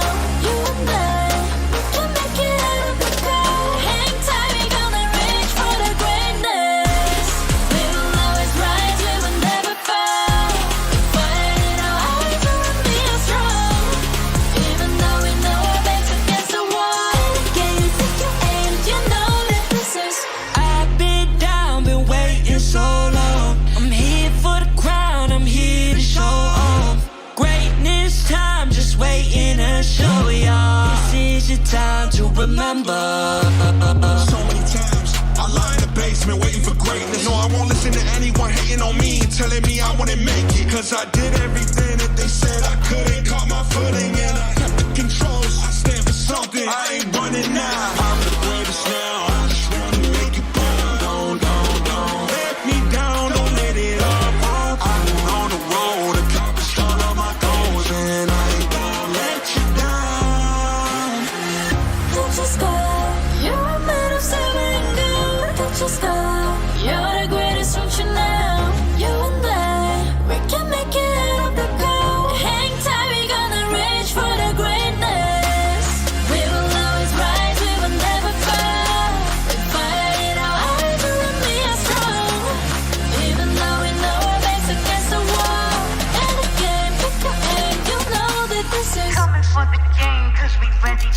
victory.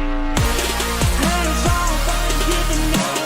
They say that I finished what they want. I ain't never done. Nah. So turn it up, turn it up, turn it all the way up. Hands up, all of you get your hands up, all of you raise your hands up. Listen to what you feel and say. We gon' turn it up tonight. We gon' turn it up. We gon' turn it up.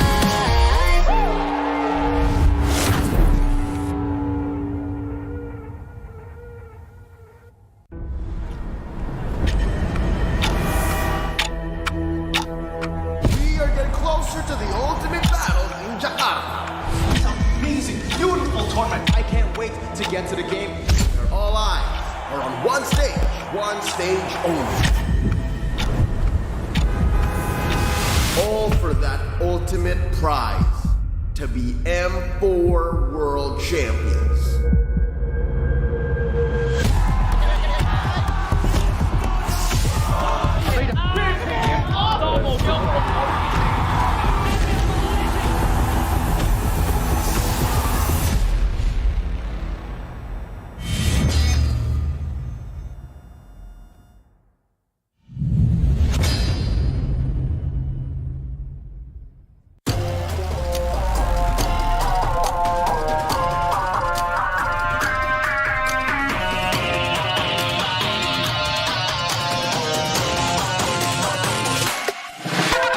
Pop off, it's my time, I'm a ball. I'ma get this money right. I'm gon' live my best life. They been talking on me, but you know they'll never win. I'm controlling all my victories, and something that's gotta give. Cause work the streets is what I made it now, made it now. You can't ever break us down, break us down. I'll be reaching for the stars, promise I'll be what they not. And I'll never, ever stop, won't ever stop, yeah.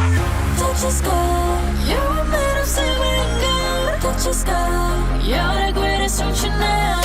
You and I, we can make it out of the cold. Hang tight, we gonna reach for the greatness. We will always rise, we will never fall. We fight it our eyes, we'll be strong. Even though we know our backs against the wall. Can you take your aim? You know that this is. I've been down, been waiting so long. I'm here for the crown, I'm here to show off. Greatness time, just waiting to show y'all. This is your time to remember.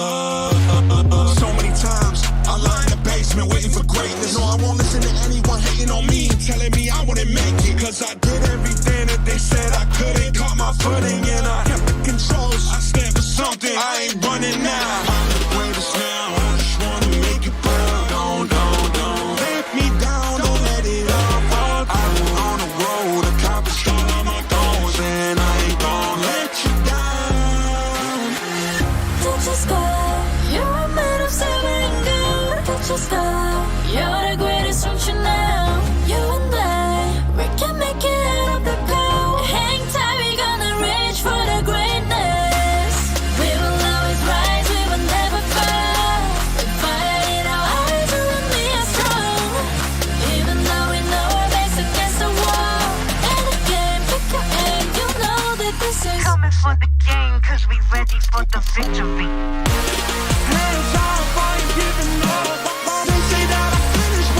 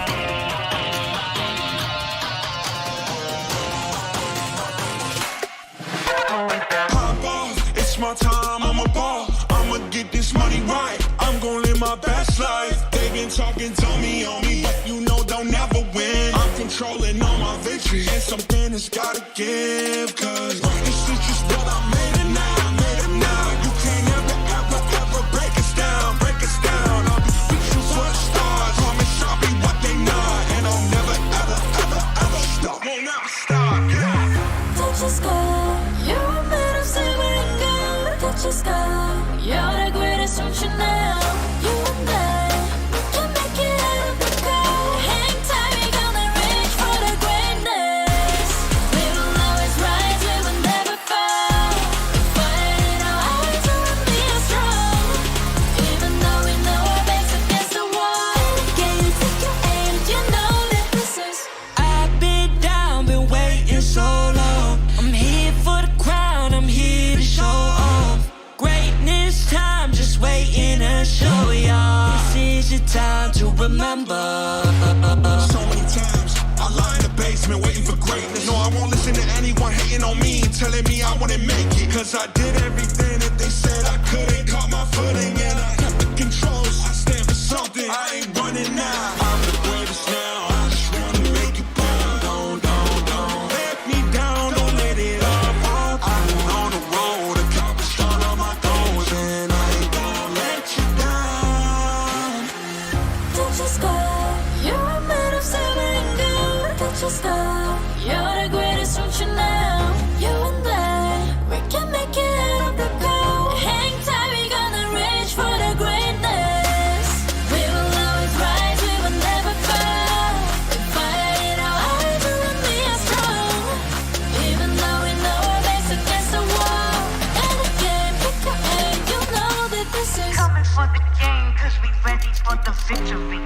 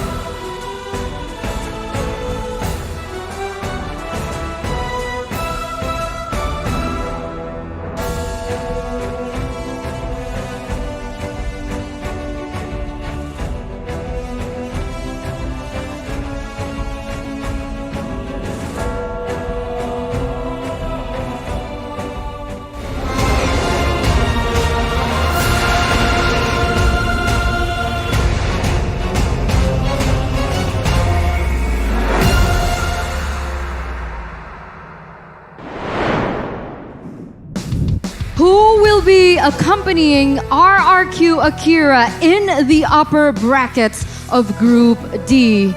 We are back to bring you more Mobile Legends Bang Bang M4 World Championship action. I am Eterna, and together joining with me today is Goni as well as Gideon. Now, before we start our next match, let's thank our official sponsors. M4 is powered by Moonton, presented to you by TikTok, the official content partner. Supported by Secret Lab, the official gaming chair, and Esports Charts, our analytical partner, Genk. Our official merchandise partner, MeWatch, our media partner, and last but not least, the Ministry of Tourism and Creative Economy of the Republic of Indonesia.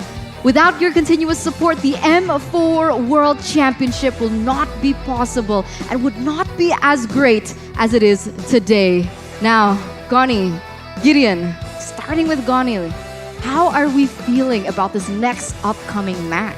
I personally feel, I can't wait. Okay. Right? Because that's my middle name. But again, the Valley, Team Hack, the champion from Malaysia, and as well as the Valley and a rep.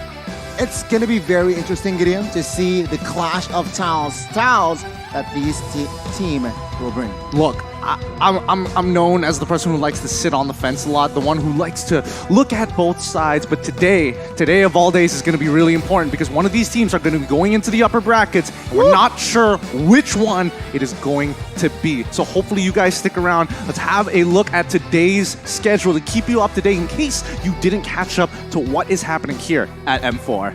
Okay, we're moments away of checking out today's schedule. Remember, we still have 2 matches ahead of us today, starting with Team Valley as well as Team Hack. So it's going to be a very interesting. Can Team Hack bring the momentum? Because earlier, they were up against S11 Gaming and they won that match in a very convincing fashion as well. And even when we're thinking about Hawk right now, the Valley is still an imminent threat coming in from the West. I mean, with no doubt in my mind, this is going to be an exciting battle, but a lot of it is going to be handled in the draft. And I think today's games, especially, the draft has been predetermining a lot of these victories, whether it be for RRQ Akira or even S11. We had a little interview with Carl Teasy earlier before, and he said that he'd rather meet Team Hack. So he's kind of, on your side here. But I can't say that there aren't a lot of supporters in the audience who want the Valley to go up and stay in that upper bracket position. Well, it's just a classic West versus East, so it is going to be a very interesting match. But, Gideon, any perhaps last thoughts here before we jump into more analysis? Well, I mean, my last thoughts is you definitely know what I'm going to be leaning more towards. I don't. I'm going to try. We'll bring that up later. We're going to follow the script here. We're going to bring that up later when the graphics are ready. But just to keep you guys up to date, the M4 Pass is already available. You can complete all activity tasks and you'll reach level 75 at ease and for free. So log in now. Exclusive rewards like the Beatrix Light Chaser and everybody wants the Beatrix Stellar Brilliance. I've seen a couple of people play it in my rank games.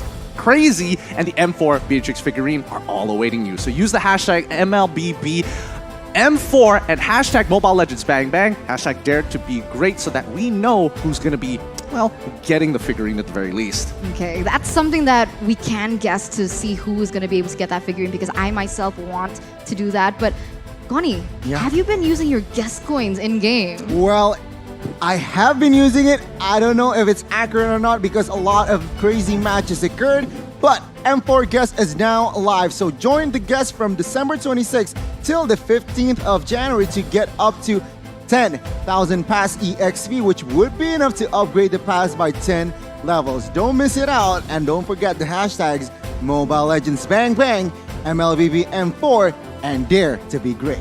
Now, going back into the game, right? Team Valley and Team Hack. Both of these teams are the rising stars from their respective regions, and it's insane to see them collide once again on stage. And I think you mentioned a clash in a playstyle here, Goni. Would you care to elaborate on that? Team Hack, right? They are quite straightforward, very disciplined. and crazy picks as well. But the Valley, what they like to do is just go at it perhaps towards the mid game, towards the late game, then they will perform. And on that note, we are going to see the official team lineup from the Valley. We have Hoon, Fried Chicken, Basic, Mobazane, and Big Brother Super Shark. The Valley continues to perform as much as they can. They've suffered one loss so far, but that doesn't mean that they aren't going to hit back harder, faster, stronger than any other team here, and they just begging, making people anticipate their next move. Looking to move mountains here in M4, please welcome the Valley all the way from North America. Oh, we're missing Zane. Where is Zane? But on that note, Zane? There he is. Come on. He knew what he was doing. He wanted the crowd. He knew that he was going to come out at some point. Looking tall, looking fresh as well. The Valley looks to go into the Land of Dawn with the same gameplay, same page. But on the flip side, their opponents are going to be none other than Team Hack from Malaysia, Gideon. With Mon, Lola, Panda, Gary, and Min as the main five. They're looking to make their name here at M4. And if they can take down the Valley, that's just one more step to getting a higher result here at the World Championship. Our very own Cinderella story of M4 in the making. Introducing Team Hack all the way from Malaysia. My goodness, Team Hack is ready with the flag as well. And I gotta say that Gary in M4, he has played splendidly. Wait, did Team Hawk just bring in a drum? The last time when they played, they didn't have a drum, and this time they're not losing to RRQ fans, even though they're not even playing this time round. You're right. I mean, the hype is definitely felt here in the audience. And I think you guys need to experience it for yourselves. Come on over to Bali United Studio. But on that note, we're going to take a look at the talents predictions before the keys to victory. And man, only Shamilo. Your Team fellow Hack. brother. Look, to be fair, he's from Malaysia. It's understandable that Malaysians want to support Malaysians here, but this is a really important game, and I can definitely understand that a lot of people are going to be leaning towards the Valley. Hold up, Ranger Oma. Yo, what's up with the Indonesians today, man? Is this why he was like telling me, like, yeah, Team Hawk in the backstage? I guess. Perhaps, and we can see here on your screen the Valley NACT boys, Valley dude. Fan, but now, take a look on the flip side. Look, we play it humble. We keep it clean. We don't say Ipompe for no reason. We pray. We make sure we stay humble here. But this is an extremely stressful match, and I cannot imagine what both of these teams are feeling. But let's look at the keys to victory for the Valley. Well, securing basic 0, pick and farm early. Why? They play around a lot for basic, and I feel like that is going to be the main points here from side of the Valley.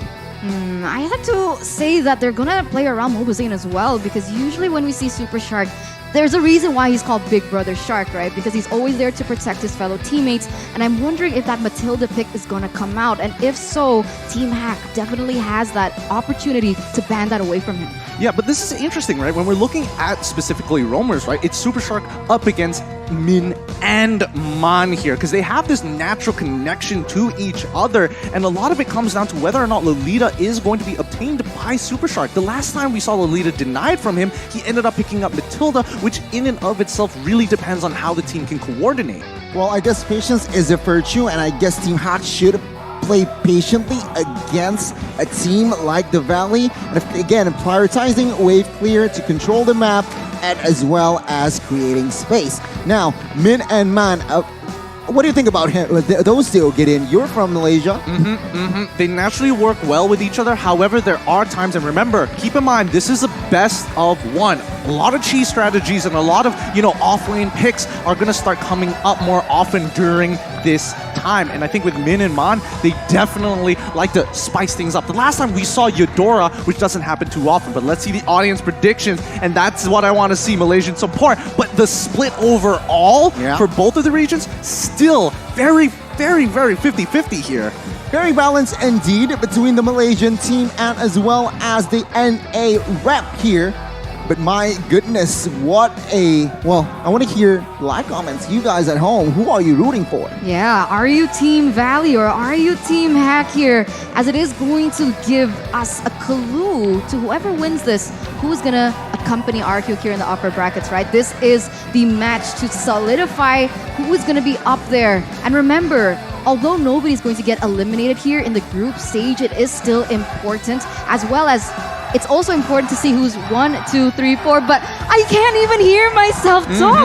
The support is insane from both of the regions. You can see the Valley, the mass support, Assassin Dave, Mirko Arashi, they're even sitting over there. What do we think about this, Gani? Remember, this is just the knockout. This is just the group stage. I can't wait for the knockout stage. Hey, at this point, I'm just wishing that Mobile Legends was, a 5v5v5 so we can get RRQ fans, Valley fans, and Team Hawk to really make the stage shake. But it's time. Let's jump into the draft. We can see Team Hack on the blue side as well as the Valley on the red. And so far, 2 bans have already been set in stone. Kaja, Martis being banned away by Team Hack, whereas from the Valley, we have the Fanny as well as that Diggy ban. A lot of Prio bans, but that Diggy ban here, Gideon, it seems like respects the Valley. They are trying to set things up. Perhaps, potentially, we might see an Atlas split pick here. No, you're absolutely right here, Gani. This is something that, Team Hawk is known for, especially for Min. He's turned games around with the Atlas before, but it's not something that I feel like the Valley doesn't know about, right? So they want to open up more options. The question is, do they want to deny options or open up the field even more? I think this is the decision, to open up that field, to make sure that Super Shark feels as comfortable as possible. Even if he doesn't get the Lolita, at the very least, he's looking for those hard engages or maybe even disengages. But on that note, you're right? There's so many heroes that are still opened up here. The Valley, now I'm lost. Now I'm lost in my train of thought. I was going to say the Valley and the Hawk, but what I meant to say was the Glue is still opened up for grabs. The Carry, the Valentina, so many options here. And because of this Glue being banned, Team Hack, they're going to have the first to choose, but the 1-1 is their priority. All right. Looking at this, I personally feel like the Valley will open up Lolita for Shark and possibly can Valentina work here?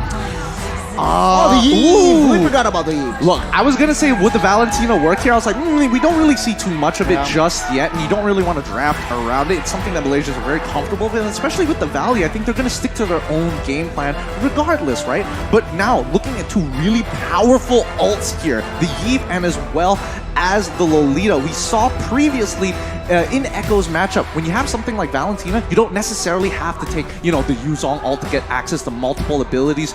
A Numenon Blast could really set the pace of the game. There you go. Guess now with the Eve and Lolita, just like you said, it's a very heavy ult, but then again, they need level 4. So I guess they will wait it out perhaps after first hurdle. Before first hurdle, they need to manipulate the wave so they can get level 4. But Team Hack, after some time, they have responded with a Kadita pick and as well as Dairo's pick. Now, I personally like the Kadita. Why? It just adds more spice and crowd control. I mean, it's a two-way sword, right? It's a double-edged sword. We've seen the Kadita do wonders, but on the other side, it has failed if you can't be able to get that early game snowball. But with now the Akai being picked up for the Valley, it still sets precedent that they may have an upper hand when it comes down to those neutral objective takes. Now we are entering the second phase of the ban and picks. The Cho is going to be eliminated. Now, Team Hack, what do you think they're going to be banning next? Look, if I had to judge the trios that we are seeing on board right now, and we have to compare the jungler specifically, I would say the Valley definitely has a significant advantage because I'm expecting Dairoth to go into that jungle.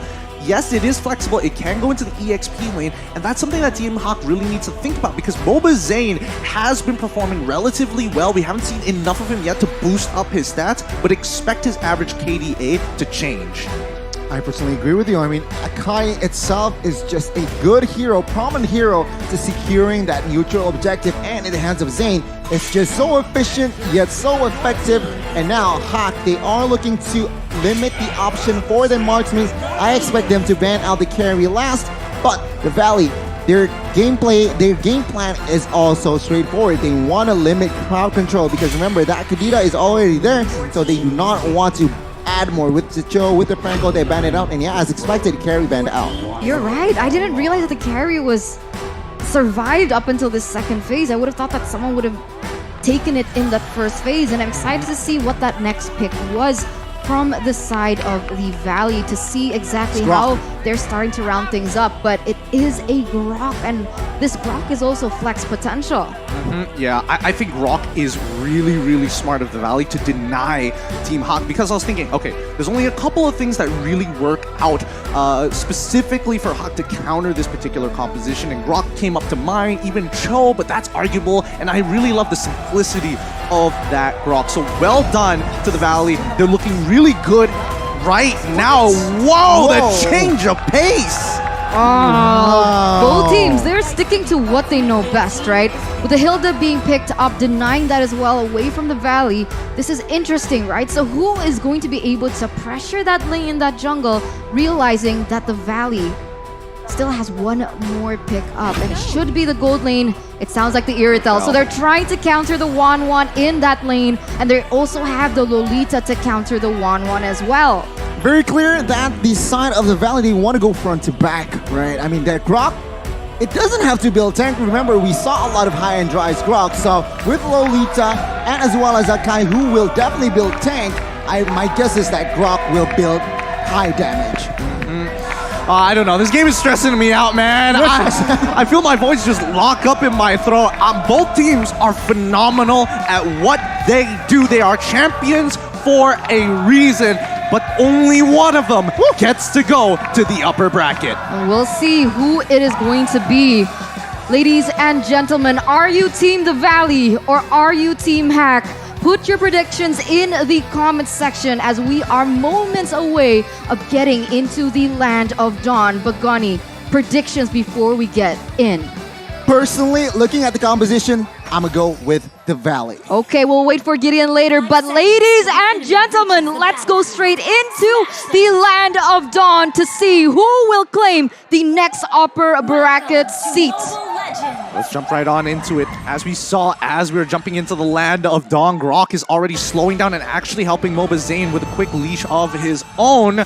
But slowing down that mid lane purposefully to make sure that Yves has a good time and can hit level 2 without getting too much harassment or threatened by specifically Kadita. Oh, I'm actually quite surprised. Actually, Shark is going to be able to opt for that mid side, so he wants to pressure Man a little bit more. And I'm surprised because they're not...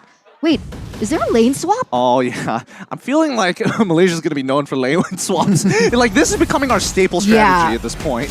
So lane swap is going to happen here, and when we see that going against one another, who do you think has a favorable trade? But this might have to wait here. Min is going to get attacked in this mid side. Seems like Lito will be comfortably taken by the side of Gary.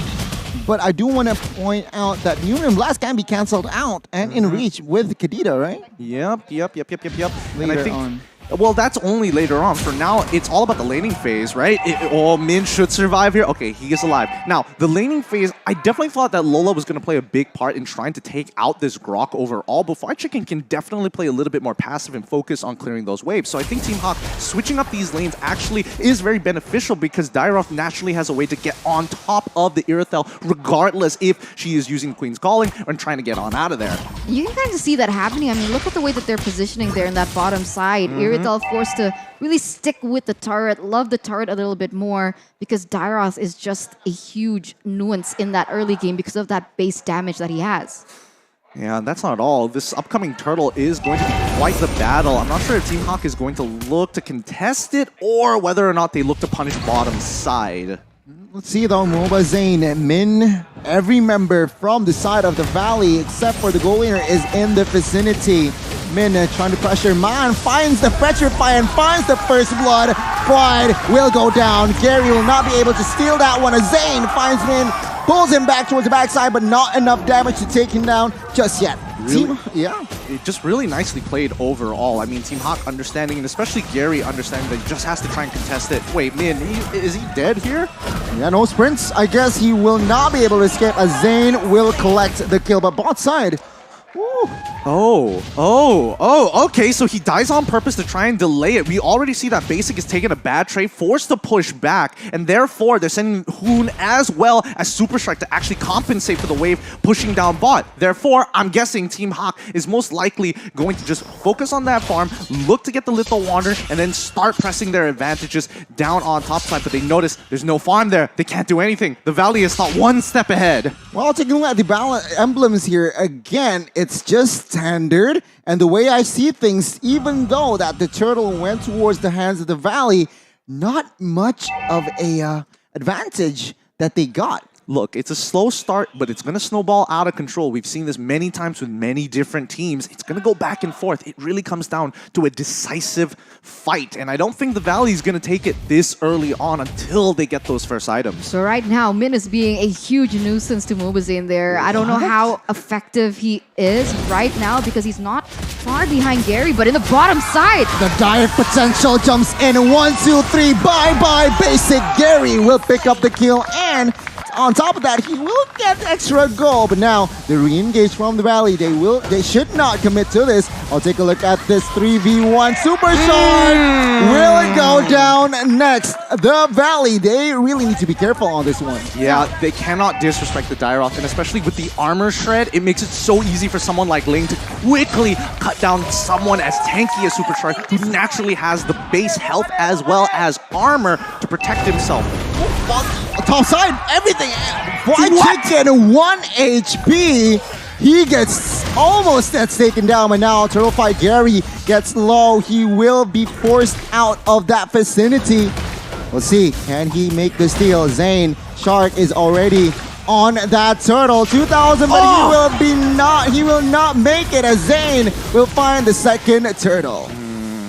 They're doing well. So far, the Valley continuing to control the tempo for now. And yes, bottom side is on the loss. However, I did see Lola. He first item blade a Heptases. What a mad lad. He really wants to kill Basic here. So now the Valley is trying to unlock him from that bottom side. Maybe find some gold elsewhere on the map. No, still sticking to bottom side.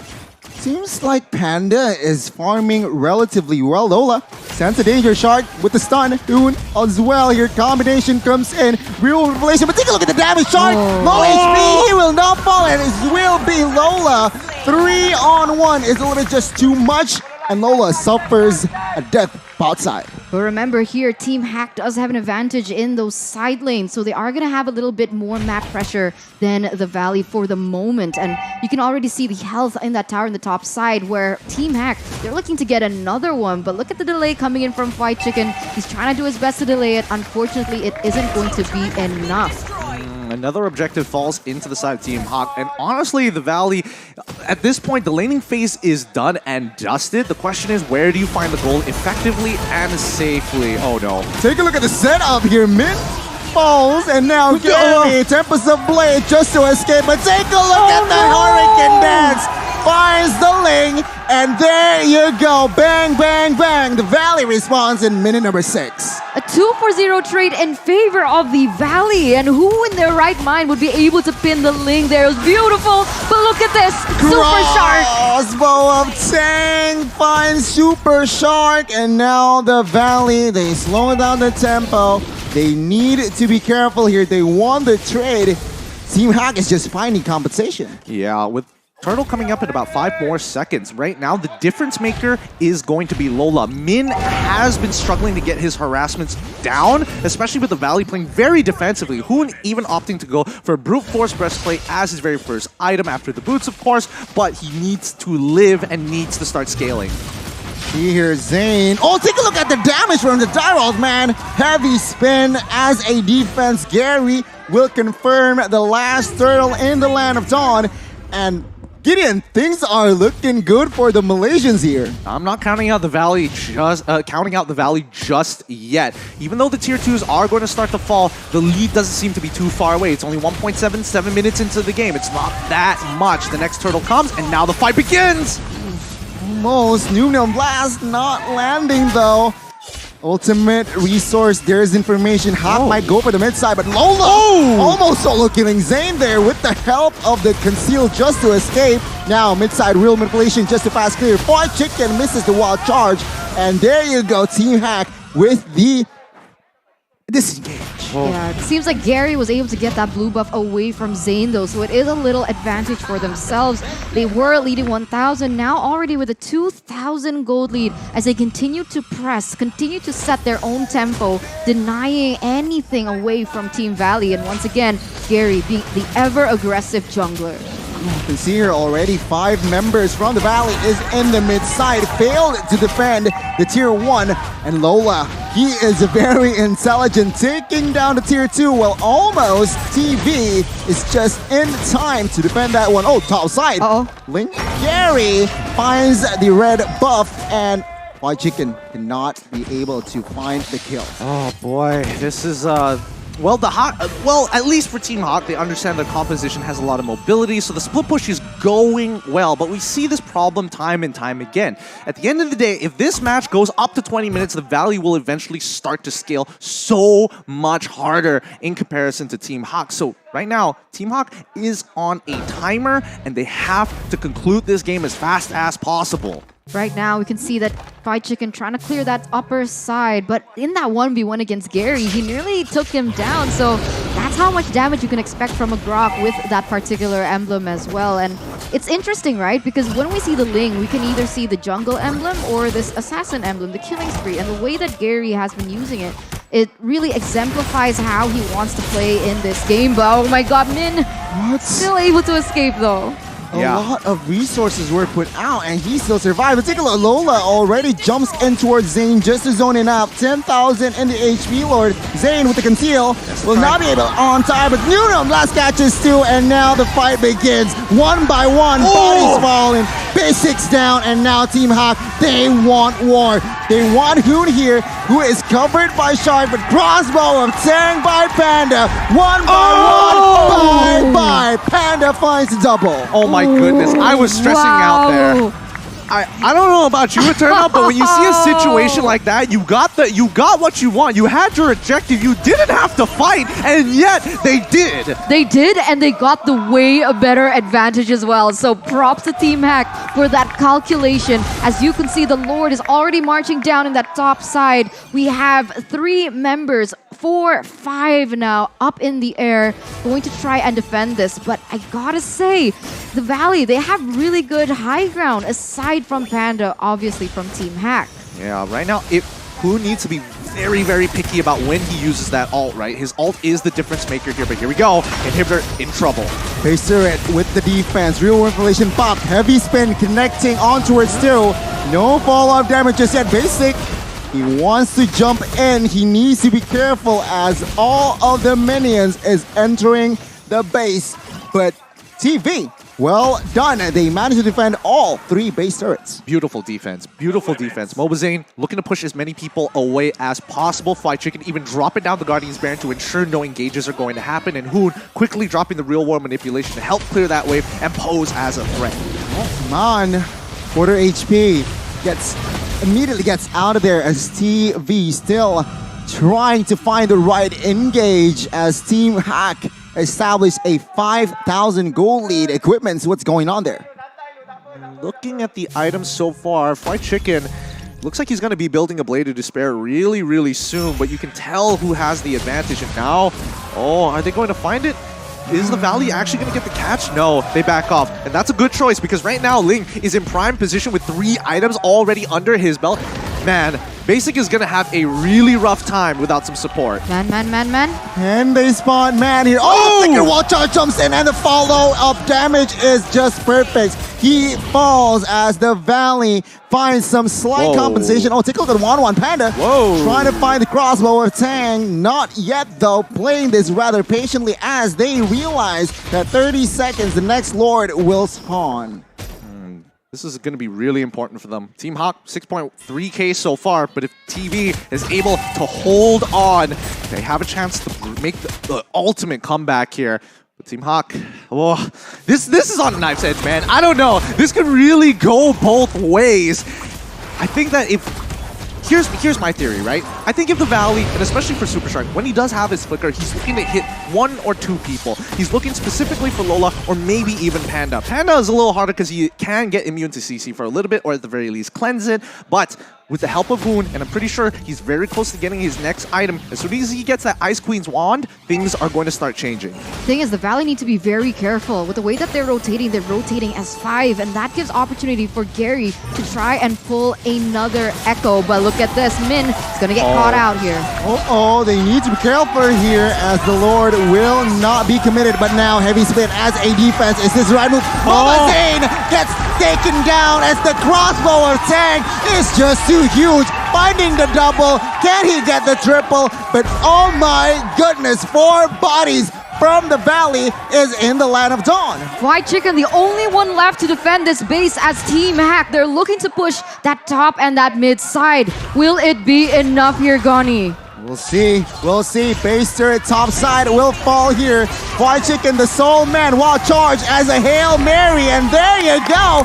Team Hack will find the dub against the NA rep, the Valley. The next upper bracket slot is going to fall to the Malaysian representatives.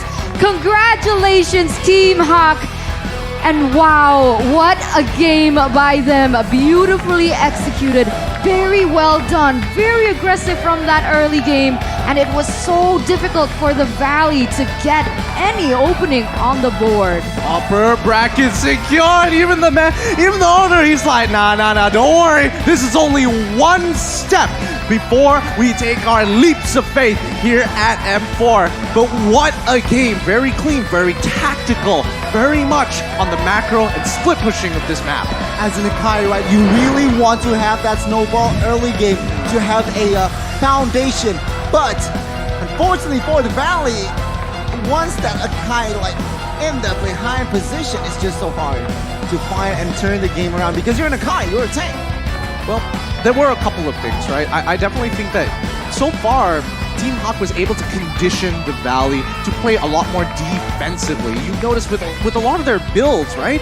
Immediately we're seeing, Brute Force Breastplate, first item build, really depends on the player, but Hoon being more defensive oriented, allowing the rest of his team to try and catch up. I think he should have been really greedy there. I think he should have played for himself and be the secondary win condition for the Valley. I love how things unfold like that, right? Because when I was looking at the drafts, I thought the Valley had an upper edge because Team Hack, they really wanted to rely on the 1-1, and the 1-1 got so countered with the Iritel being in the same lane, with the Lolita as well being placed on Super Shark. But the fact of the matter is, the execution in the game, the way that they played around these deficits actually gave them the edge. And speaking of that lane swap, the big question in everybody's mind, exactly, how much of an impact was it? And I bet if we talk to the Valley, Basic and Fried Chicken are probably going to be like, man, that was really annoying, huh? You're right. I mean, it worked for them, right? Team Hack with the lane swap, and they can convert it to objectives. They can convert it to also gold, which just makes the playstyle ever more aggressive, right? Kadita up lane, you can't invade jungles. It's just so hard for the Valley to be more proactive, I feel. Proactive is tough. Proactive is really, really tough for a teamfight composition. It's not like you can individually make that difference. You have to have 1 or 2 people behind you to help you out. And I don't know, in this particular game, I'm not sure how many of those moments they had for the Valley, but hopefully when we do see the item builds, we might get a bit of a better idea. Wow, that was just such a well done performance once again. I think a lot of upsets as well. I mean, a lot of people predicted that it was the Valley's game to win, but it wasn't. Team Hack actually came on top, and the way that they're going by this, it's looking like the Malaysian region is a very strong one, because if I'm not mistaken, Todak was one of the first teams to secure that upper bracket slot as well. Back in Group A, I don't know. It's either we're, the securers of upper bracket or the king of lane swaps. One or the other. I'll take both of those brandings. Well, yeah, confirmed. 2 teams from Malaysia will secure the upper brackets. How are you feeling with that, Gideon? Hey, come on, don't put the spotlight on me. You know how I feel about it. You can visibly see it. I'm just trying not to, toot my own horn too much here. But yes, looking at the items so far, Basic, again, he hit that 3-item power spike, but unfortunately with Irithel, you feel her get strong at 3 items. She feels invincible at 4 items, and again, so very close, yet so very far. Even Hoon sacrificing a lot of his gold to rotate across the map to try and help Basic out of his lane, and he sacrificed so much gold. He's only able to achieve 3 items, and by the time he got that Ice Queen's wand, it was way too late. Gary already with 4 items complete with the Malefic Roar as well, making it that much easier for them to take out bigger targets. For an example, fried chicken as well. I mean, yeah, item-wise, they are just a little bit too behind there. You're right, Basic already 3 items, but it was just a little too late. Moving on towards Panda, though, he is just having fun. No shoes needed on this 1-1. Of course, Corrosion, DHS, Malefic Roar, Windtalker even, and I believe he wants to go, what? Is he going for a Has Claws, perhaps? I think he was eventually going to build up into it, and I think that's when Basic was going to feel really good about himself at that point. But still, you would have to give credit to Panda. So far, playing a solid game, 6-0 and 2, almost max items at the same time of Wind and Natures to ensure that whatever aggressive play he has isn't going to be punished.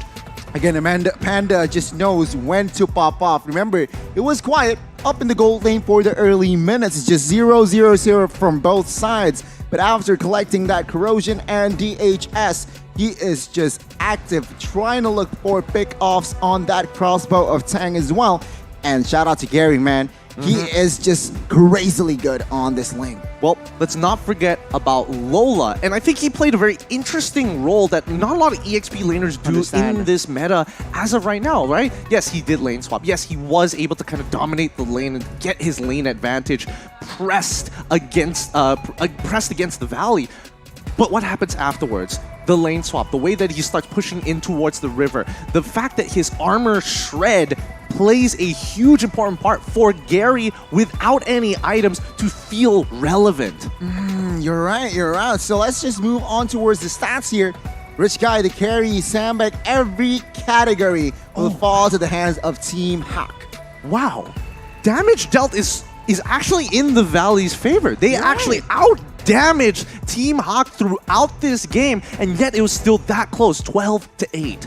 I think it's just Hoon effect, Eve effect. The damage is just huge.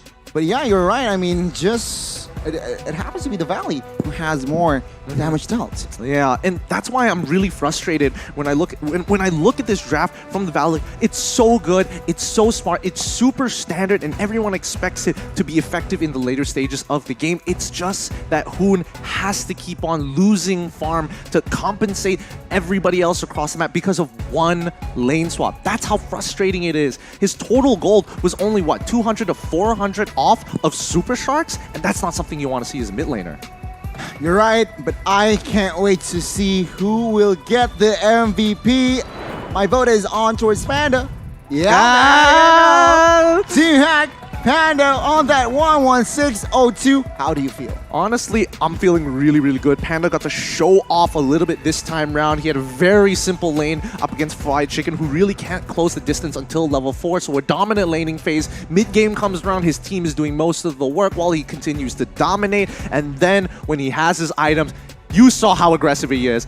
We saw the 5-man push up top side, we saw Lingo bot, and we saw Panda be like, yo, come on, who wants it? Who wants it? 1v1 me, bring it right now. That is also why 1-1 is still a prio hero in the M4 stage.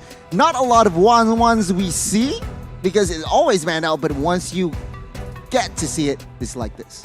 It's just so good. It's so valuable. Panda played such a good game. I do feel that, with the complementary lane swap as well as Ling being, slingshotted way further in the future than I would have liked, it was a brutal, brutal game.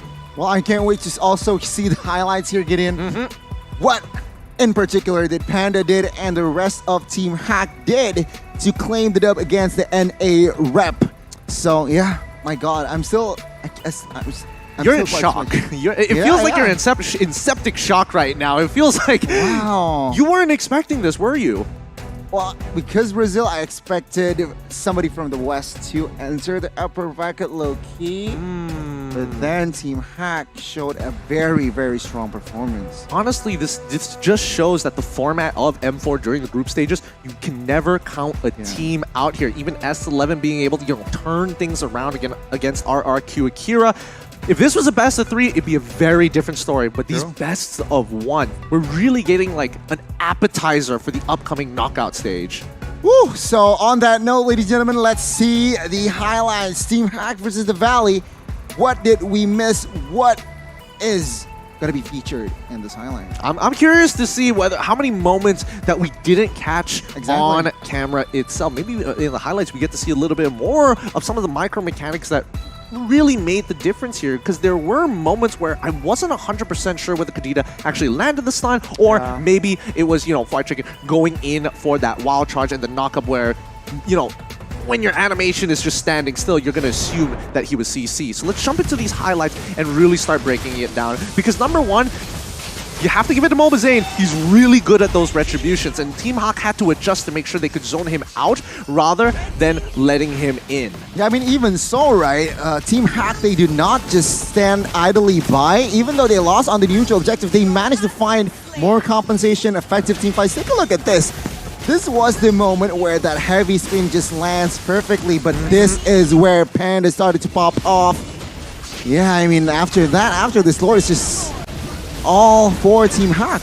Yeah, I mean, this Lord fight was interesting. If I was in Team Hawk's position, I would not have taken this fight, but with that instant pickoff and Lola saying, hey, Basic is already down, they're going to be lacking damage, Hoon is under-farmed, you can absolutely win this fight. That's why they're the pro players, and I'm just scared, man. You're the caster here, but I mean, it's just clear after minute number 9, that Team Hack is just so confident, taking fights everywhere. And let's just jump into Eterna for the interview. Let's see. Eterna, take it away. Thank you so much to our lovely casters for that amazing breakdown of the game that went down between the Valley as well as Team Hack. But right now, I am on stage with the most famous twins of the MLBB community. We have Min as well as Man. Congratulations on your victory today. Can we get a round of applause for Min and Man? Thank you, guys. So one of the things that we'd like to know, right? You are one of the only teams in the region that have a Cinderella story from MPL Malaysia. You started in the qualifiers, you made it as champions of MPL MY, and now you're here being able to secure that upper bracket slot. How did that happen? Tenacity and hard work. Can we know from you, Min, how was that possible? Sebenarnya kita orang mula dari open qualifier. Sebenarnya kita orang main open qualifier untuk MPL, sebenarnya untuk fokus kepada M4 sebenarnya, bukan target untuk MPL. So dari situ kita dah start planning untuk M4. So even from the open qualifiers, their main goal was not to win MPL, but to actually to qualify for M4 and to win M4 itself. Wow, so they did not know that they were going to be champions of the region. All they wanted was a slot for M4, but here you are, and it's amazing.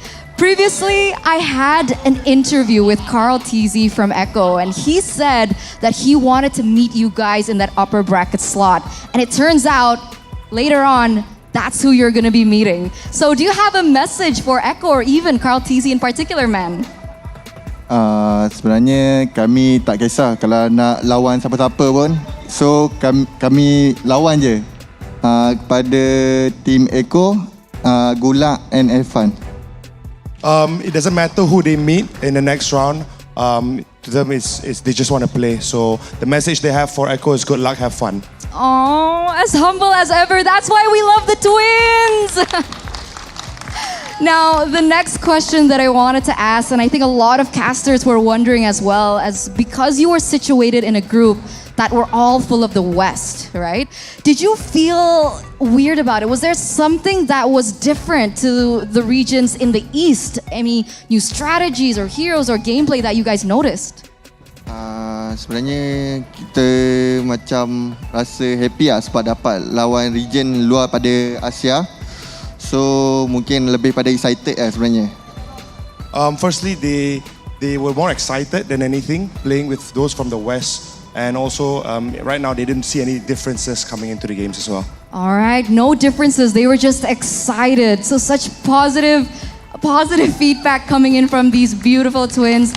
Now, the last thing that we want to know is, do you have any messages to your fans or maybe your girlfriend who's right now in the audience looking at you? Okey, kepada fan-fan Tihak dan juga Todak yang berada di Malaysia, teruskan support kami di M4 ini. Walaupun kami kalah, kami akan cuba yang terbaik untuk the next game. To the Todak and Team Hawk fans who are in Indonesia and Malaysia as well, keep the support coming. They're going to do their best in the next round. And I hope you guys do. Good luck. Thank you so much, the wonderful twins. Thank you so much as well, Chris. And we're going to throw it back to our wonderful and talented casters.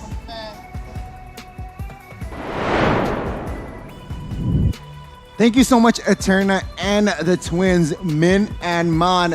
Gideon, how do you feel? I want to ask you now. I want to put you in the spotlight. Team Hack, how do you feel? Look, it feels good. It feels good to have two Malaysian teams already in the upper brackets here. And I know it is a little disappointing that the Valley wasn't able to make it to that stage, but it doesn't mean that you can't count them out. Last time we saw BTK go really, really far during M3. Don't count them out just yet. They are strong contenders. So, Western fans, don't worry. You're going to be seeing more of them. But for now, I'll have to take a bit of a celebration knowing that we're in a good position.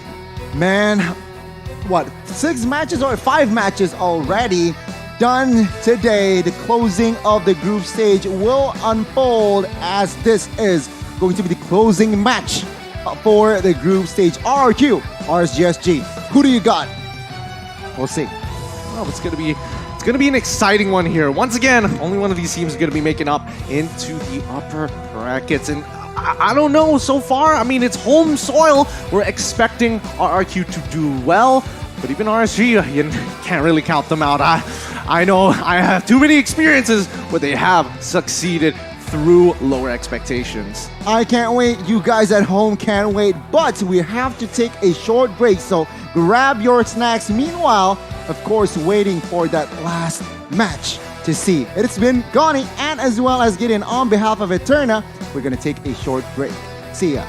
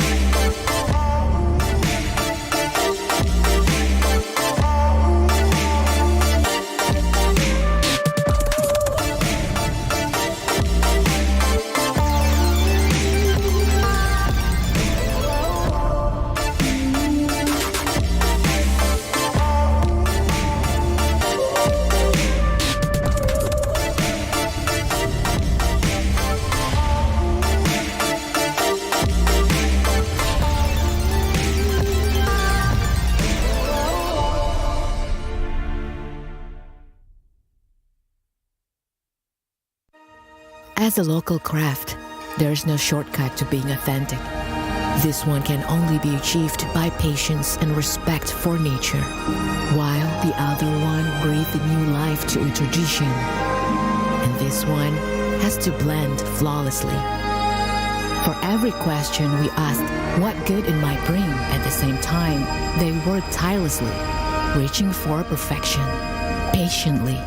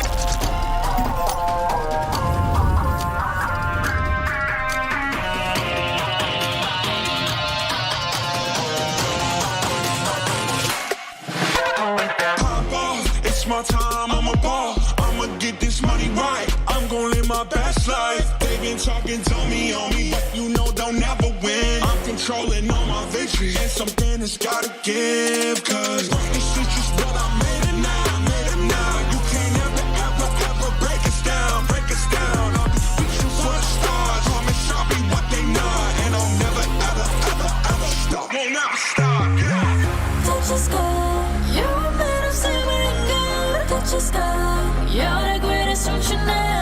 You and I, we can make it out of the cold. Hang tight, we gonna reach for the greatness. We will always rise, we will never fall. Fire in our eyes, and we are strong. Even though we know our backs against the wall. Can you take your aim? You know that this is. I've been down, been waiting so long. I'm here for the crown, I'm here to show off. Greatness time, just waiting to show y'all. This is your time to remember.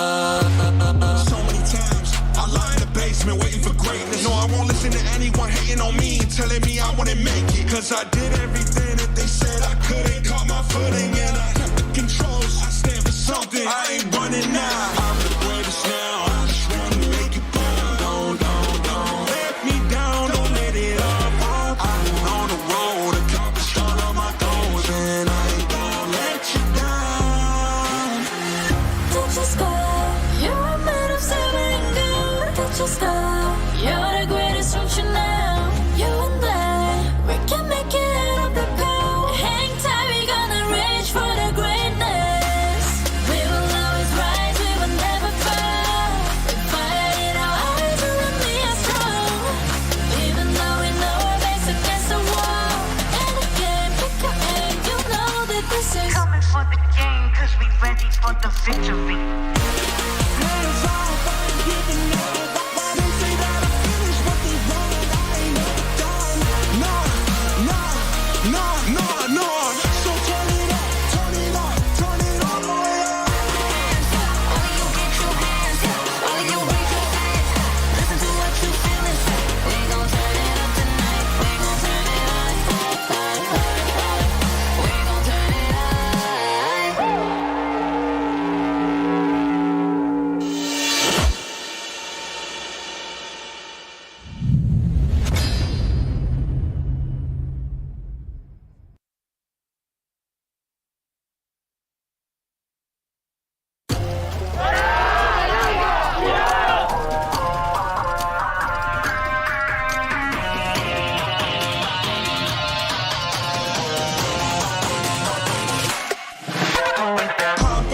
It's my time, I'm a ball. I'ma get this money right. I'm gon' live my best life. They been talking to me on me, but you know they'll never win. I'm controlling all my victories, and something has gotta give. Cause this is just what I made it now. You can't ever break us down, I'll be reaching for the stars, promise I'll be what they not, and I'll never ever stop. Won't never stop, yeah. Touch the sky, you're made of silver and gold. Touch the sky, you're the greatest, don't you know? You and I, we can make it out of the cold. Hang tight, we gonna reach for the greatness. We will always rise, we will never fall. Fire in our eyes, and we are strong. Even though we know our backs against the wall. Can you take your aim? You know that this is. I've been down, been waiting so long. I'm here for the crown, I'm here to show off. Greatness time, just waiting to show y'all. This is your time to remember. So many times I lie in the basement waiting for greatness. No, I won't listen to anyone hating on me, telling me I wouldn't make it. Cause I did everything that they said I couldn't. Caught my footing and I kept the controls. I stand for something, I ain't running now. I'm the greatest now, I just wanna make it burn. Don't let me down, don't let it up. I've been on the road, accomplished all of my goals, and I ain't gonna let you down. Touch the sky, you're made of silver and gold. Touch the sky, you're the greatest, don't you know? You and I, we can make it out of the cold. Hang tight, we gonna reach for the greatness. We will always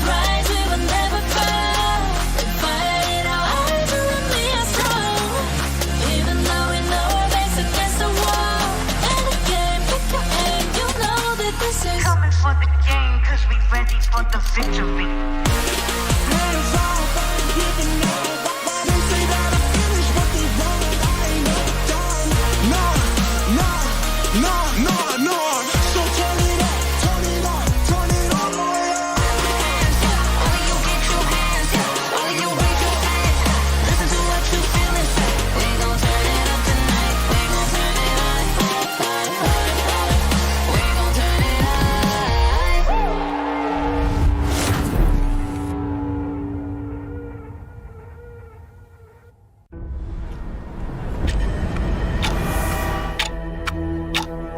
We are getting closer to the ultimate battle in Jakarta. It's an amazing, beautiful tournament. I can't wait to get to the game. Where all eyes are on one stage only. All for that ultimate prize, to be M4 World Champions.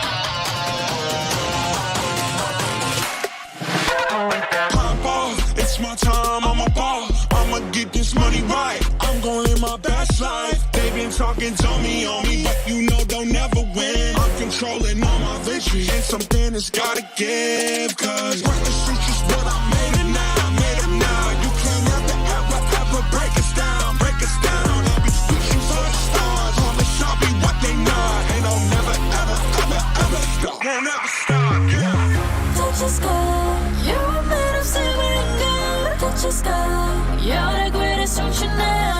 You and I, we can make it out of the cold. Hang tight, we gonna reach for the greatness.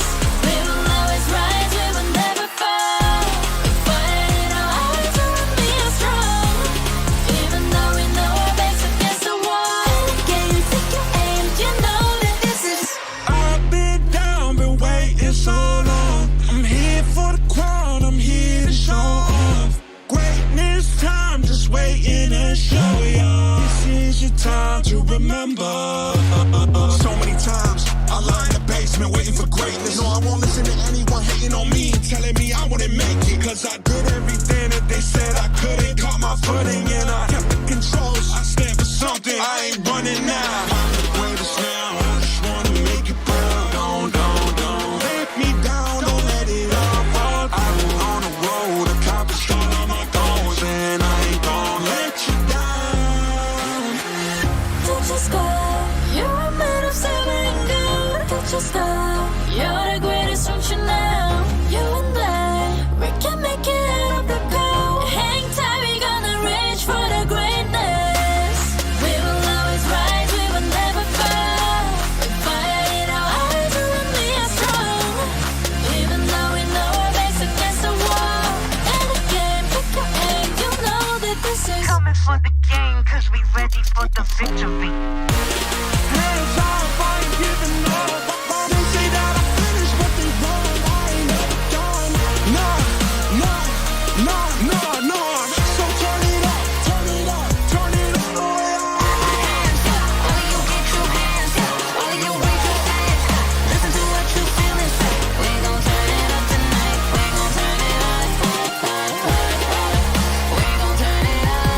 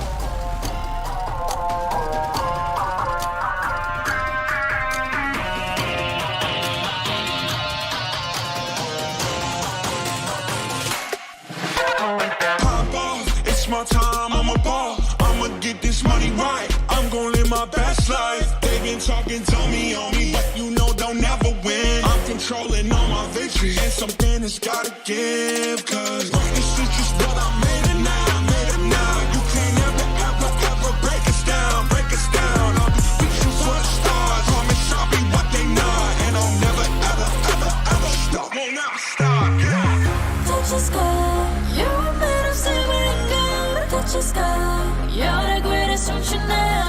You and I, we can make it out of the cold. Hang tight, we gonna reach for the greatness. We will always rise, we will never fall. We fight in our eyes, and we are strong. Even though we know our backs against the wall. And again, you think you ain't, you know that this is. I've been down, been waiting so long. I'm here for the crown, I'm here to show off. Greatness time, just waiting to show y'all. This is your time to remember. So many times I lie in the basement waiting for greatness. No, I won't listen to anyone hating on me and telling me I wouldn't make it. Cause I did everything that they said I couldn't. Caught my footing and I kept the controls. I stand for something, I ain't running now. I'm the greatest now, I just wanna make it burn. Don't let me down, don't let it up. I'm on the road, accomplished all of my goals, and I ain't gonna let you down. Touch the sky, you're made of silver and gold. Touch the sky, you're the greatest, don't you know? You and I, we can make it out of the cold. Hang tight, we gonna reach for the greatness. We will always rise, we will never fall. We fight in our eyes, and we are strong. Even though we know our backs against the wall. And again, pick your aim, you know that this is. Coming for the game, cause we ready for the victory.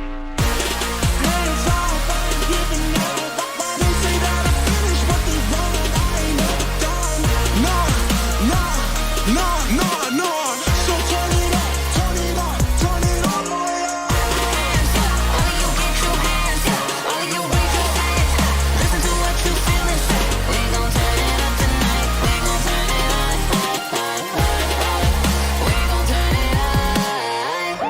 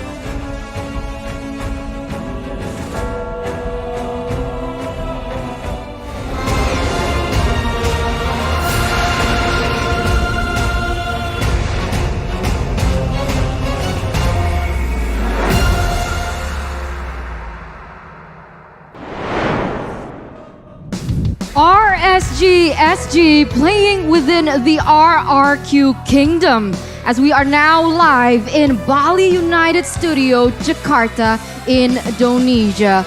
Welcome back to the Mobile Legends Bang Bang M4 World Championship in Jakarta. Once again, excited for the last match of the group stage. Welcome today. My name is Eterna. Together accompanying me is Gani as well as a Gideon. Man, today has been a great set of games today, but these battles between people wanting to get into the upper bracket or getting sent down to the lower bracket have been intense yet shocking.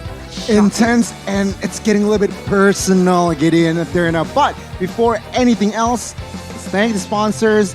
M4 is powered by Moonton, presented by TikTok, the official content partner, supported by Secret Lab, the official gaming chair and esports charge, our analytical partner, Gank, our official merchandise partner, MeWatch, and our media partner. And last but not least, Ministry of Tourism and Creative Economy of the Republic of Indonesia. Really can't thank our sponsors enough. This amazing event wouldn't be possible without you guys. And without further ado, we are going to head straight into the last game of today. But we want a little bit of a recap, perhaps, for those of you who missed out on what has been happening, right? Because every day we have 6 matches, and we're going to see what exactly has elapsed and who was able to get it out alive. Let's see here today's schedule to just basically recap match 1 to 5. As 11 Echo Team Hack in the first game got the bag. Echo, though, finds the win against RSG as well. But Team Hack, with that win against TV, they've secured themselves the upper brackets. Yep. Man, today has been so interesting. Even S11 taking out RRQ Akira. Echo still remaining on top, and Team Hawk making it to the upper brackets. Of course, I'm excited for that, but now it's RRQ. We need to see them really step up here. There have been some disappointing performances, and even for RSG, this is starting to get a bit desperate if their goal was to make it into the upper brackets. And I have a little bit of a fun fact for everyone watching as well, that RRQ and RSG, they were both in the same group during the M3 group stage, where RRQ came out on top with a flawless 3-0 run. So now the question is, can RSG SG overcome the RRQ hurdle this year, or will RRQ prove that the SG champions are just another crown for them to crush? Ooh, I like that, Eterna. Well done. Can RSG find their revenge? Because yeah, based on your data, based on the facts, RSG took the L last year.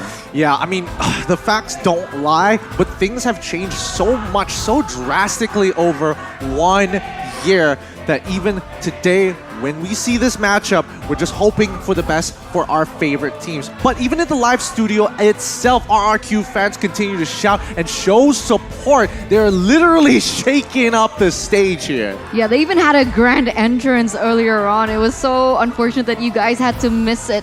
Maybe it's in someone's vlog or something that you can check out. But we want to check out as well the standings from today. Remember, today we focus primarily on Group C and Group D, and these are it. Echo 3-0, standing strong for that upper bracket position. And now, will it be RRQ or RSG, as they are both with 1 point? Anyone who wins it, and which team, any team, the one team that wins this match will secure the upper brackets, accompanying Echo in that upper bracket spot. Now, will it be the Singaporeans or will it be the Indonesians? Honestly, with both of these teams, when push comes to shove, they start showing off the best. I'm very curious to see what RRQ's lineup is going to be this time round, and I really hope, we've heard a lot of times, quote-unquote, lower bracket meta. I don't believe in it here. Okay, so he doesn't believe in the lower bracket meta this time around. But guys, we would like to remind you that the M4 Pass is available now. So complete all active tasks and you will reach level 75 at ease and for free. So log in now. Exclusive rewards like the Beatrix Light Chaser, the Beatrix Stellar Brilliance, and the M4 Beatrix figurine are awaiting you. Don't forget the hashtags, hashtag Mobile Legends Bang Bang, hashtag MLBBM4, and of course, hashtag Dare to be Great.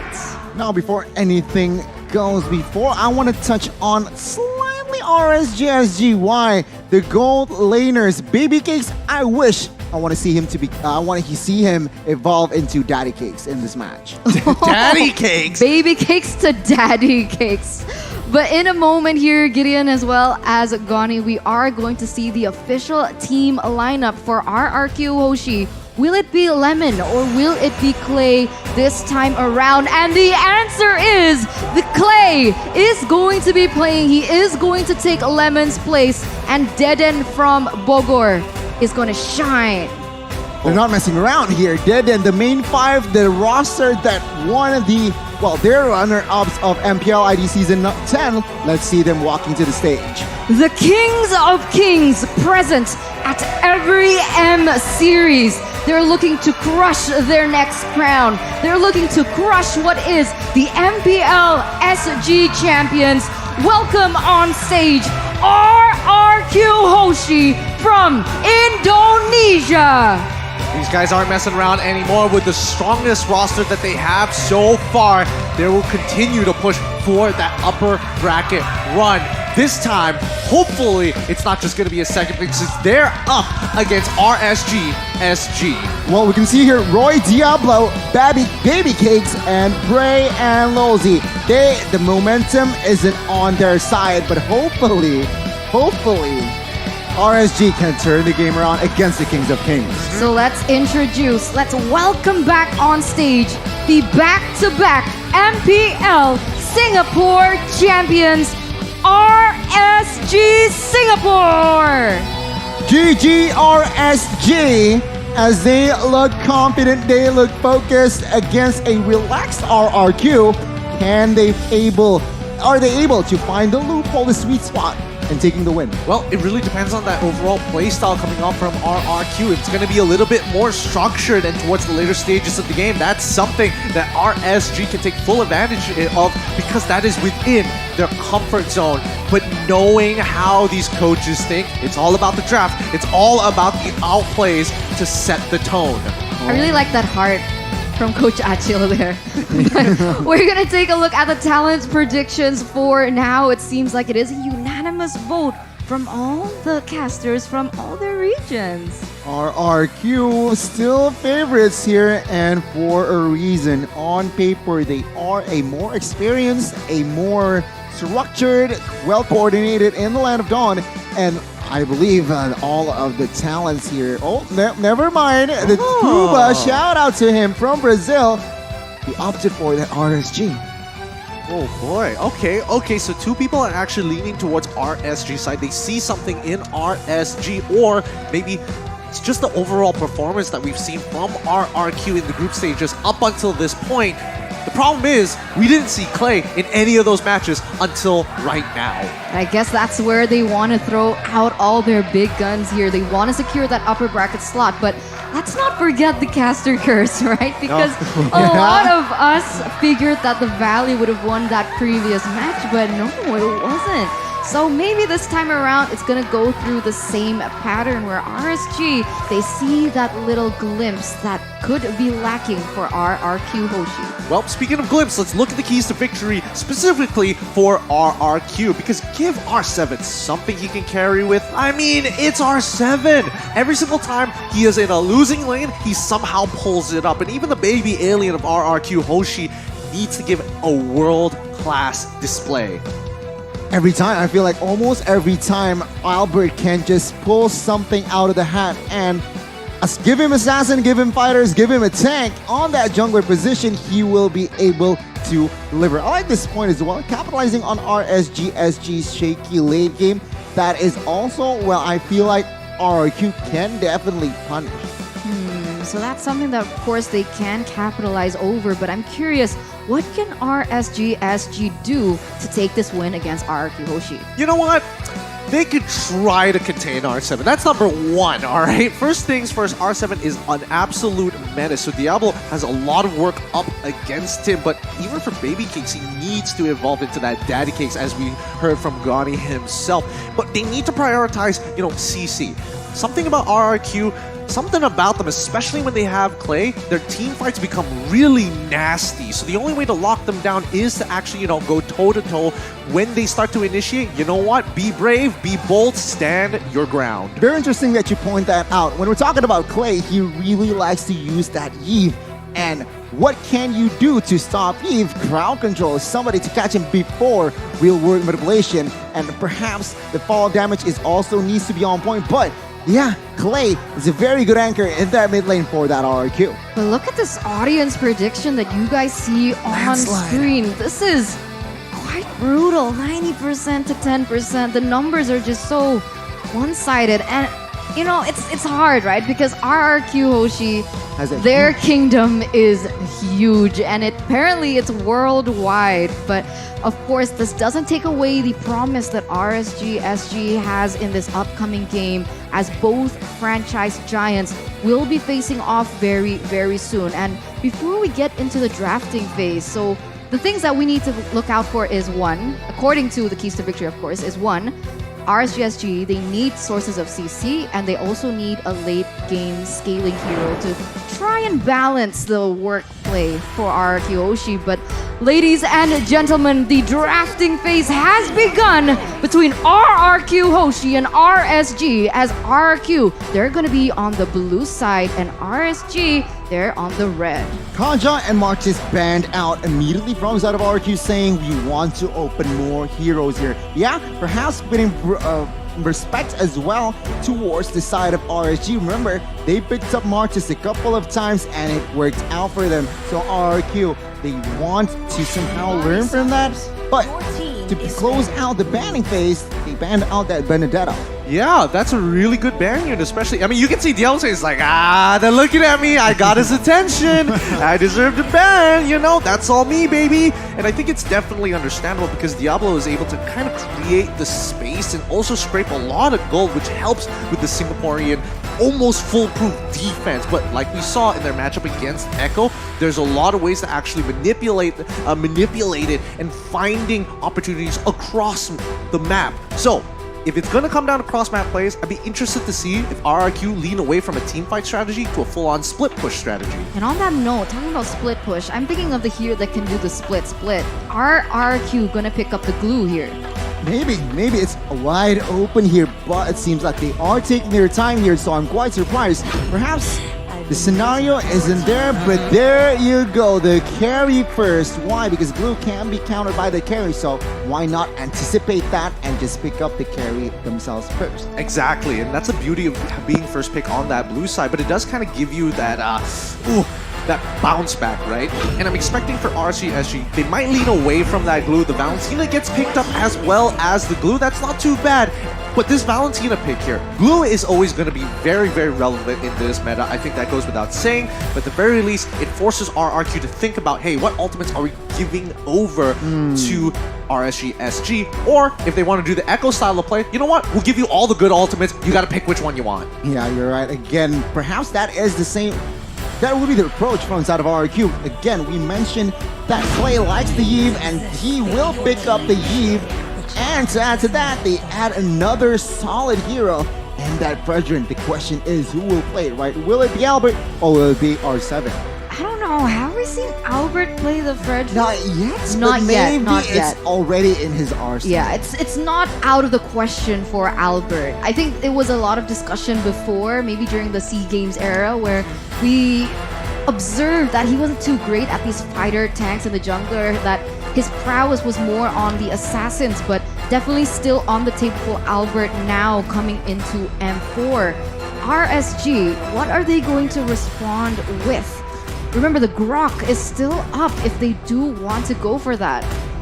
Still up, but I guess they might prio the Marksman. And yeah, I was about to say Marksman, Beatrix picked up, but take a look at the win rate, 11.1%. Not a good number to rely on. Yeah, especially the fall from glory of Beatrix, usually the most dominant, most nasty marksman until Melissa came out and then the hard nerfs came through, but still Beatrix remains to be part of this list. Now we go into the second phase and immediately once we see the three locked in heroes, they're basically somewhat mirroring each other. They already have a mid lane locked in and secured, but for RRQ they have the flexibility of the Fredrin pick. However, for RSGSG, that might not necessarily be the case unless they've been practicing Valentina in multiple positions. True. I mean, that glue itself is also a flexible pick, right? Can't enter the room, can't enter the XP. But as the second phase occurs, commences, it's going to be the Atlas band. Comes through from side of RG saying, well, I expect perhaps another hero. Vin might be banned here, and that's Franco. Yeah, I was about to say, like, to be honest, it's not out of character for RRQ to pick up something like the Franco here. So perhaps RSG, they want to take this off the board first. I think that's a really good idea. The fact that they've already banned out the Kaja, they had a good idea that they weren't going to pick up the Franco within the first phase on the red side. So great preparation for the side of RRQ. But remember, RSG, on this second phase, they will have first pick. So I'm hoping RRQ ban out that Franco sooner rather than later for this very last pick.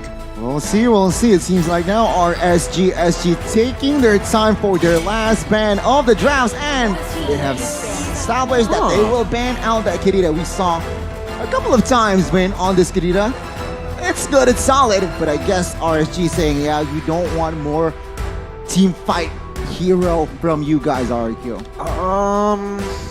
That's kind of interesting because they already have the Eve. Were they expecting Vin to go and pick it up as a support to try and one-shot either Valentina, which is already hard enough, with the Petrify, or maybe even the Beatrix to jump into the backline? Because for all we know, they could technically give Lapu Lapu over to R7 and does the same job, if not even better. Okay, but it seems like the Hayabusa is going to be the ban here for RRQ Hoshi. And on that Lapu Lapu, I was thinking that Yu Song is still a possibility to be picked up, and so is the Cho up until this point. So RSG first pick here, they need to secure either, because I'm not really acquainted with the Singapore regions. Are they flexible? Do they put Valentina in these weird places, or is this Valentina definitely going mid? It really depends on the results of their scrims and what they've been preparing here, and I'm not 100% sure what it's going to be. Kind of wish Jays was here because he probably would have given us more insight on it, but you'll see him much later down the road. Is it going to be the Franco lock-in early here? No, they're actually going to take the Cho to try and make it really difficult and put maybe, wait, let me double check the bans. Okay, Rock is still open to go into the off lane here. It's a good option. I mean, we saw multiple times R7 playing that Grok, and the outcome is positive, but I do want to say that Cho pick is just very good for the Singaporean side. Why? They needed crowd control. They needed someone that can deny, someone can pick up, and that Cho is a perfect hero that can just set the tone for their team fight. Now, RRQ, what can they do? They want to be able to get into that back line, right? Because right now, the only person that they can do that is the Fredrin. So I'm thinking someone crazy here, but okay, Kufra is going to be the choice to close out the drafts, as well as the Lapu Lapu that Gideon mentioned earlier. And it makes sense, right? This was something that I was concerned about. How will they go into the back line? They've solved it, but now RSG with the response, who are they going to be picking up next? That's a tough question, but a very good hero here. Vin is saying, yeah, okay, you ban out my hero, Atlas Kadira. No problem, let me put some heat on this Kufra to harass the backlines, and to add to that, they have Lapu Lapu that can synergize well with this Kufra. But what are we looking at here, Gideon? Last hero for Singapore? I'm thinking it could be a pick. It could be a Franco, it could be a Yuzong here. One of the... All right, I wasn't expecting this, to be honest. This time around, Bray is going to be like, you know what? I'm tired of these util. I'm not a tool. I want to carry this time around. We got some power picks and a Valentina in the house. Very excited to see how RSG is going to utilize this. I'm surprised, right? Because the information that we got when we were doing briefings about RSGSG is that Ray doesn't use assassins. He's more of the tank fighter type, but he actually brought the Ling this time. And that question...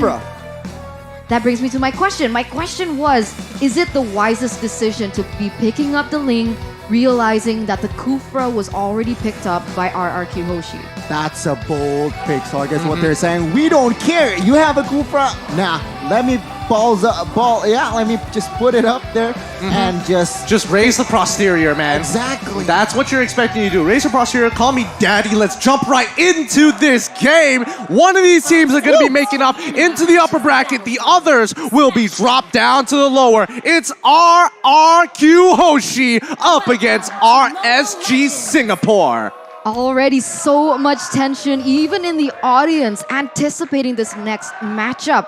It's going to be do or die right now. As you can see here, Bray is going to be starting on the red buff first. A different pathing here, but they might clash both sides. So we'll see here. Again, spell check, item check, well, emblem check. Nothing too out of the ordinary. Out of the ordinary, yeah. Yep.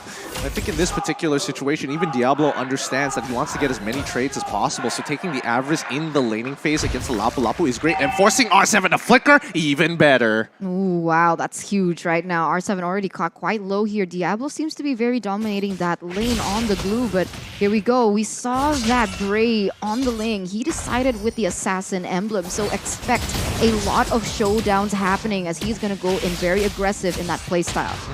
Yep, and here we go. I mean, when we looked at the keys to victories the last time, RRQ needed to look for those hard initiators, and I mean, that's what we see with Vin on this Kufra. Let's see if they can control the tempo as much as they want, because RSG, even though they don't necessarily need to fight, they can go for split pushes if they want to. They have a very mobile comp with Bray and Lolzy already on two of the most mobile heroes in the game.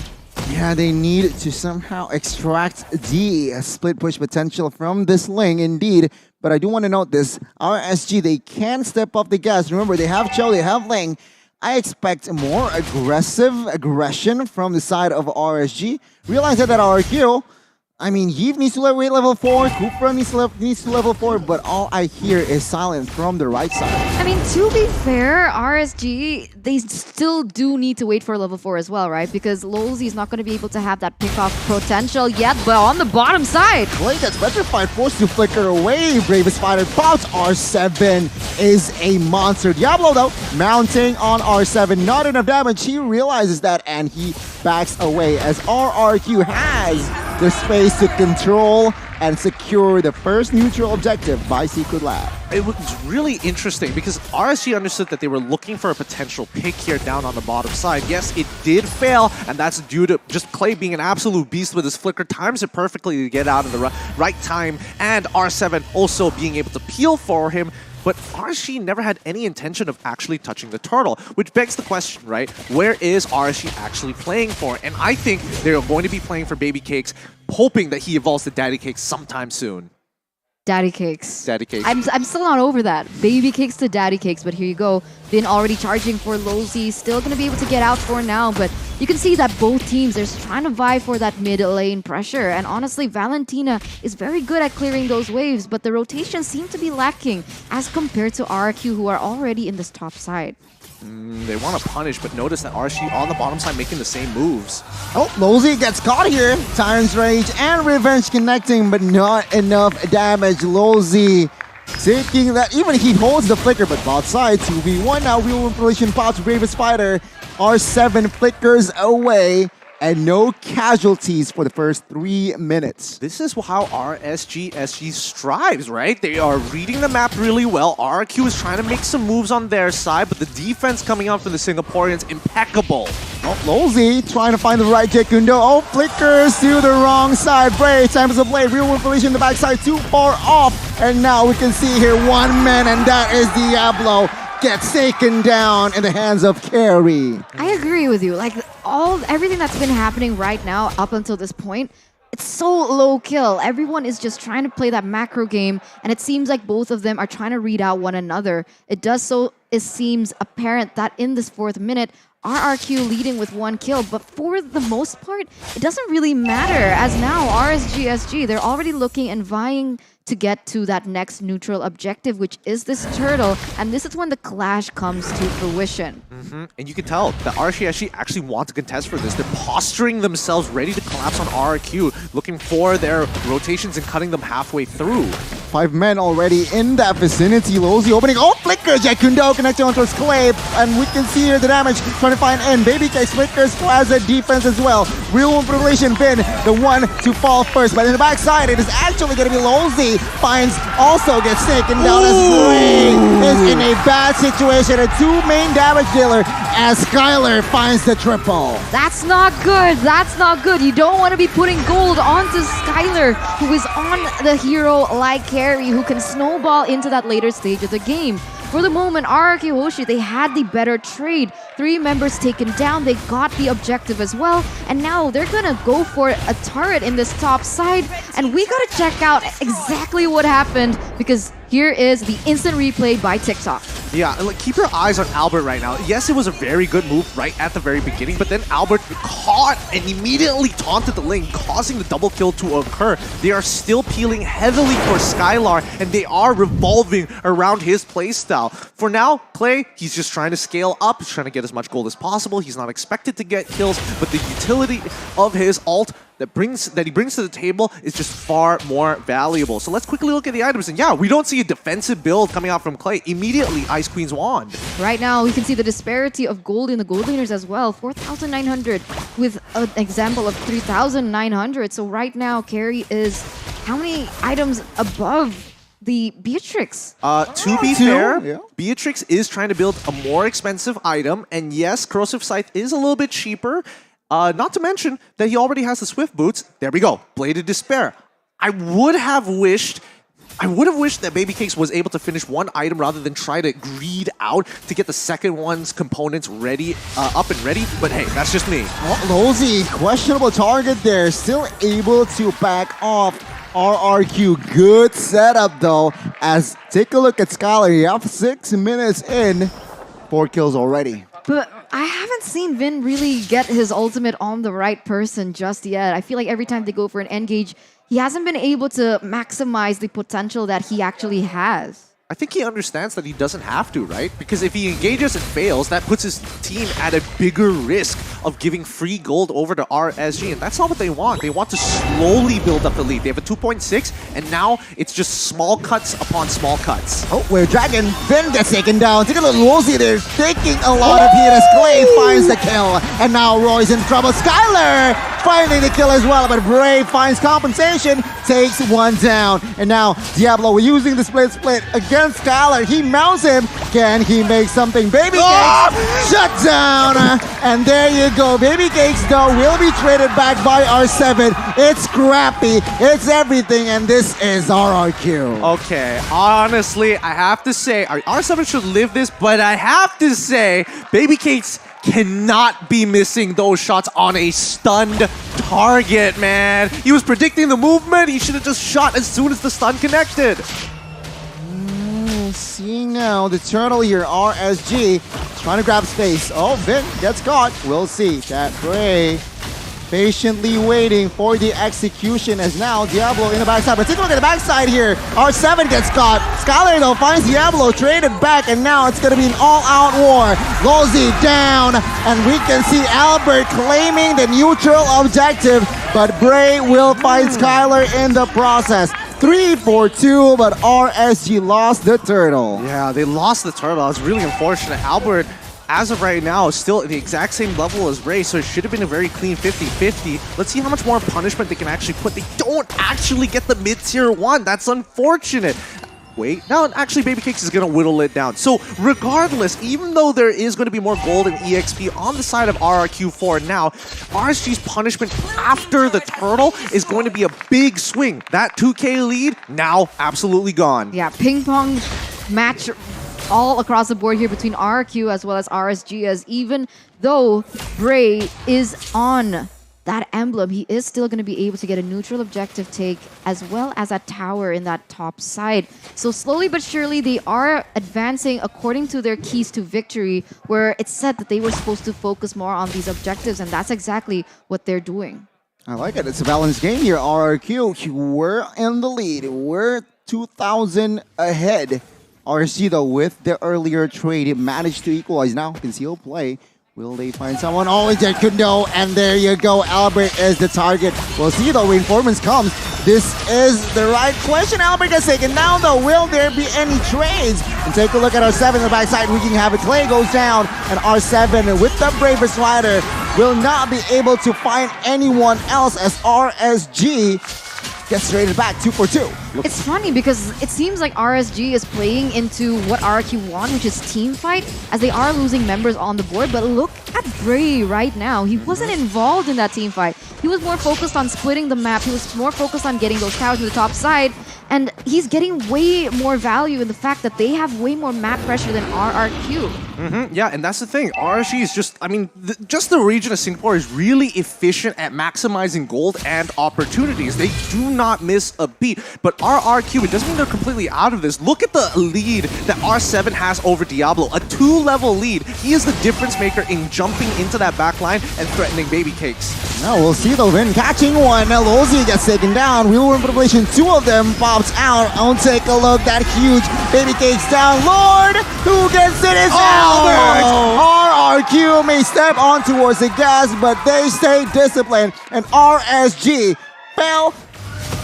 falls with 2 down, and as well as they didn't manage to get the Lord. RRQ played that team fight so well. Did you see R7 there going straight into the back line, taking down baby cakes, and he's not having a great time. Look at his KDA, 3-4-1 right now getting in. Look, this is the break even for RRQ, and now we see the accumulated lead from R7 making all the difference here. They want, again, the keys to victory. You want him to carry? Just give him a carry type hero, and eventually he's gonna do it. A 3-level lead against Diablo so far, and Baby Cakes doesn't have enough gold to purchase a Winds of Nature to keep himself alive.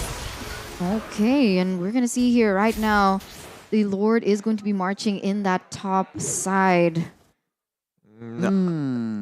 For now, when you have a Ling, you're already looking to kind of open up the map a little bit more, trying to slow down these waves, and that's Bray, all by himself taking care of one lane. He needs the rest of his team to focus up, hunker down, and clear this wave as quickly as possible. I mean, this is the first Lord, so it's still manageable, and RRQ will definitely capitalize though. Tier 2 in the mid side and as well as top has been taken down, but Bray, again, extracting the Ling prowess, split pushing, and yeah, finding the tier 2 outside. He's also taking away all RRQ's jungle, so he's farming up the storm at the moment, and look at the damage on the Clay! Oh my god, Bray trying to play the sneaky Link, and there you go. He does not succeed as RRQ. They were ready for that. Yeah, they were already waiting by the river brush, and that was really nicely done. And Clay, he didn't have his flicker at the time. He could have absolutely died there, and if and only if we saw Bray react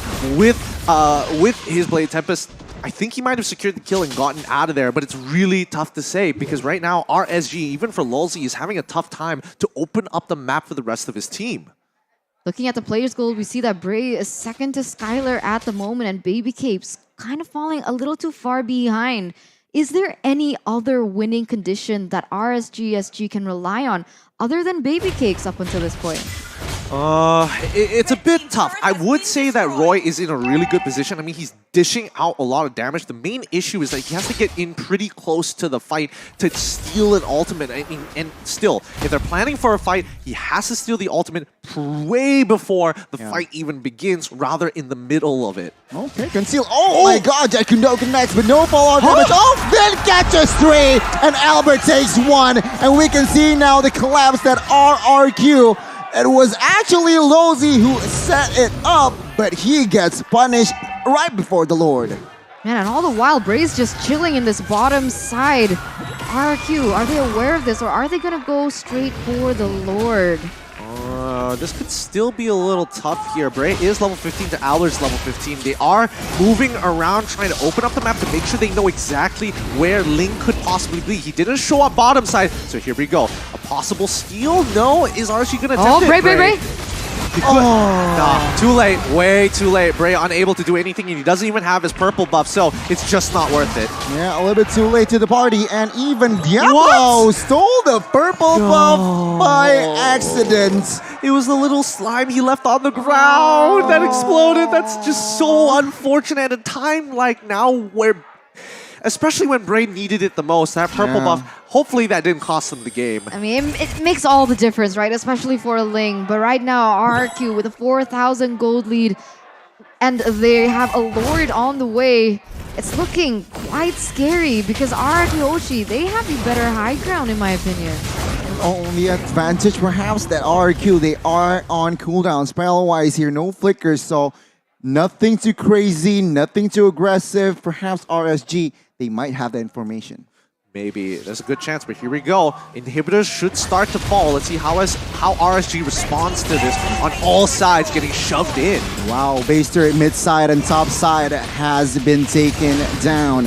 RRQ, they are taking this slowly here. They want the bot side base turret first as RSG is still on the defense here. They are looking, they are waiting for the right moment perhaps. Looking for the right opening. Bin charges, does not connect here. As you can see here, still both teams just dancing around for offense and defense. Still playing very disciplined though by RRQ standards, right? Usually they would want to go in for that invade straight on to the base, but no, they have actually opted to be more careful in that decision making. They tried to go in for that bottom side, but RSGSG, they defended that pretty well.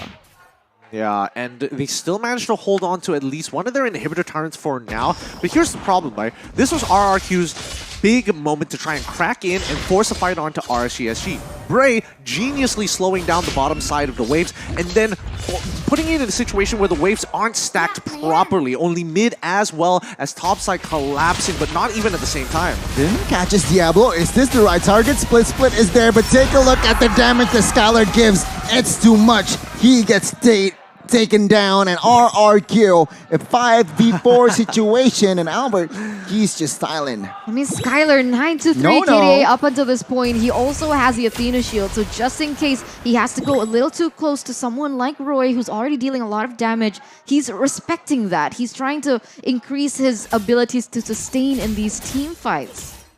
It's tough. It's tough. Again, RSG is really relying on Lolzy. And yes, Lolzy is trying to make these plays. He's dying for them. But right now, I'm looking at Roy, and I need him to make a heroic play somewhere. He needs to back Lolzy up. He needs to be an active threat on the map. He's 0-1 and 8 so far, and 8 of those assists was with his team.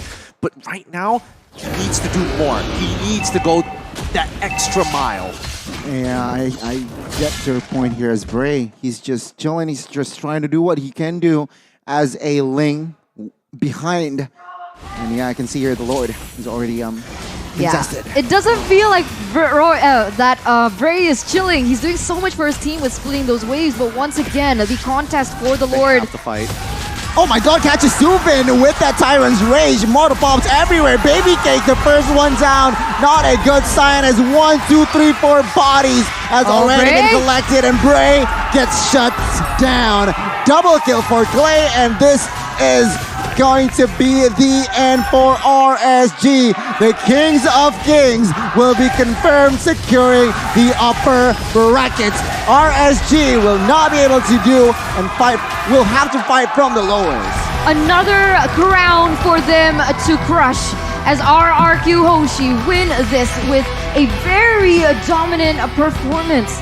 At some point, it could have been RSGSG, but the way that RRQ played, they left nothing up to chance. They made little to no mistakes for RSG to capitalize on. And congratulations, as RRQ Hoshi are going to battle throughout M4 in the upper brackets. GG, well played to the Kingdom here, absolutely crushing it. Skylar doesn't feel like he missed position. Same goes to Clay.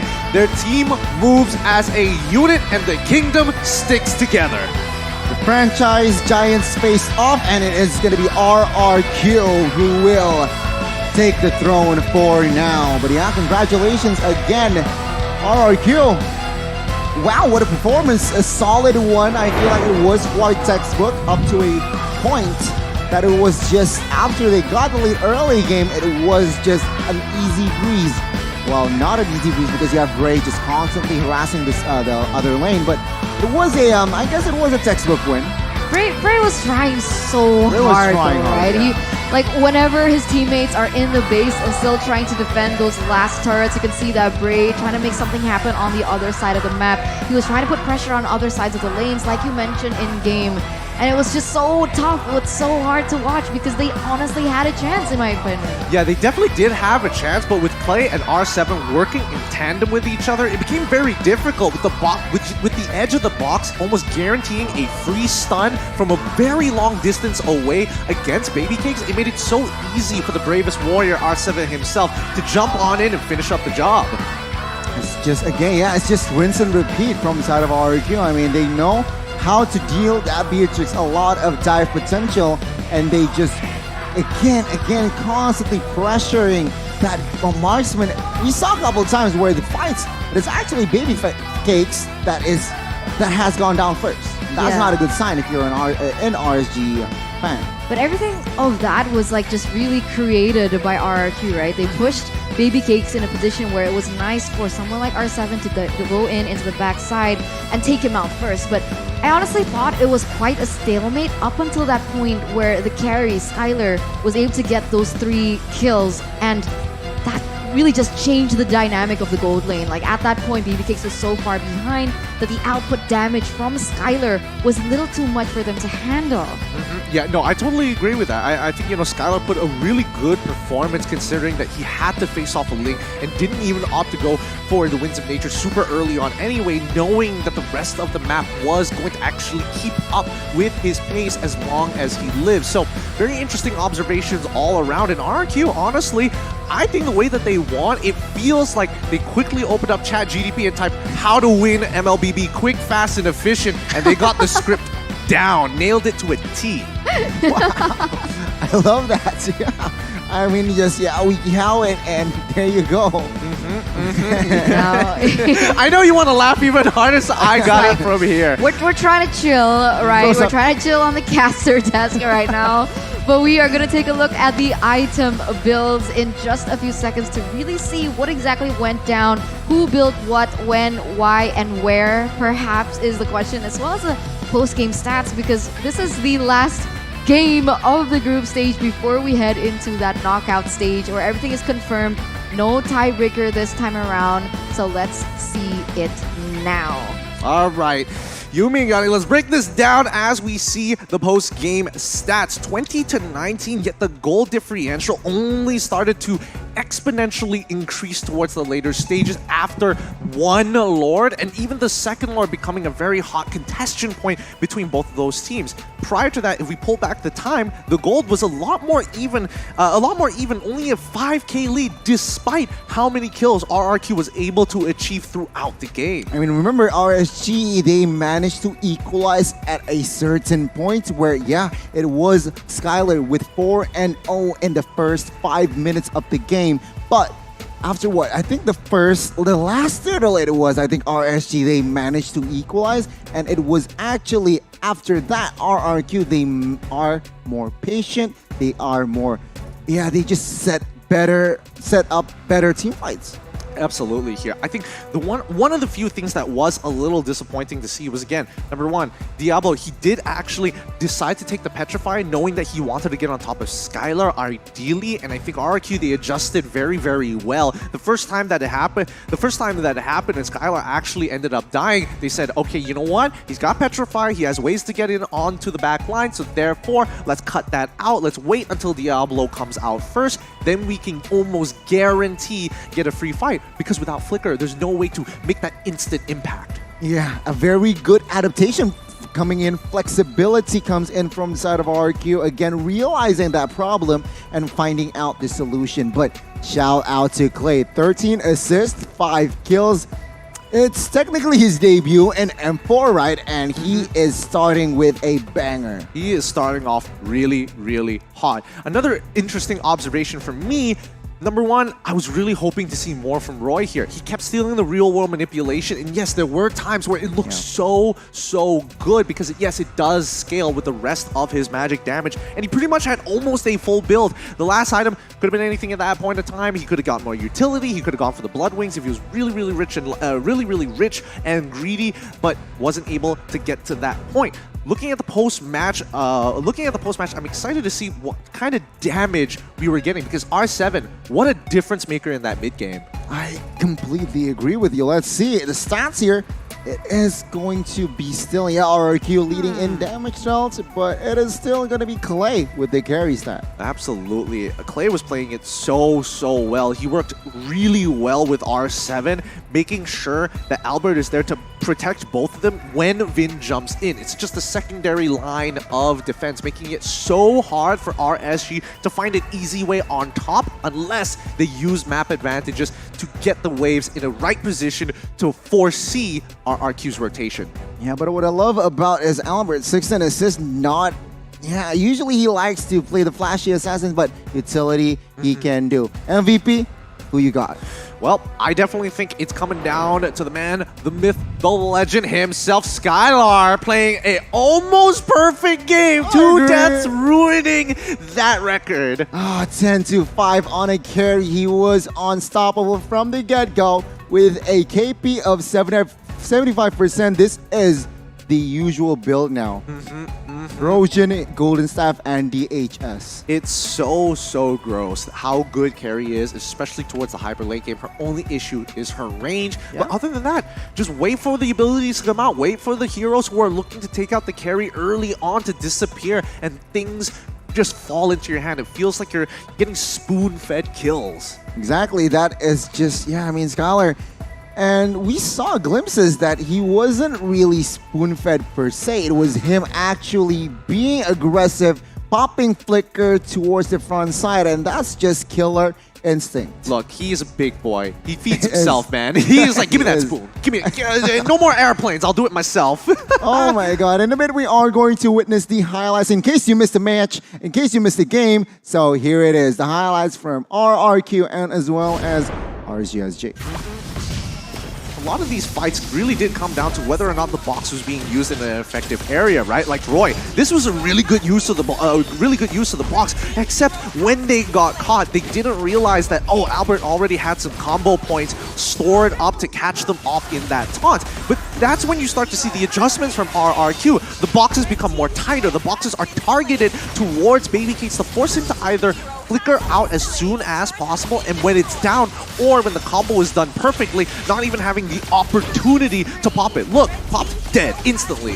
Yeah, that's just, again, just execution to perfection. I feel like RRQ, sure, it wasn't a quote-unquote perfect game, but boy, oh boy, it was so hard for RSG to find a winnable team fight. Take a look at the fights. Albert is already in front, and again, Vin catching multiple members from time to time. It's just so hard to, again, build the momentum when you have a lot of deniers and stoppers. Yeah, it's really tough overall. I would like to see more from it, but let's throw it over to Eterna for the interview. Eterna, take it away. Thank you so much, casters, for that unforgettable game analysis breakdown. But now on stage, I am here with Captain R7 from RRQ Hoshi, Indonesia. Congratulations, R7. Can we get an applause for R7? Thank you. So you guys made it to the upper brackets along with RRQ Akira as well. Now my question is, do you think RRQ Akira will go far in M4? I think no, because we know the Akira is strong too. So no, they're not going to go far, or yes, they're going to go far? Yes, they're going too far. I think. Okay, so he thinks that RRQ Akira will go far during the M4 series. Now, since you guys were able to get the upper bracket slot, you guys are going against Todak. And I feel like there's a little bit of rivalry coming through because Todak are always the ones to knock out Onyx on the world stage. Do you have any messages for Todak? Actually, I don't know. Did we meet Todak? Okay, for Todak, I think pesannya good luck, have fun. Good luck, have fun, Chiku. Good luck, have fun to Chiku. So I think a lot of people in the audience, they're also awaiting the showdown between both of the teams. Now, I also want to ask, so this is your first time in the M series that you're captain, right? Previously, it was Vin. How does it feel to be captain of RRQ Hoshi with such a huge fan base?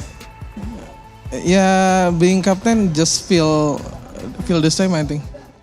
For me, captain is just like a title lah, but all Okay. the same. All the same for Captain R7. He can do it all, and it's all good. By the way, your English is so good now. You don't need Gabby here to translate for you. Wow. Okay. Well, anyway, thank you, R7. Do you have any messages to your fans, RRQ Kingdom, who are screaming and cheering for you all throughout that game? Ya, thank you buat Kingdom yang udah datang. Ya, semoga kita bisa memberikan yang terbaik sama jaga kesehatan aja. Thank you so much, R7. Once again, congratulations. We'll see you in the upper bracket, and good luck. Thank you. Now we're going straight back to the casters. Thank you, and take it away.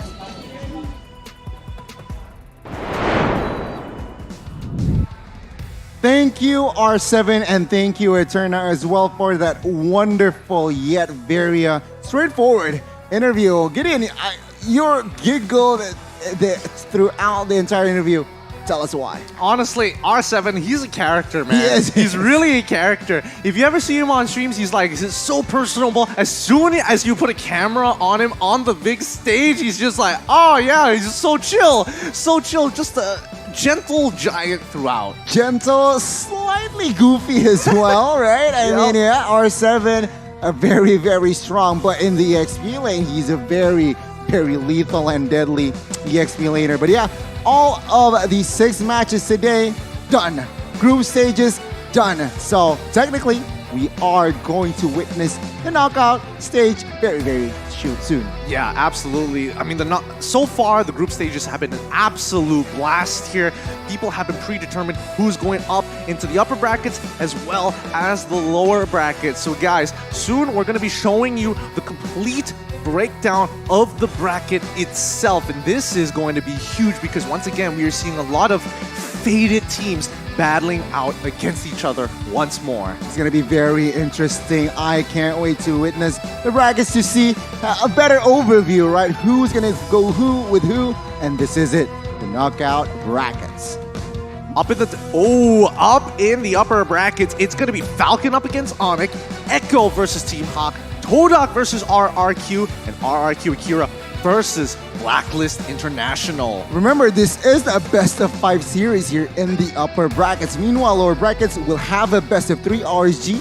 SG will take on S11, and Sendio Supremacy will go up against MDH. The Valley will go and meet Burn Axe Flash. Meanwhile, Malvinas Gaming will go up against Occupy Thrones. Remember, the losers in the lower bracket will go home. Yeah, this is some tough stuff here. It feels like there's a lot of games to be played down by that lower brackets, and all you need are just 2 solid wins to make it to that grand finals if you are in that upper brackets. So much work is going to be put ahead of us. We'll see. I can't wait. We are going to enter towards the end. We are already in the early first phase. We're entering the second phase. How are you feeling, Gideon? Honestly, I'm feeling so very good. After getting the appetizers of this fine dining dish here so far, it's great. We got a bit of a taste of every single team, but we also saw some evolution and some progress for a lot of them at the same time in such a short period. I thought the month that they had for some of these teams here in Indonesia scrimming against some of the best would have changed them enough, but no, even the small adjustments make all the difference in the highest level of competition and the highest level of play. Oh, so much. Yeah, well, for you guys out there who are watching, just screenshot this if you perhaps want to be sure. And yeah, this is it. The group stage is officially done, ladies and gentlemen. Thank you for your support, and well, we'll see you in knockout brackets. Not yet, though. Not the closing yet. Whoa. Let's calm down there for a second because, guys, let's not forget that the knockouts is going to be an entire series. It's going to go on for multiple days. It is going to be brutal. For all I know, based on the last that I heard of, the grand finals has already been sold out so far. Yeah, I mean, it's going to be on 15th January, and it is going to be a best of 7. So that day is just secured for the grand final. So again, which top 2 teams? Can you predict? Can you give us Like, look, my biased opinion, I'm hoping it's Todak and Team Hawk. I'm not even gonna lie to you about that. The possibility of that happening, very slim, but it'll be great if it does happen. But let's not forget, lots of people who are buying the grand finals ticket, they're like, oh, I just want to see the end of the story. What about the progression, the build-up, the drama that gets us to that final moments? How about you guys buy the tickets for the M4 World Championship knockout stage happening at the Tennis Indoor Stadium, Senayan, before they sell out. More intense in MLBB action will happen, especially nearing the grand finals between the January 9th to the 13th. We will be starting our amazing event on January the 7th, starting with Falcon Esports versus our very own Onyx Esports. I definitely think that was meant for somebody else, but don't worry about that. Then we also have Echo going up against Team Hawk. Well, the next day, though, on January 8th, we have Todak going up against our Hotam heroes of RRQ Hoshi, followed by their brothers RRQ Brazil or RRQ Akira going up against the defending champions in Blacklist International. You can also join the watch party at the Tennis Outdoor Stadium scenario for free. And I know how you guys are. It's gonna be jam-packed, so you might want to come a little bit earlier. So hurry and get your tickets now by visiting the Billy, if I'm correct?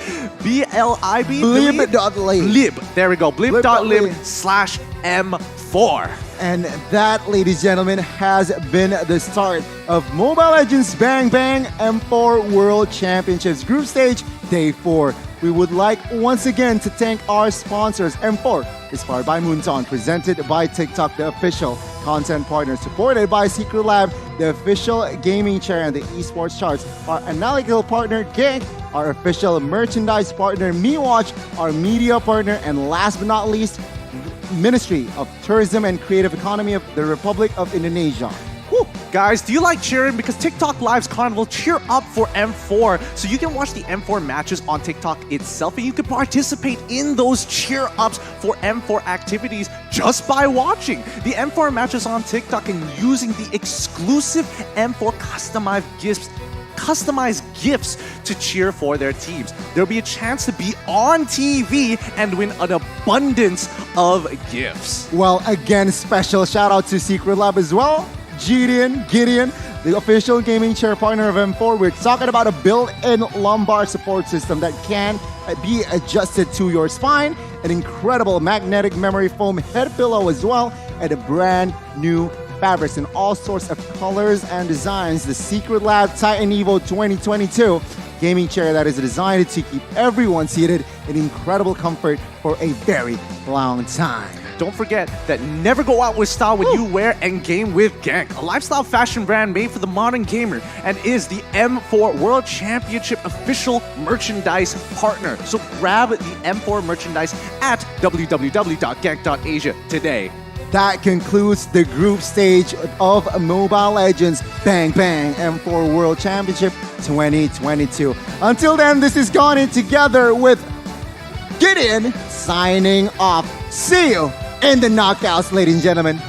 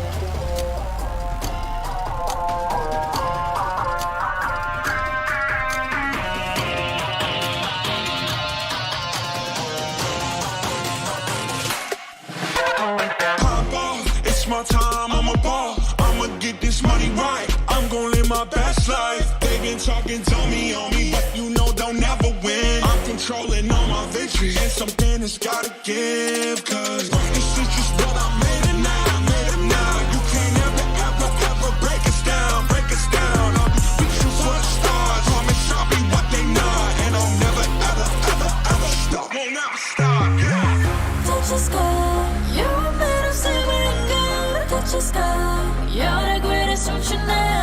You and I, we can make it out of the cold. Hang tight, we gonna reach for the greatness. We will always rise, we will never fall. Fire in our eyes, we'll be strong. Even though we know our backs against the wall. Can you take your aim? You know that this is. I've been down, been waiting so long. I'm here for the crown, I'm here to show off. Greatness time, just waiting to show y'all. This is your time to remember.